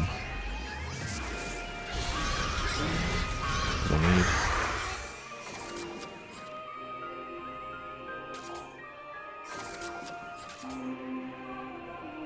So yeah, I guess with fire shot, then we still have the alternate fire. Look at that, they just get toasted.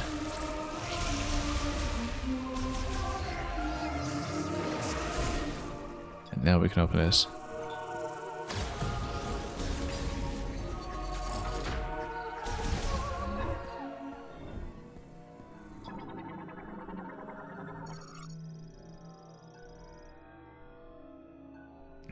Movable only while the pressure plate at the center is in use. Okay. Oh, so we stand on that and then we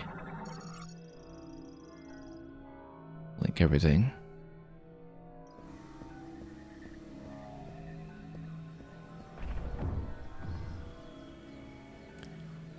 Okay. So do we spin this around? Let's see.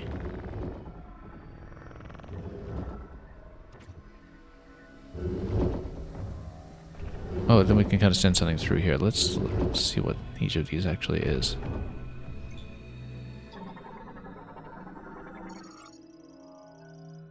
And then we fire through the ring.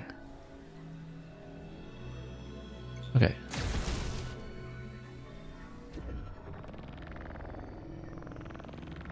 And I guess we light some other ones if we can. It's stuck over here. Ah, I see there are 3 different rings that you can move. Which is between... Oh, no. We move it down like this. We pull it. And then move it to the next slot.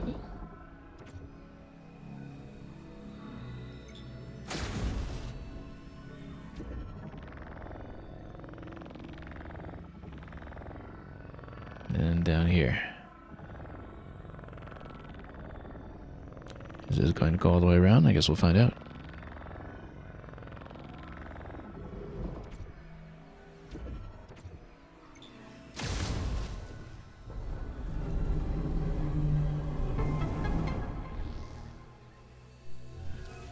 And it will see what this gives us.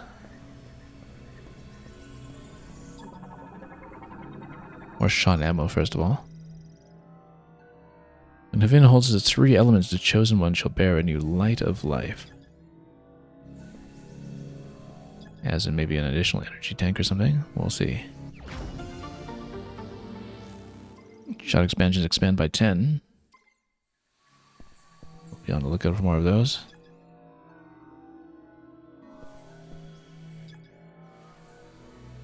Oh, we can toast something down here. Nope.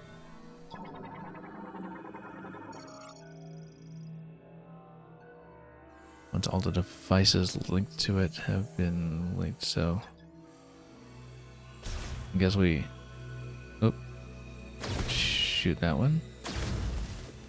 No, I guess not. Holds the 3 elements. Will we not be able to do that just yet? Let's see what we can read around the side, though.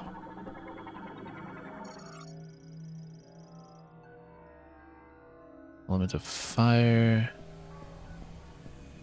Let's see what everything else represents.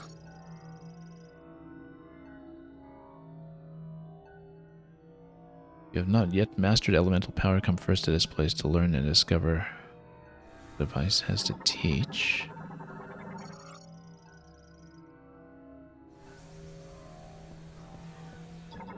They're all telling me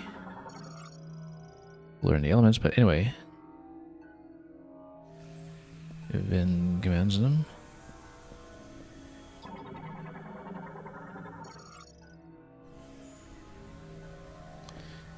Okay, well, let's see what's through here. Oh wait, that's a lightning gate. Okay, haven't seen that before, I think.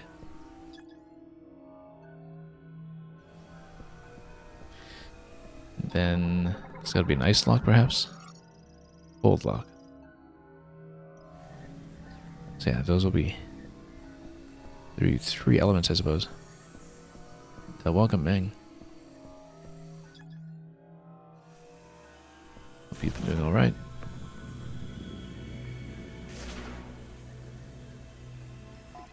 Okay, so those doors remain shut for the time being until we acquire the other elements.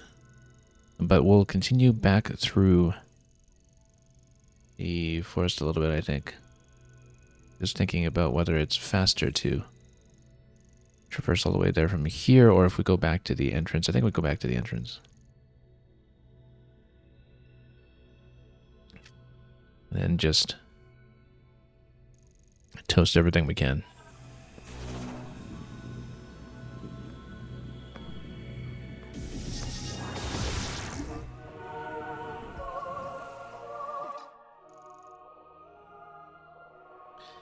Yeah, we'll put back out and then enter from the front. Because there's something to toast with fire over there as well, in the main entry area.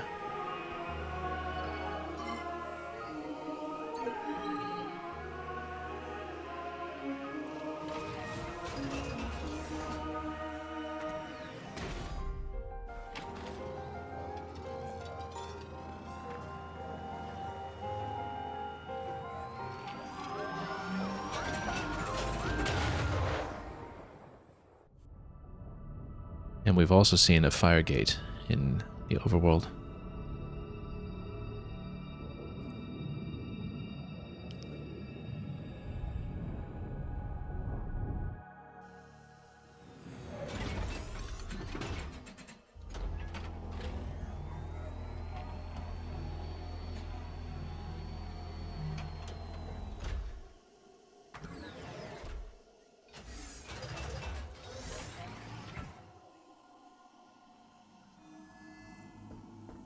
Okay, so at this point, we will in fact go down and over this curve over here so we can burn it with something.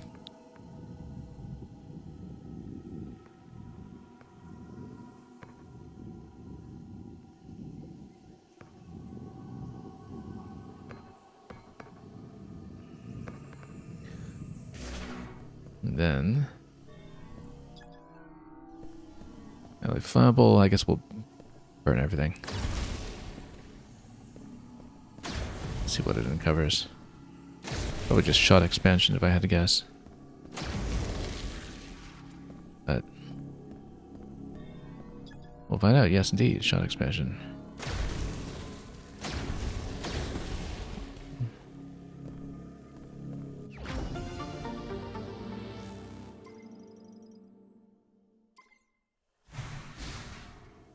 Well, that'll make everything a little more flexible with every expansion we get.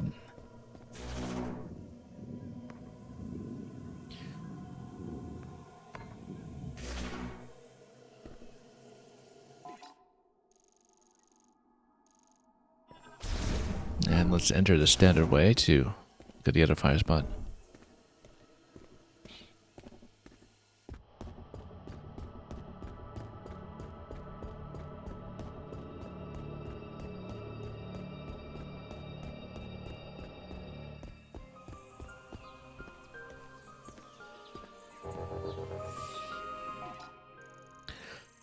So there was that one over there that we need to get to. If I ever can recall how. Oops.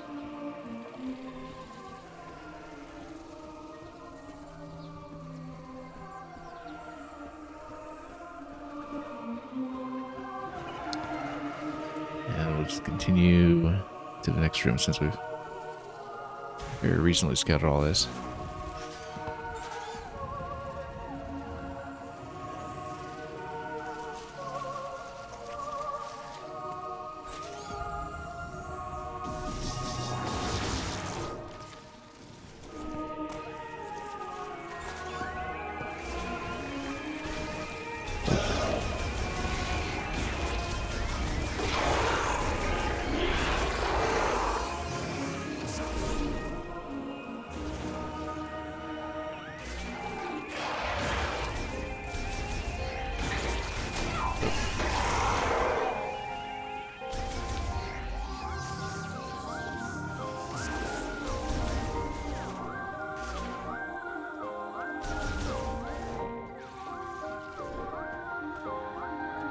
Okay, I think this was the area where we needed to burn something, unless I got something much earlier.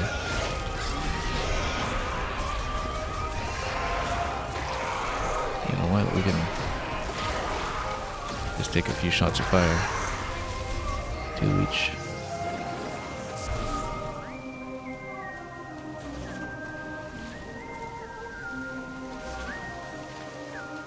Was it at all obvious what we needed to do to make room? It's over here.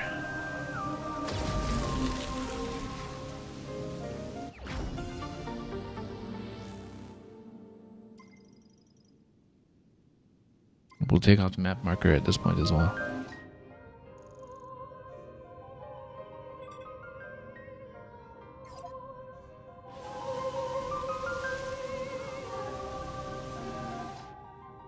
Now those out of the way.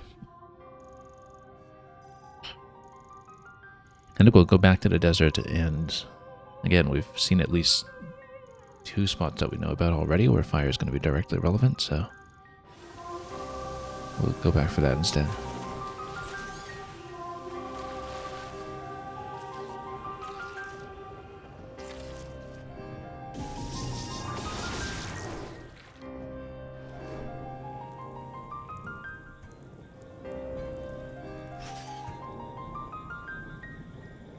And once again, we'll just get the ball rolling. Did I even go the right way? Or am I somewhere completely off? No, that's right.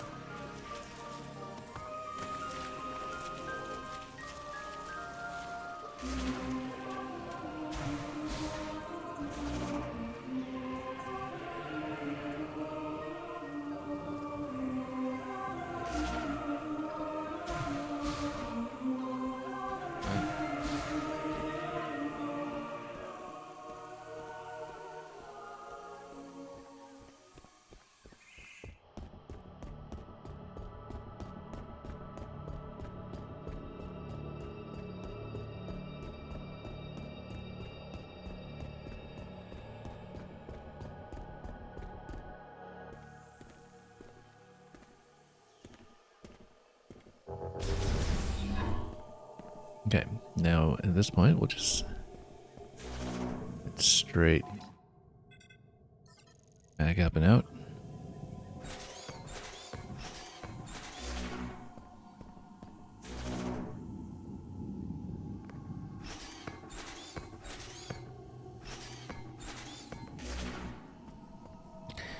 That's what happens when you don't have the boost ball yet.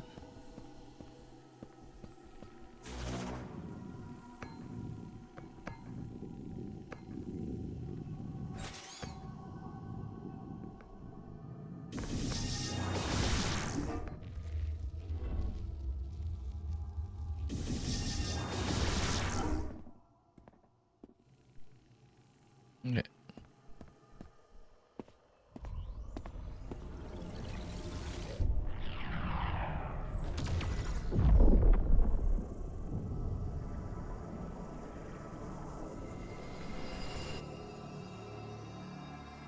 Well, that's new.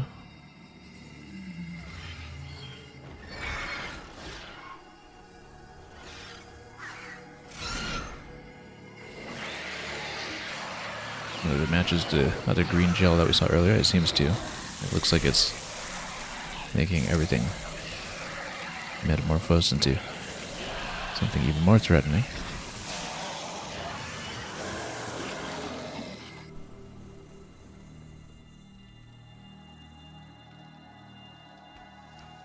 Now we're safely armored right now. That is quite a change from the desert we knew, though. Is this a new scan? It is a new scan. So let's scan it. So yeah, everything has changed a little bit. Green energy showers have strengthened this variant and altered its body markings. So are these separate log entry? It doesn't seem like it updates it, but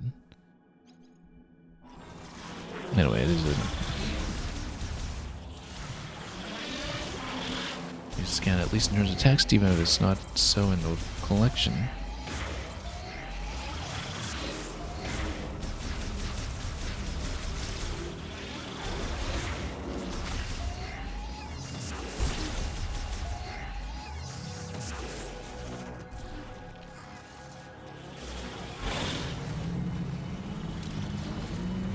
And here we ride.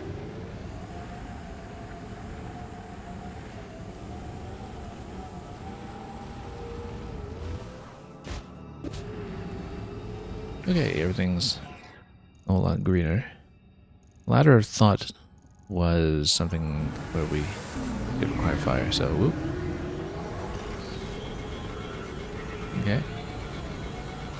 Also, we can scan these. Or at least we can if we don't accidentally scan the energy instead. Next time I see one.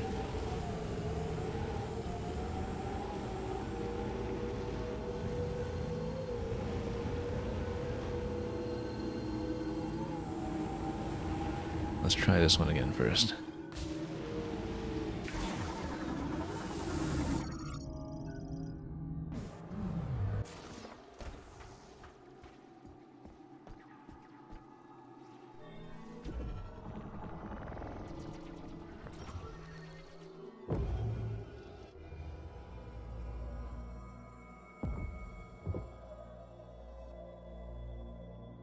We'll just try to see what this gets us.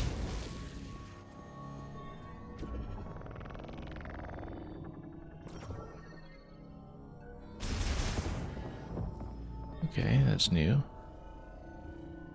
Looks like you can probably pick that up or raise it somehow. Oops. Everything's flammable. Strong impact, however. Oops.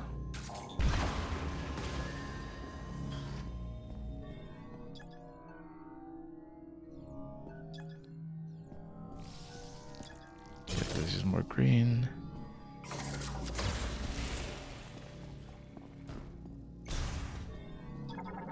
These are new skins.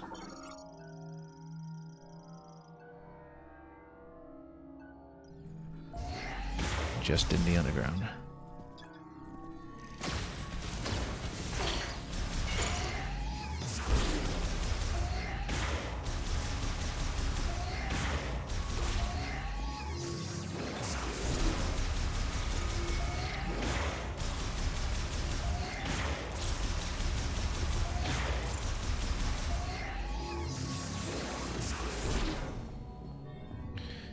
Presumably we can move some of these. Part way.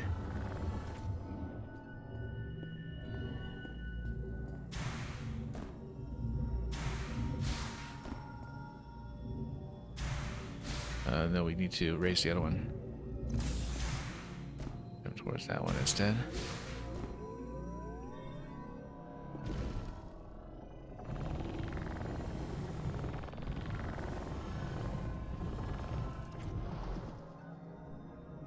Get it up to a manageable height.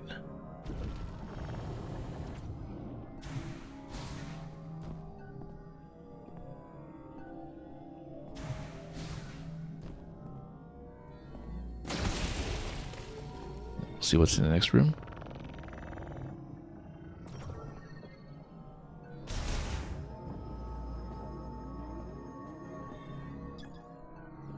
Energy tank. Now, can we actually jump towards this one? Oh, whoops.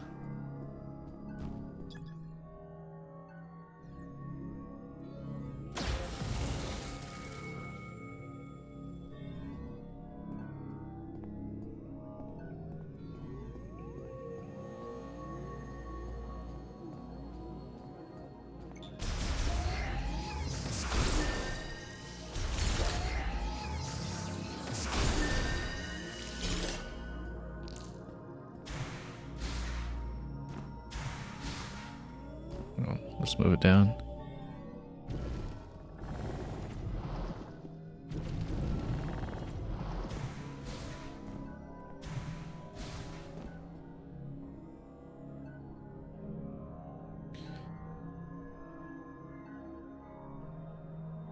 So this is maybe slightly out of reach. Let's see.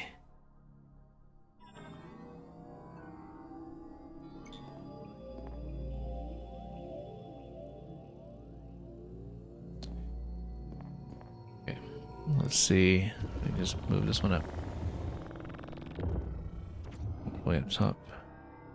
Maybe slightly down.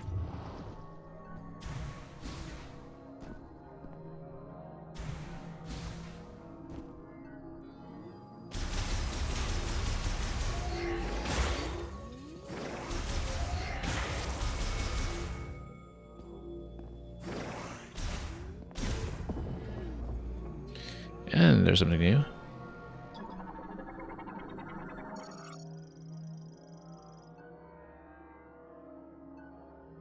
Energy field for teleportation, interesting. Let's remove this around the sides as well, just in case. We need that for something. Charged fire shot. Okay, so that's a fire shot upgrade.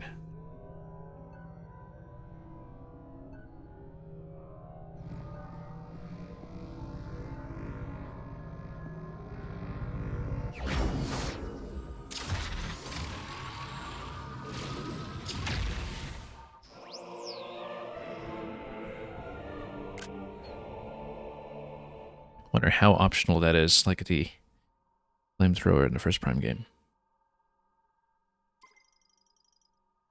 Penetrated projectiles. Okay, so maybe that is going to get us something new to work with here.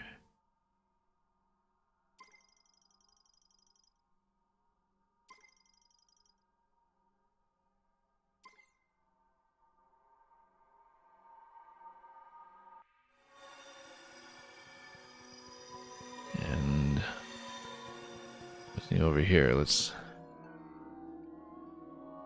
see about this. Instantly transports objects to the location designated by its creator, so I guess we'll be ported out somewhere else.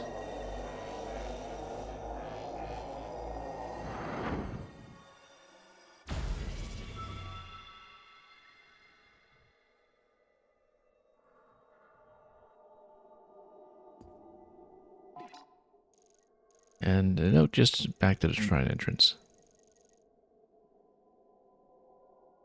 Now, the other 2 points here, I believe, were grapple, but we can come over to the fire blocker on this side and do something with it. I also already forgot what this was.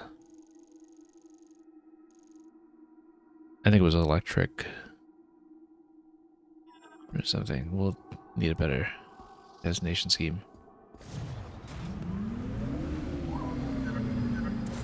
If you're unsure where to go, you can always explore the No. Just want to go over to the fire blocker. survey areas. For Have the you moment. checked out the snowy mountain?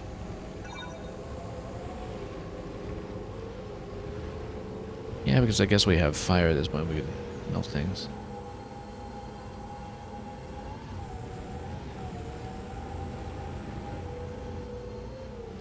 It's too bad it gives you so much guidance.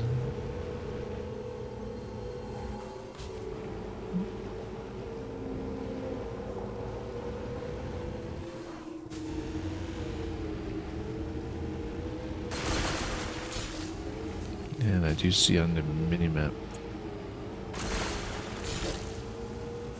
what will happen here and what we're going for, since the location was previously familiar.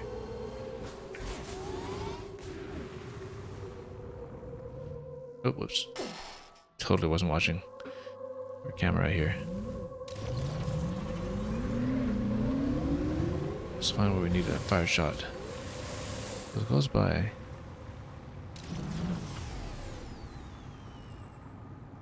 And yeah, there's anxiety. It's the fact that the second you go outside, it tells you where to go. Much too quick about that.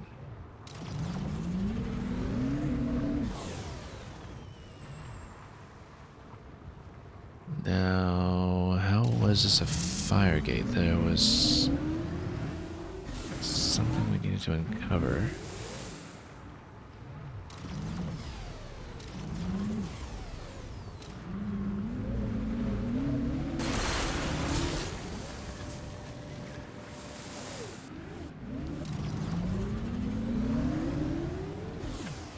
had seen this previously, so we just need to find out where that went. Oh yes, up top it seems.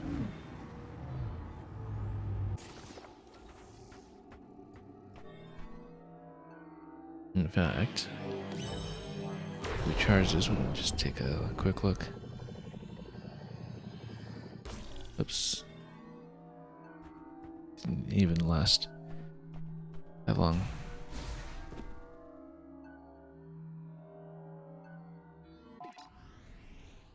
Oh, yeah, and then he just tugs you all the way up. Over to the other area.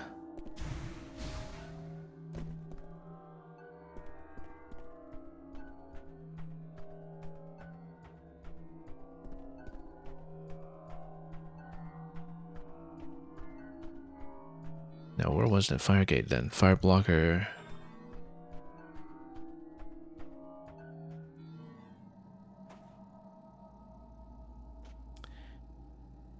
And well, let's scout this again to see if there's something up top. Nope, can't see anything there.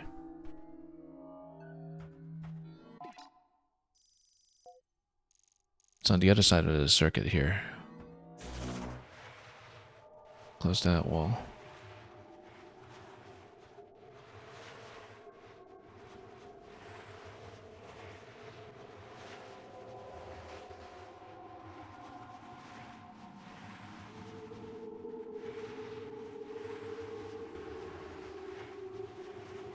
Don't know what we're looking at here. It's supposed to be a fire gate. I thought I'd seen it.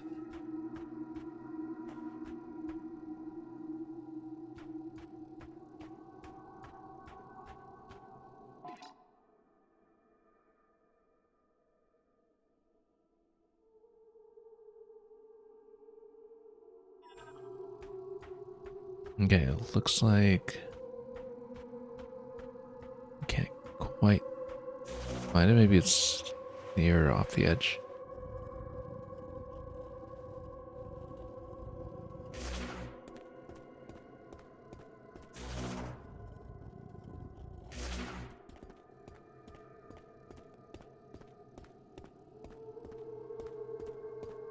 Okay. Doesn't seem like we have it.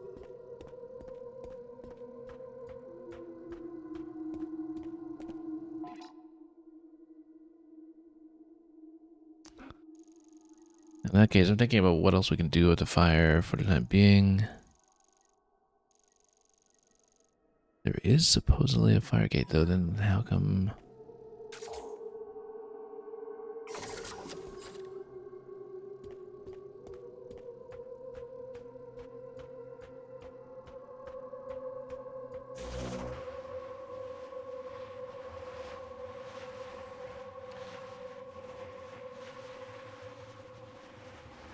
I mean, there was something here, but maybe we need to ride up the ramp towards it or something first.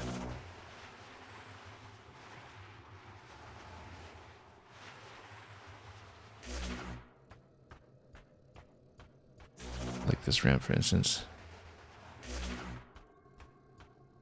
Yeah, it's a series of ramps. The speederbike mechanics in Star Wars Outlaws actually work by the same principle. It even has the same kinds of overworld interactions that we see with this series of ramps here.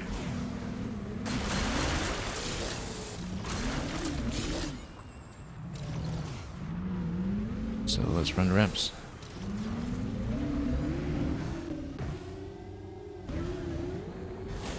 Oh, no, missed the ramp completely. Let's do it again.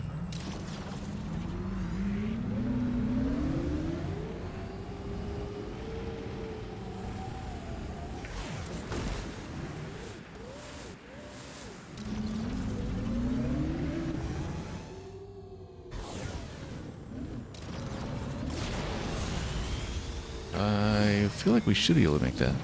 That boosted might be a little bit too early. That looks very doable.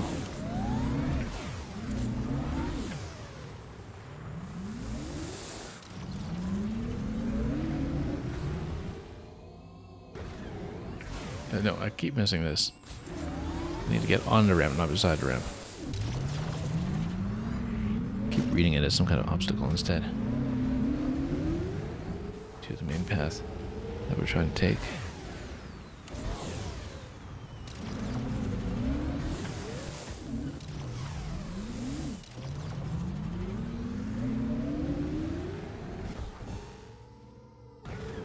Okay.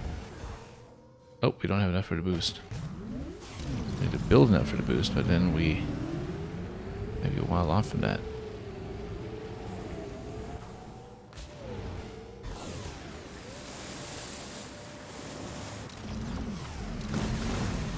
Doesn't really fill in the bar at all. Let's see what we can do here. So now we can bust some of those down. And now we have enough for the boost.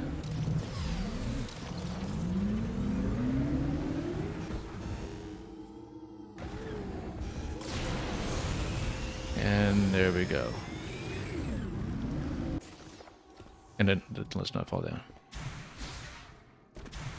Okay, so here's a fire device. Transport device. Or both machine and psychic areas. Well, let's do this. And it looks like a transport gate of some sort, or is it? And yeah, you were saying these ramps are really ramping up the difficulty. Yep. That's what they do. I'm inclined to agree.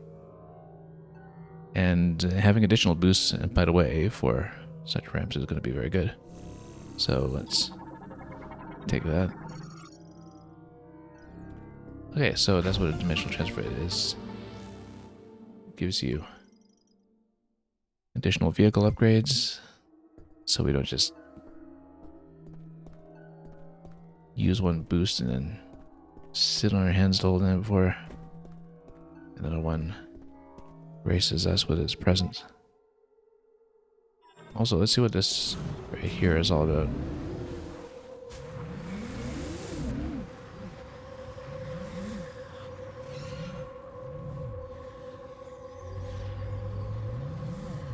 Doesn't really look like it's anything. Okay. With that out of the way, I mean, we can also scan a little bit more of the map in the middle in case we find something else to do with fire.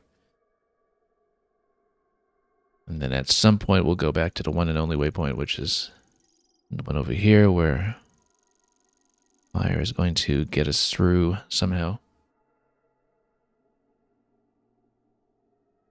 But yeah, let's maybe come through a few more taxes first. We'll go east.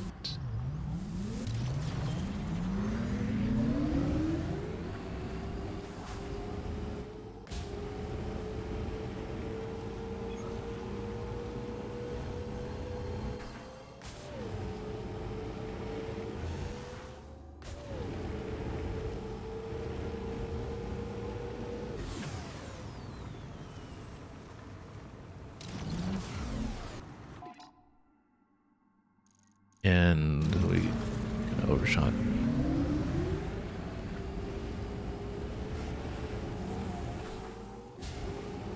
Don't know if there is very much for us to find.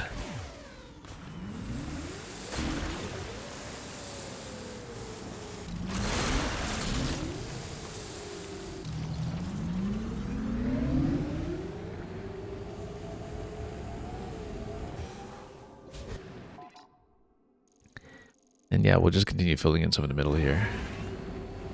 I'm not going to be too extensive about it.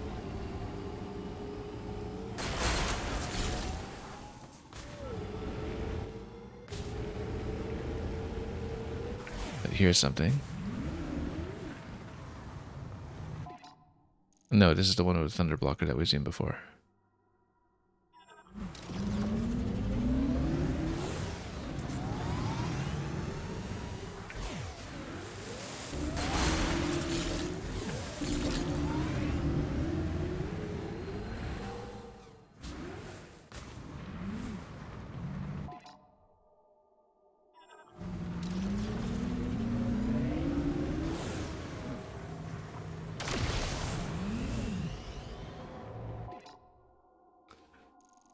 Then we'll turn up here a little bit, perhaps.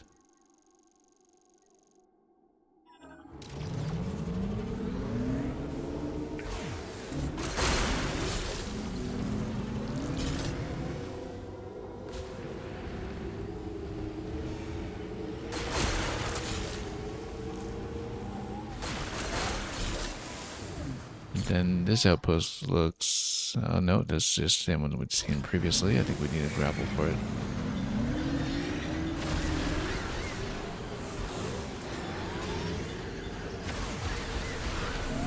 Shoot everything down.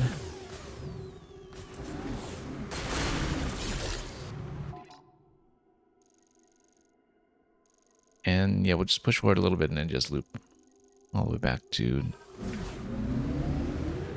the northwest.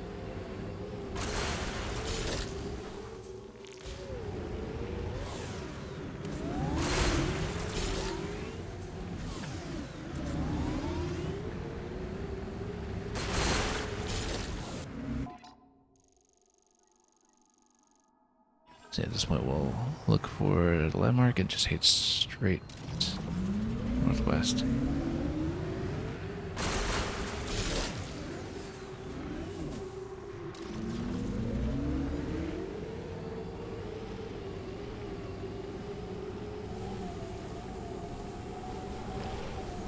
Some of these because we can.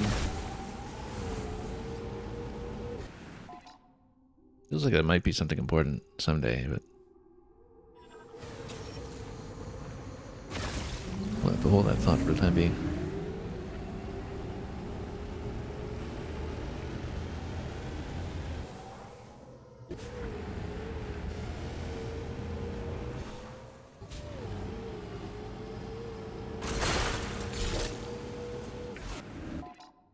I'm just trying to see what visual landmark we'll go for here.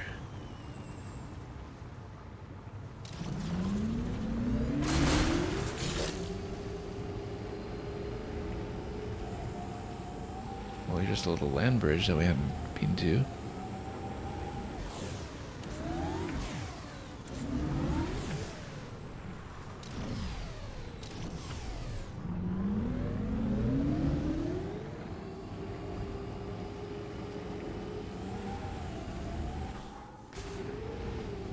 And that's okay, we'll bypass some of it if we miss it.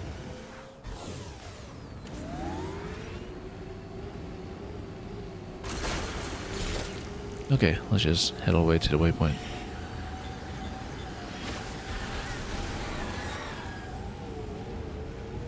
Retrace exactly the steps that we already retraced earlier.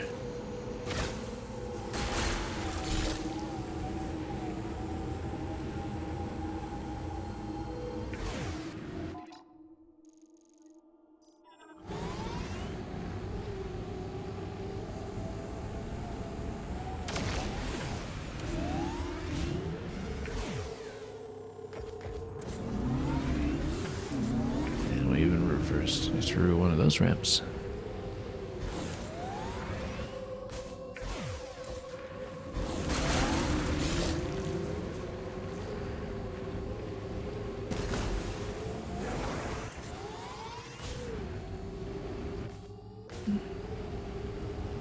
Okay, let's make another run of this.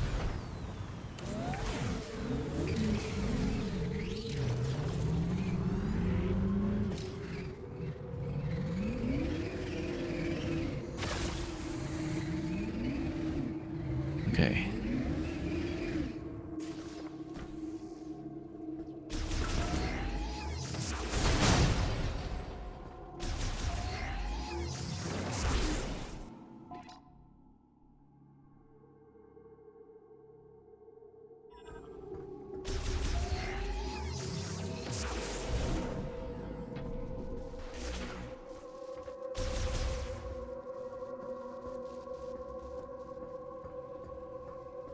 Oh yes, that's right. This is the area that was blocked off.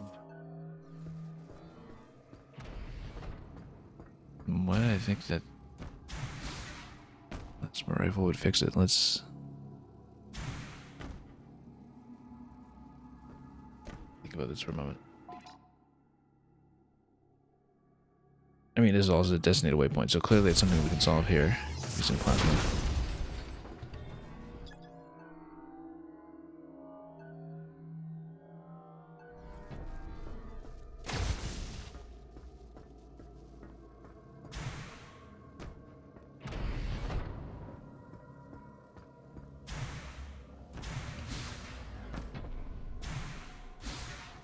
Not quite going to reach that way. We have a ways to go back up top, though.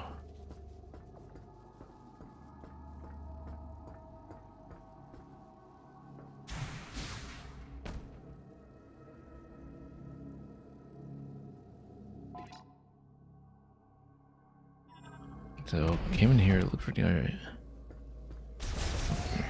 Dentist here.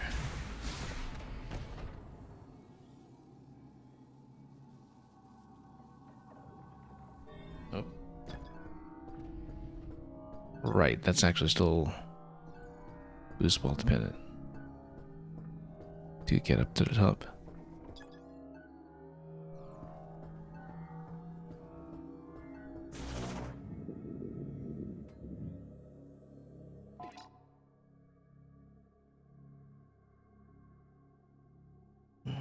Let's think about it. This is going to be close by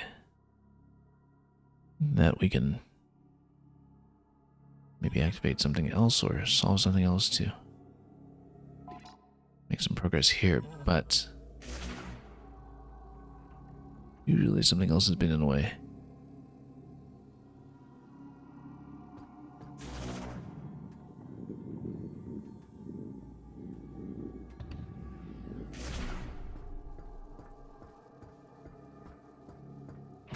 So if we need a boost ball, we need to find out where to get one.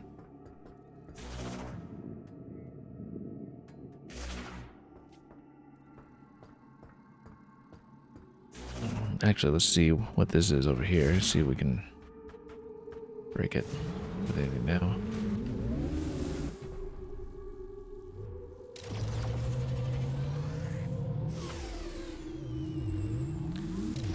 Hang on, let's...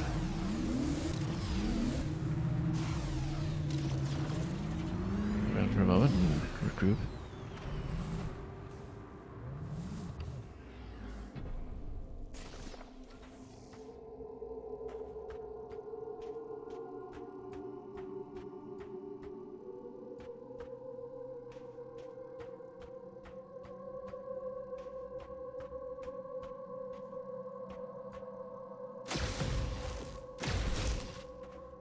Nope, can't break it.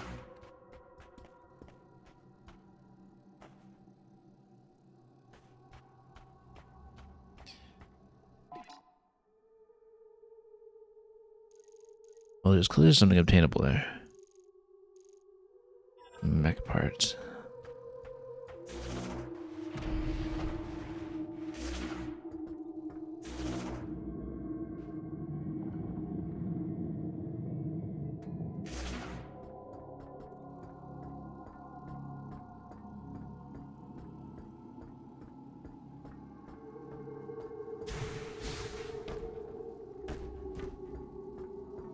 Well, let's try to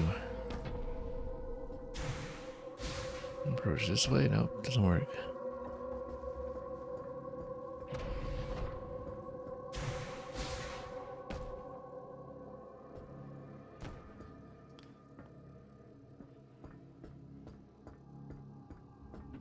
Yeah, it has the same problem the other item locked this way tended to be, which is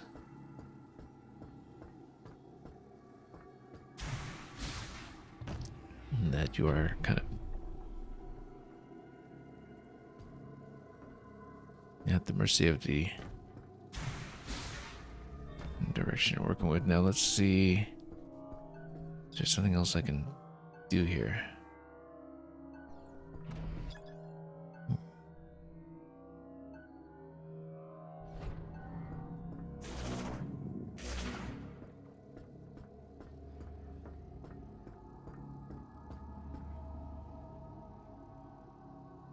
Okay. There's got to be somewhere to go, though. Just not seeing it yet.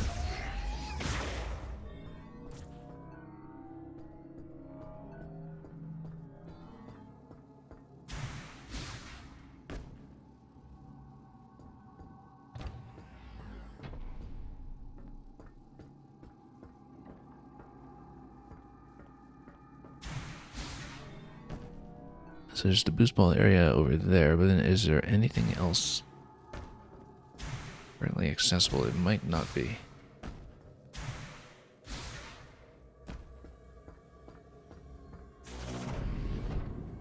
Wait.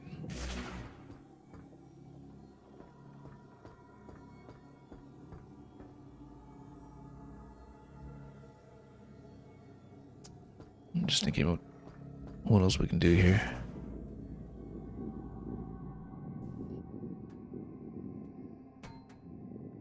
And we can head up momentarily, but we do need to figure out what it's going to tie some of these chapters together. Now let's see here. Well, that's clearly the entry point.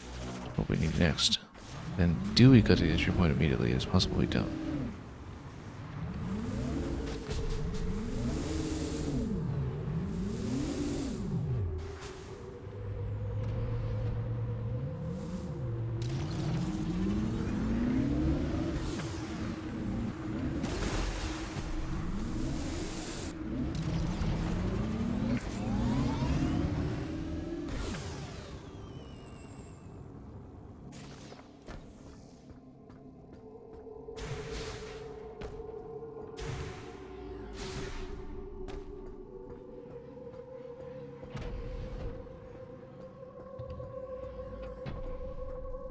So we need to figure out how exactly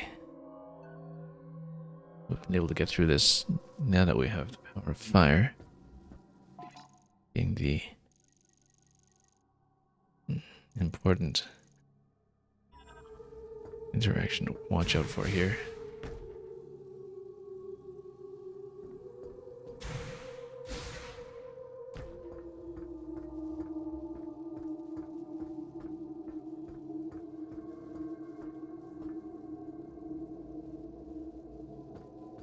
Well,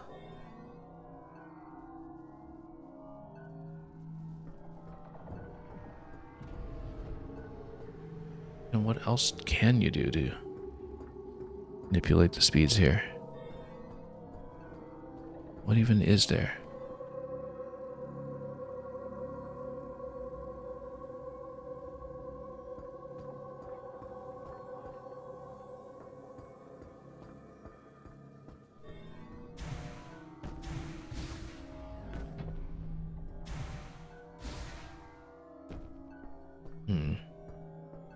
Oh, we have a couple of nodes here. Okay, so that's how we do it. Yep. Finally. I think we want to spot those. Took us way too long to spot those, actually. Now we can actually work on that objective. Try not to fall down too much.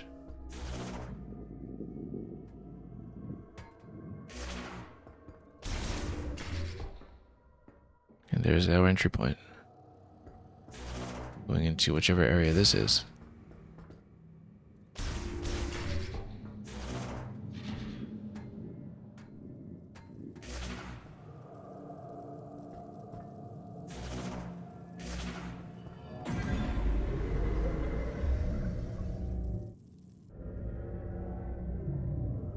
And this looks like it's the ice zone. Luckily we have fire.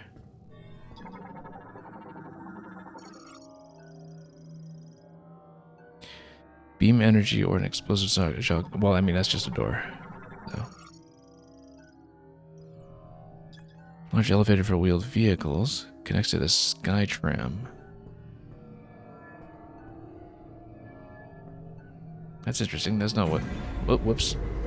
That's not what we interacted with just now. But perhaps we can put the larger vehicle on top of that and see.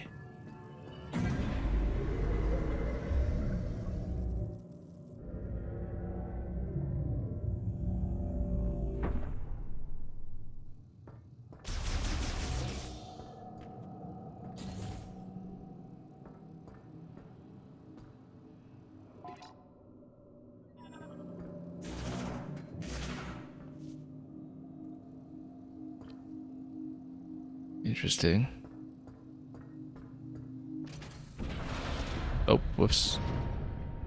That's the Skytrap.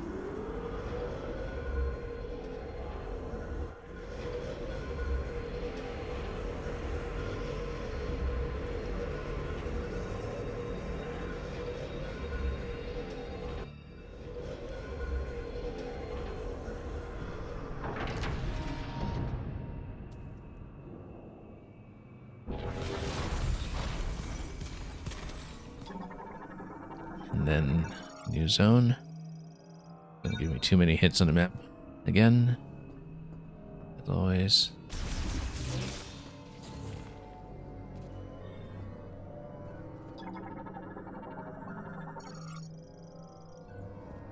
Okay, so let's look around and see what we can get going over here.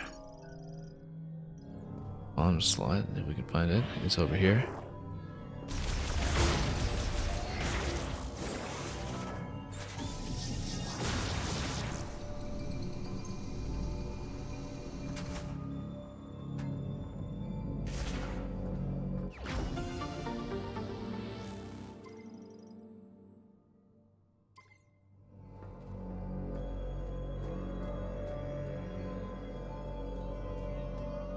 Well, a couple different locations to look at. This is interesting. Nice crawlers. What's this? A delivery truck.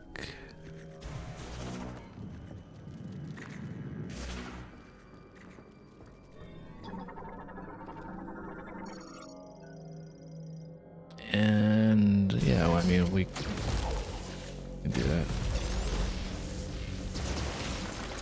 Triple shot.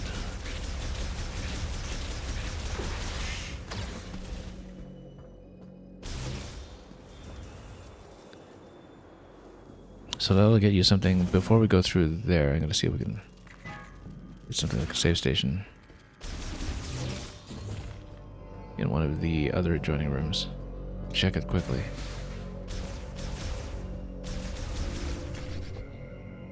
And indeed, there's a save.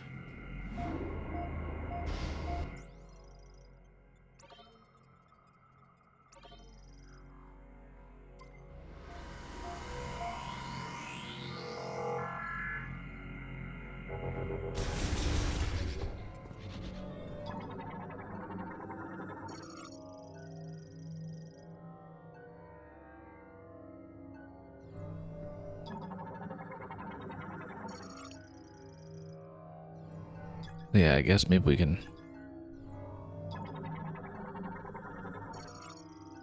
get the ice beam going before long at some point as well, but let's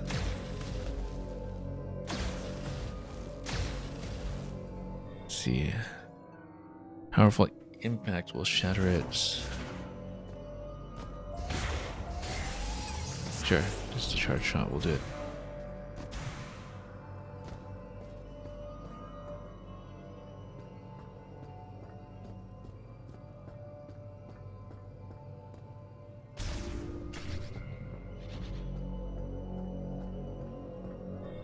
And then what's this?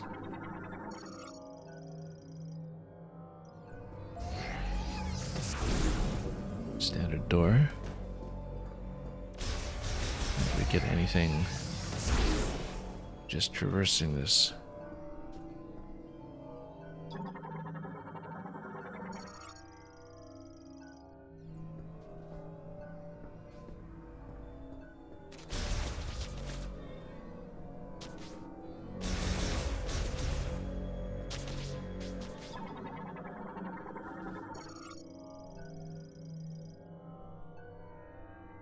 Rear side sensor remains functional. Yeah, okay, so we need to go around it.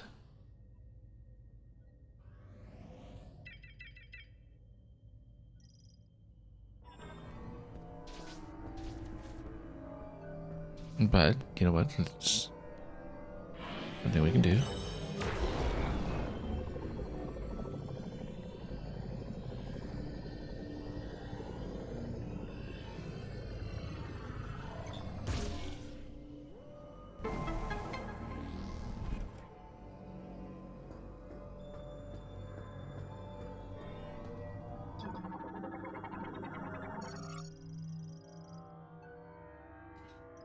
Okay, so we'll need the spinner to do this, but at least we've unlocked everything up to that point. For later purposes.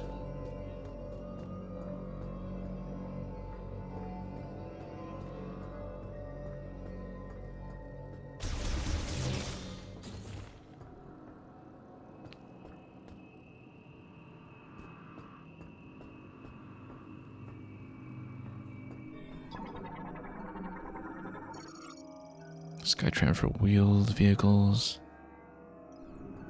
Well, that just takes you back though, right?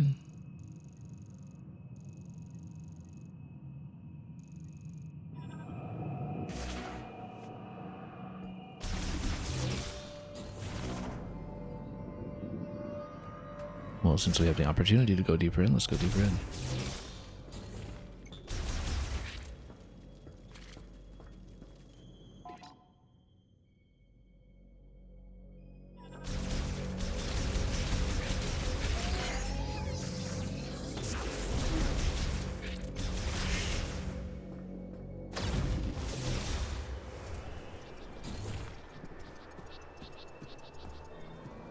Then we'll see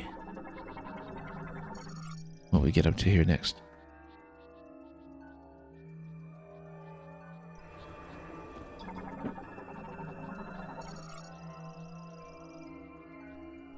Oh, I see. So this is going to port you in and out of the zone when you activate everything accordingly.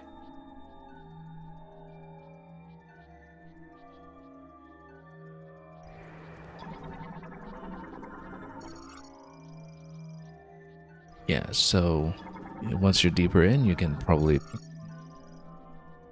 do a fast escape here when the time comes.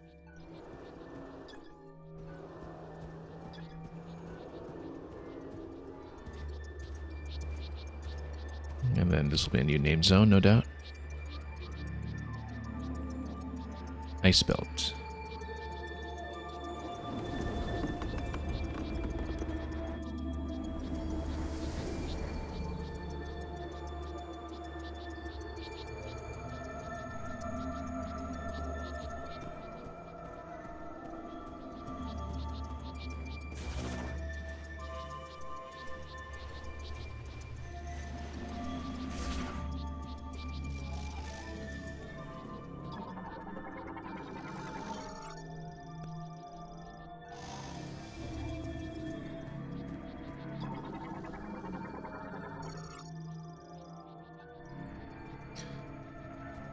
Okay, let's just see what else is scannable here early on.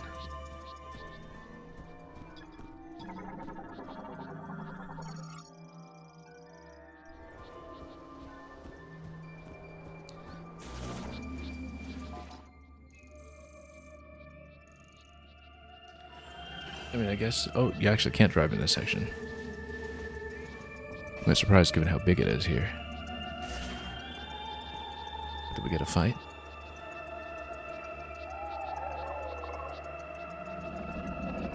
Yes, we do.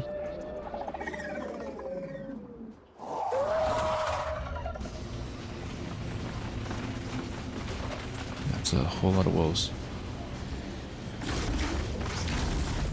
I mean, we've got fire weapons. Why don't we just... you know what? We can scan at least some of them. Oh, we can.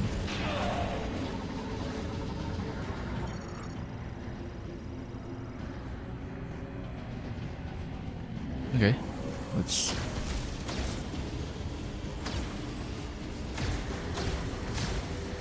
Yeah, maybe not expend all our shots, but if one comes towards us, okay. Then we can take them out steadily. Yeah, we just need to watch the head of the pack, and then some of them will come in, and we'll just take them out with fire shot instantly. Then what is this? Shot ammo? Yeah.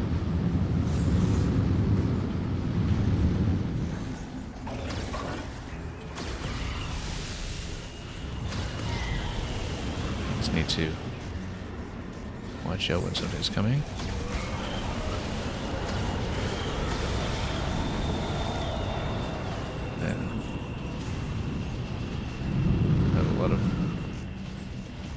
wind to deal with here too, it seems.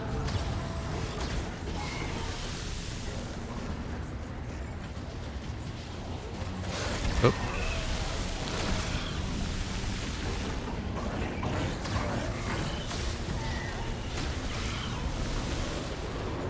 Can't be that many left.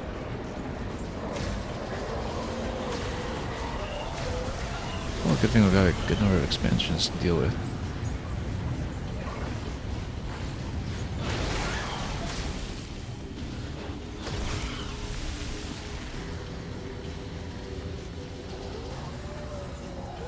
I guess we just eventually take them all out.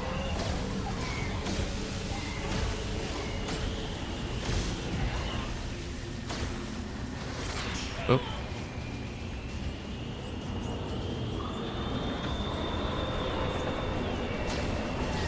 Sometimes we just need to spin around, I guess. And oh.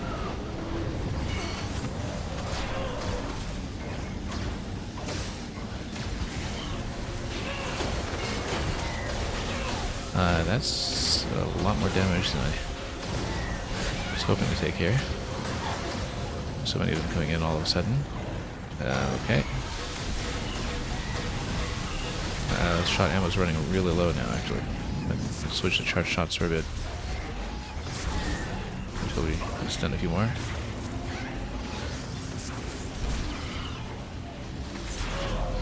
Wow. We're running low.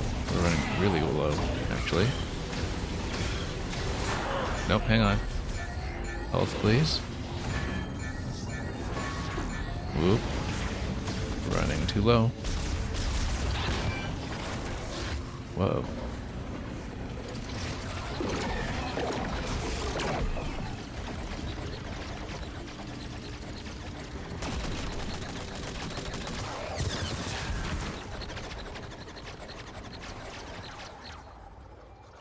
So did that trigger because I killed enough of them, or did that trigger because I was actually just about to be knocked out for a mission failed? I guess we'll need to find out. Well, I mean, I still had that 38 health at the end, so... But almost ran ourselves clean out of ammunition here. So who's defending us? I guess we'll find out.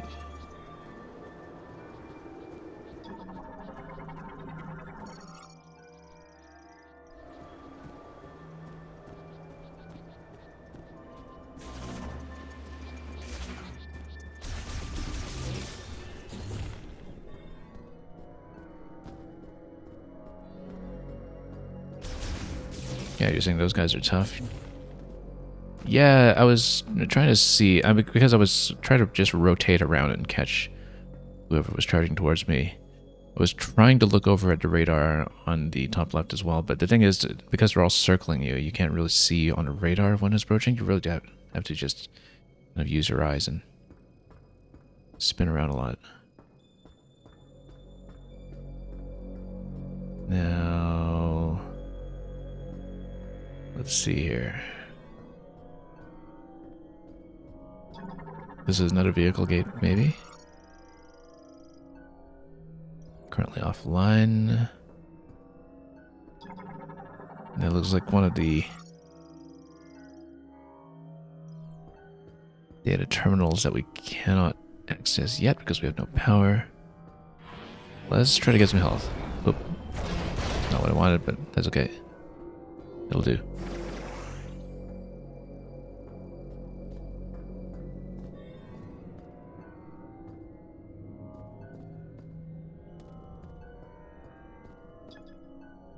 Oh, that's something in flux over there. That's interesting.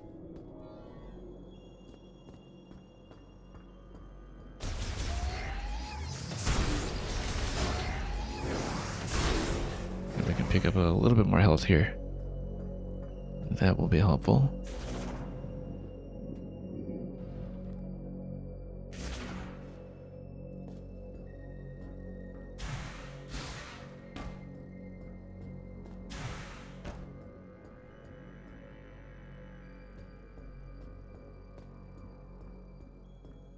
Yeah, killing so many animals, as you were saying, well, you know, they're animals and I slaughter them like animals.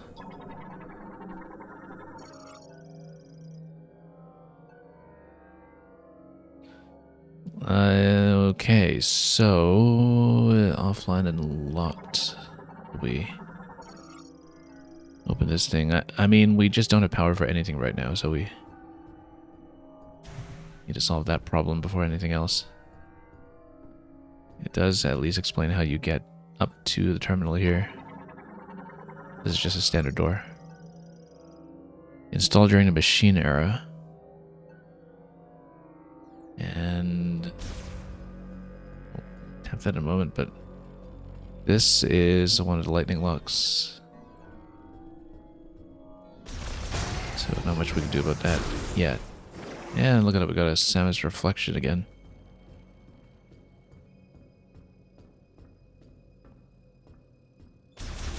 Very much a ground-up redesign of her face.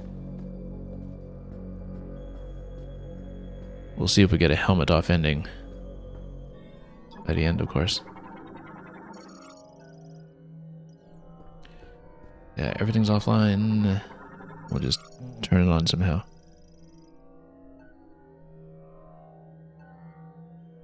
You think the Samus reflection is a jump scare, really? I always just thought of it as a very intuitive treat, but...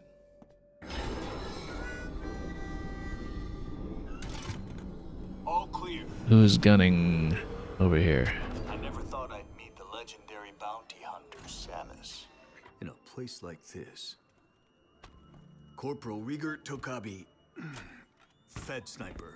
Herc Unit Delta. It's good to finally cross paths with you. But tell me, where are we? We were deep in gunfire. I lost visuals, then woke with a busted comms unit and a leg to match. Now, I tried to access this terminal, but the only thing I could get operational was the gun. That's it. Then I see this here. What do you make of it?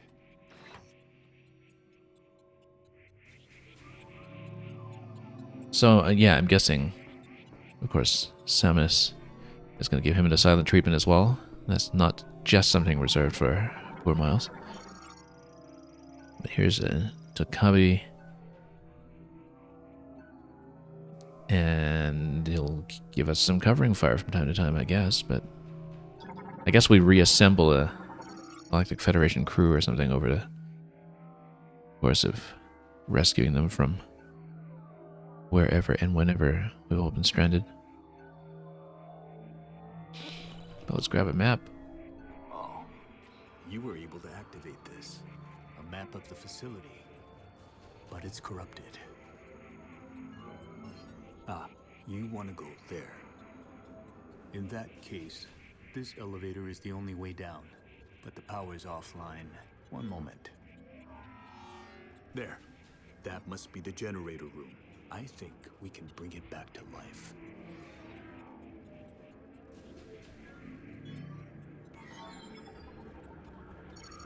All right, you have the map. I'm no good with this leg, so I'll have to keep an eye on you from here. Luck be with you.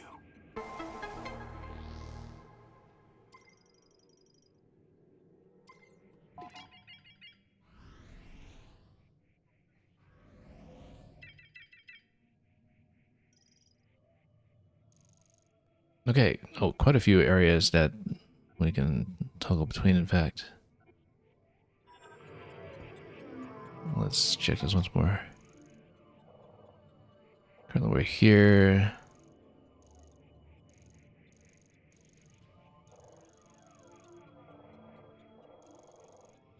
And there's quite a lot that's, again, through the thunder blocker. So it seems like the way forward will just be down.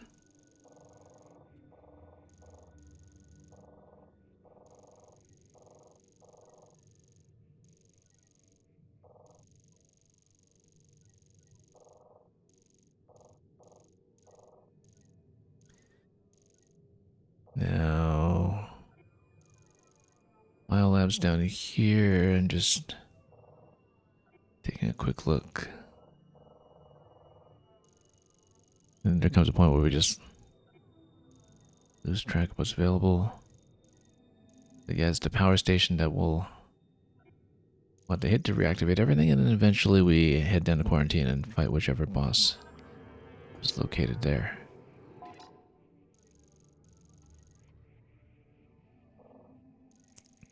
Now, given that we're just at the beginning of a new area and according to map, I think it's actually best if we maybe take this as the stopping point. Like if we go back to the other save station. We have activated a lot over here though, so we'll look around a little bit first.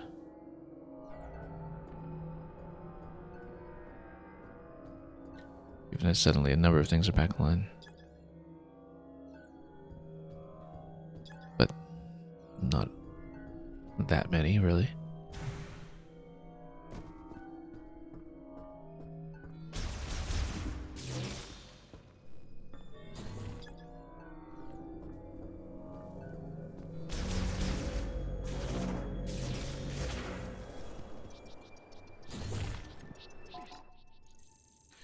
So yeah, we'll head back to the save. Oh, no Viola here. This might be open plane. We're pretty low in ammunition as well, so probably not a bad idea to get that replenished at least.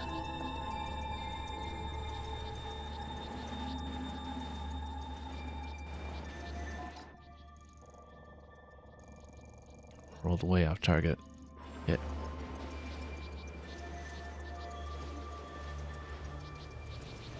I guess we just follow the lights back up.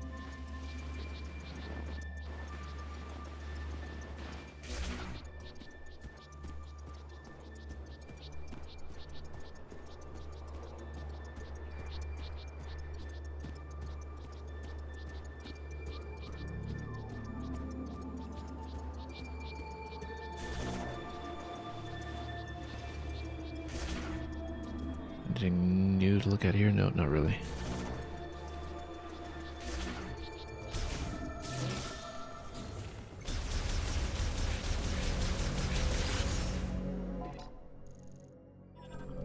Okay, saves right here.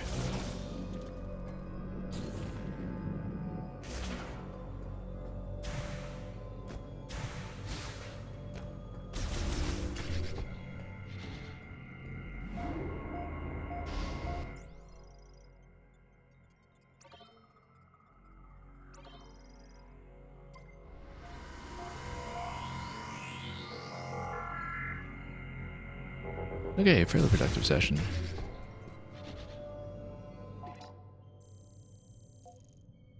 And yeah, we'll end at this point for today, since we've got a big section ahead of us that I think would make sense to do all in one go. Kind of like how we did the Volt Forge in one go earlier today, and that fairly satisfying. Still missing a few things in here in the log, I see. But got room for at least 3 more gal-fed individuals.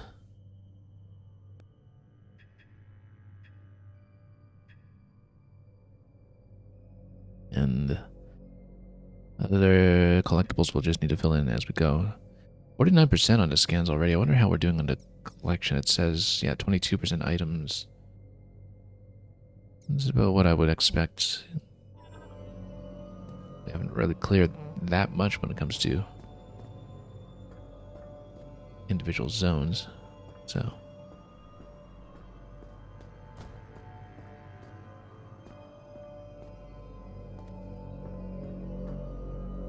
Okay, so yeah, in that case, we'll leave off here. Now, we'll hopefully continue as soon as we can. It may be tomorrow, it might be the day after. But certainly we'll continue this game on a whenever I'm available basis. And do it in big, sizable chunks whenever possible. Like in today's session. and hopefully not get devoured by too many wolves at a time. So, in the meantime, we'll just scan around and see if we're going to forward you folks to another destination, but for the moment, thank you so much for joining me for a fairly packed sitting with Metroid Prime this time around, and with much less sleepwalking aimlessly about than last time, which I think made everything feel a little more exciting and efficient. Just a little. But in any case, thanks for watching, and until we continue further along in the ice belt, have a wonderful time ahead of you with everything that you may be playing or making or otherwise absorbing. And as usual, fare thee well.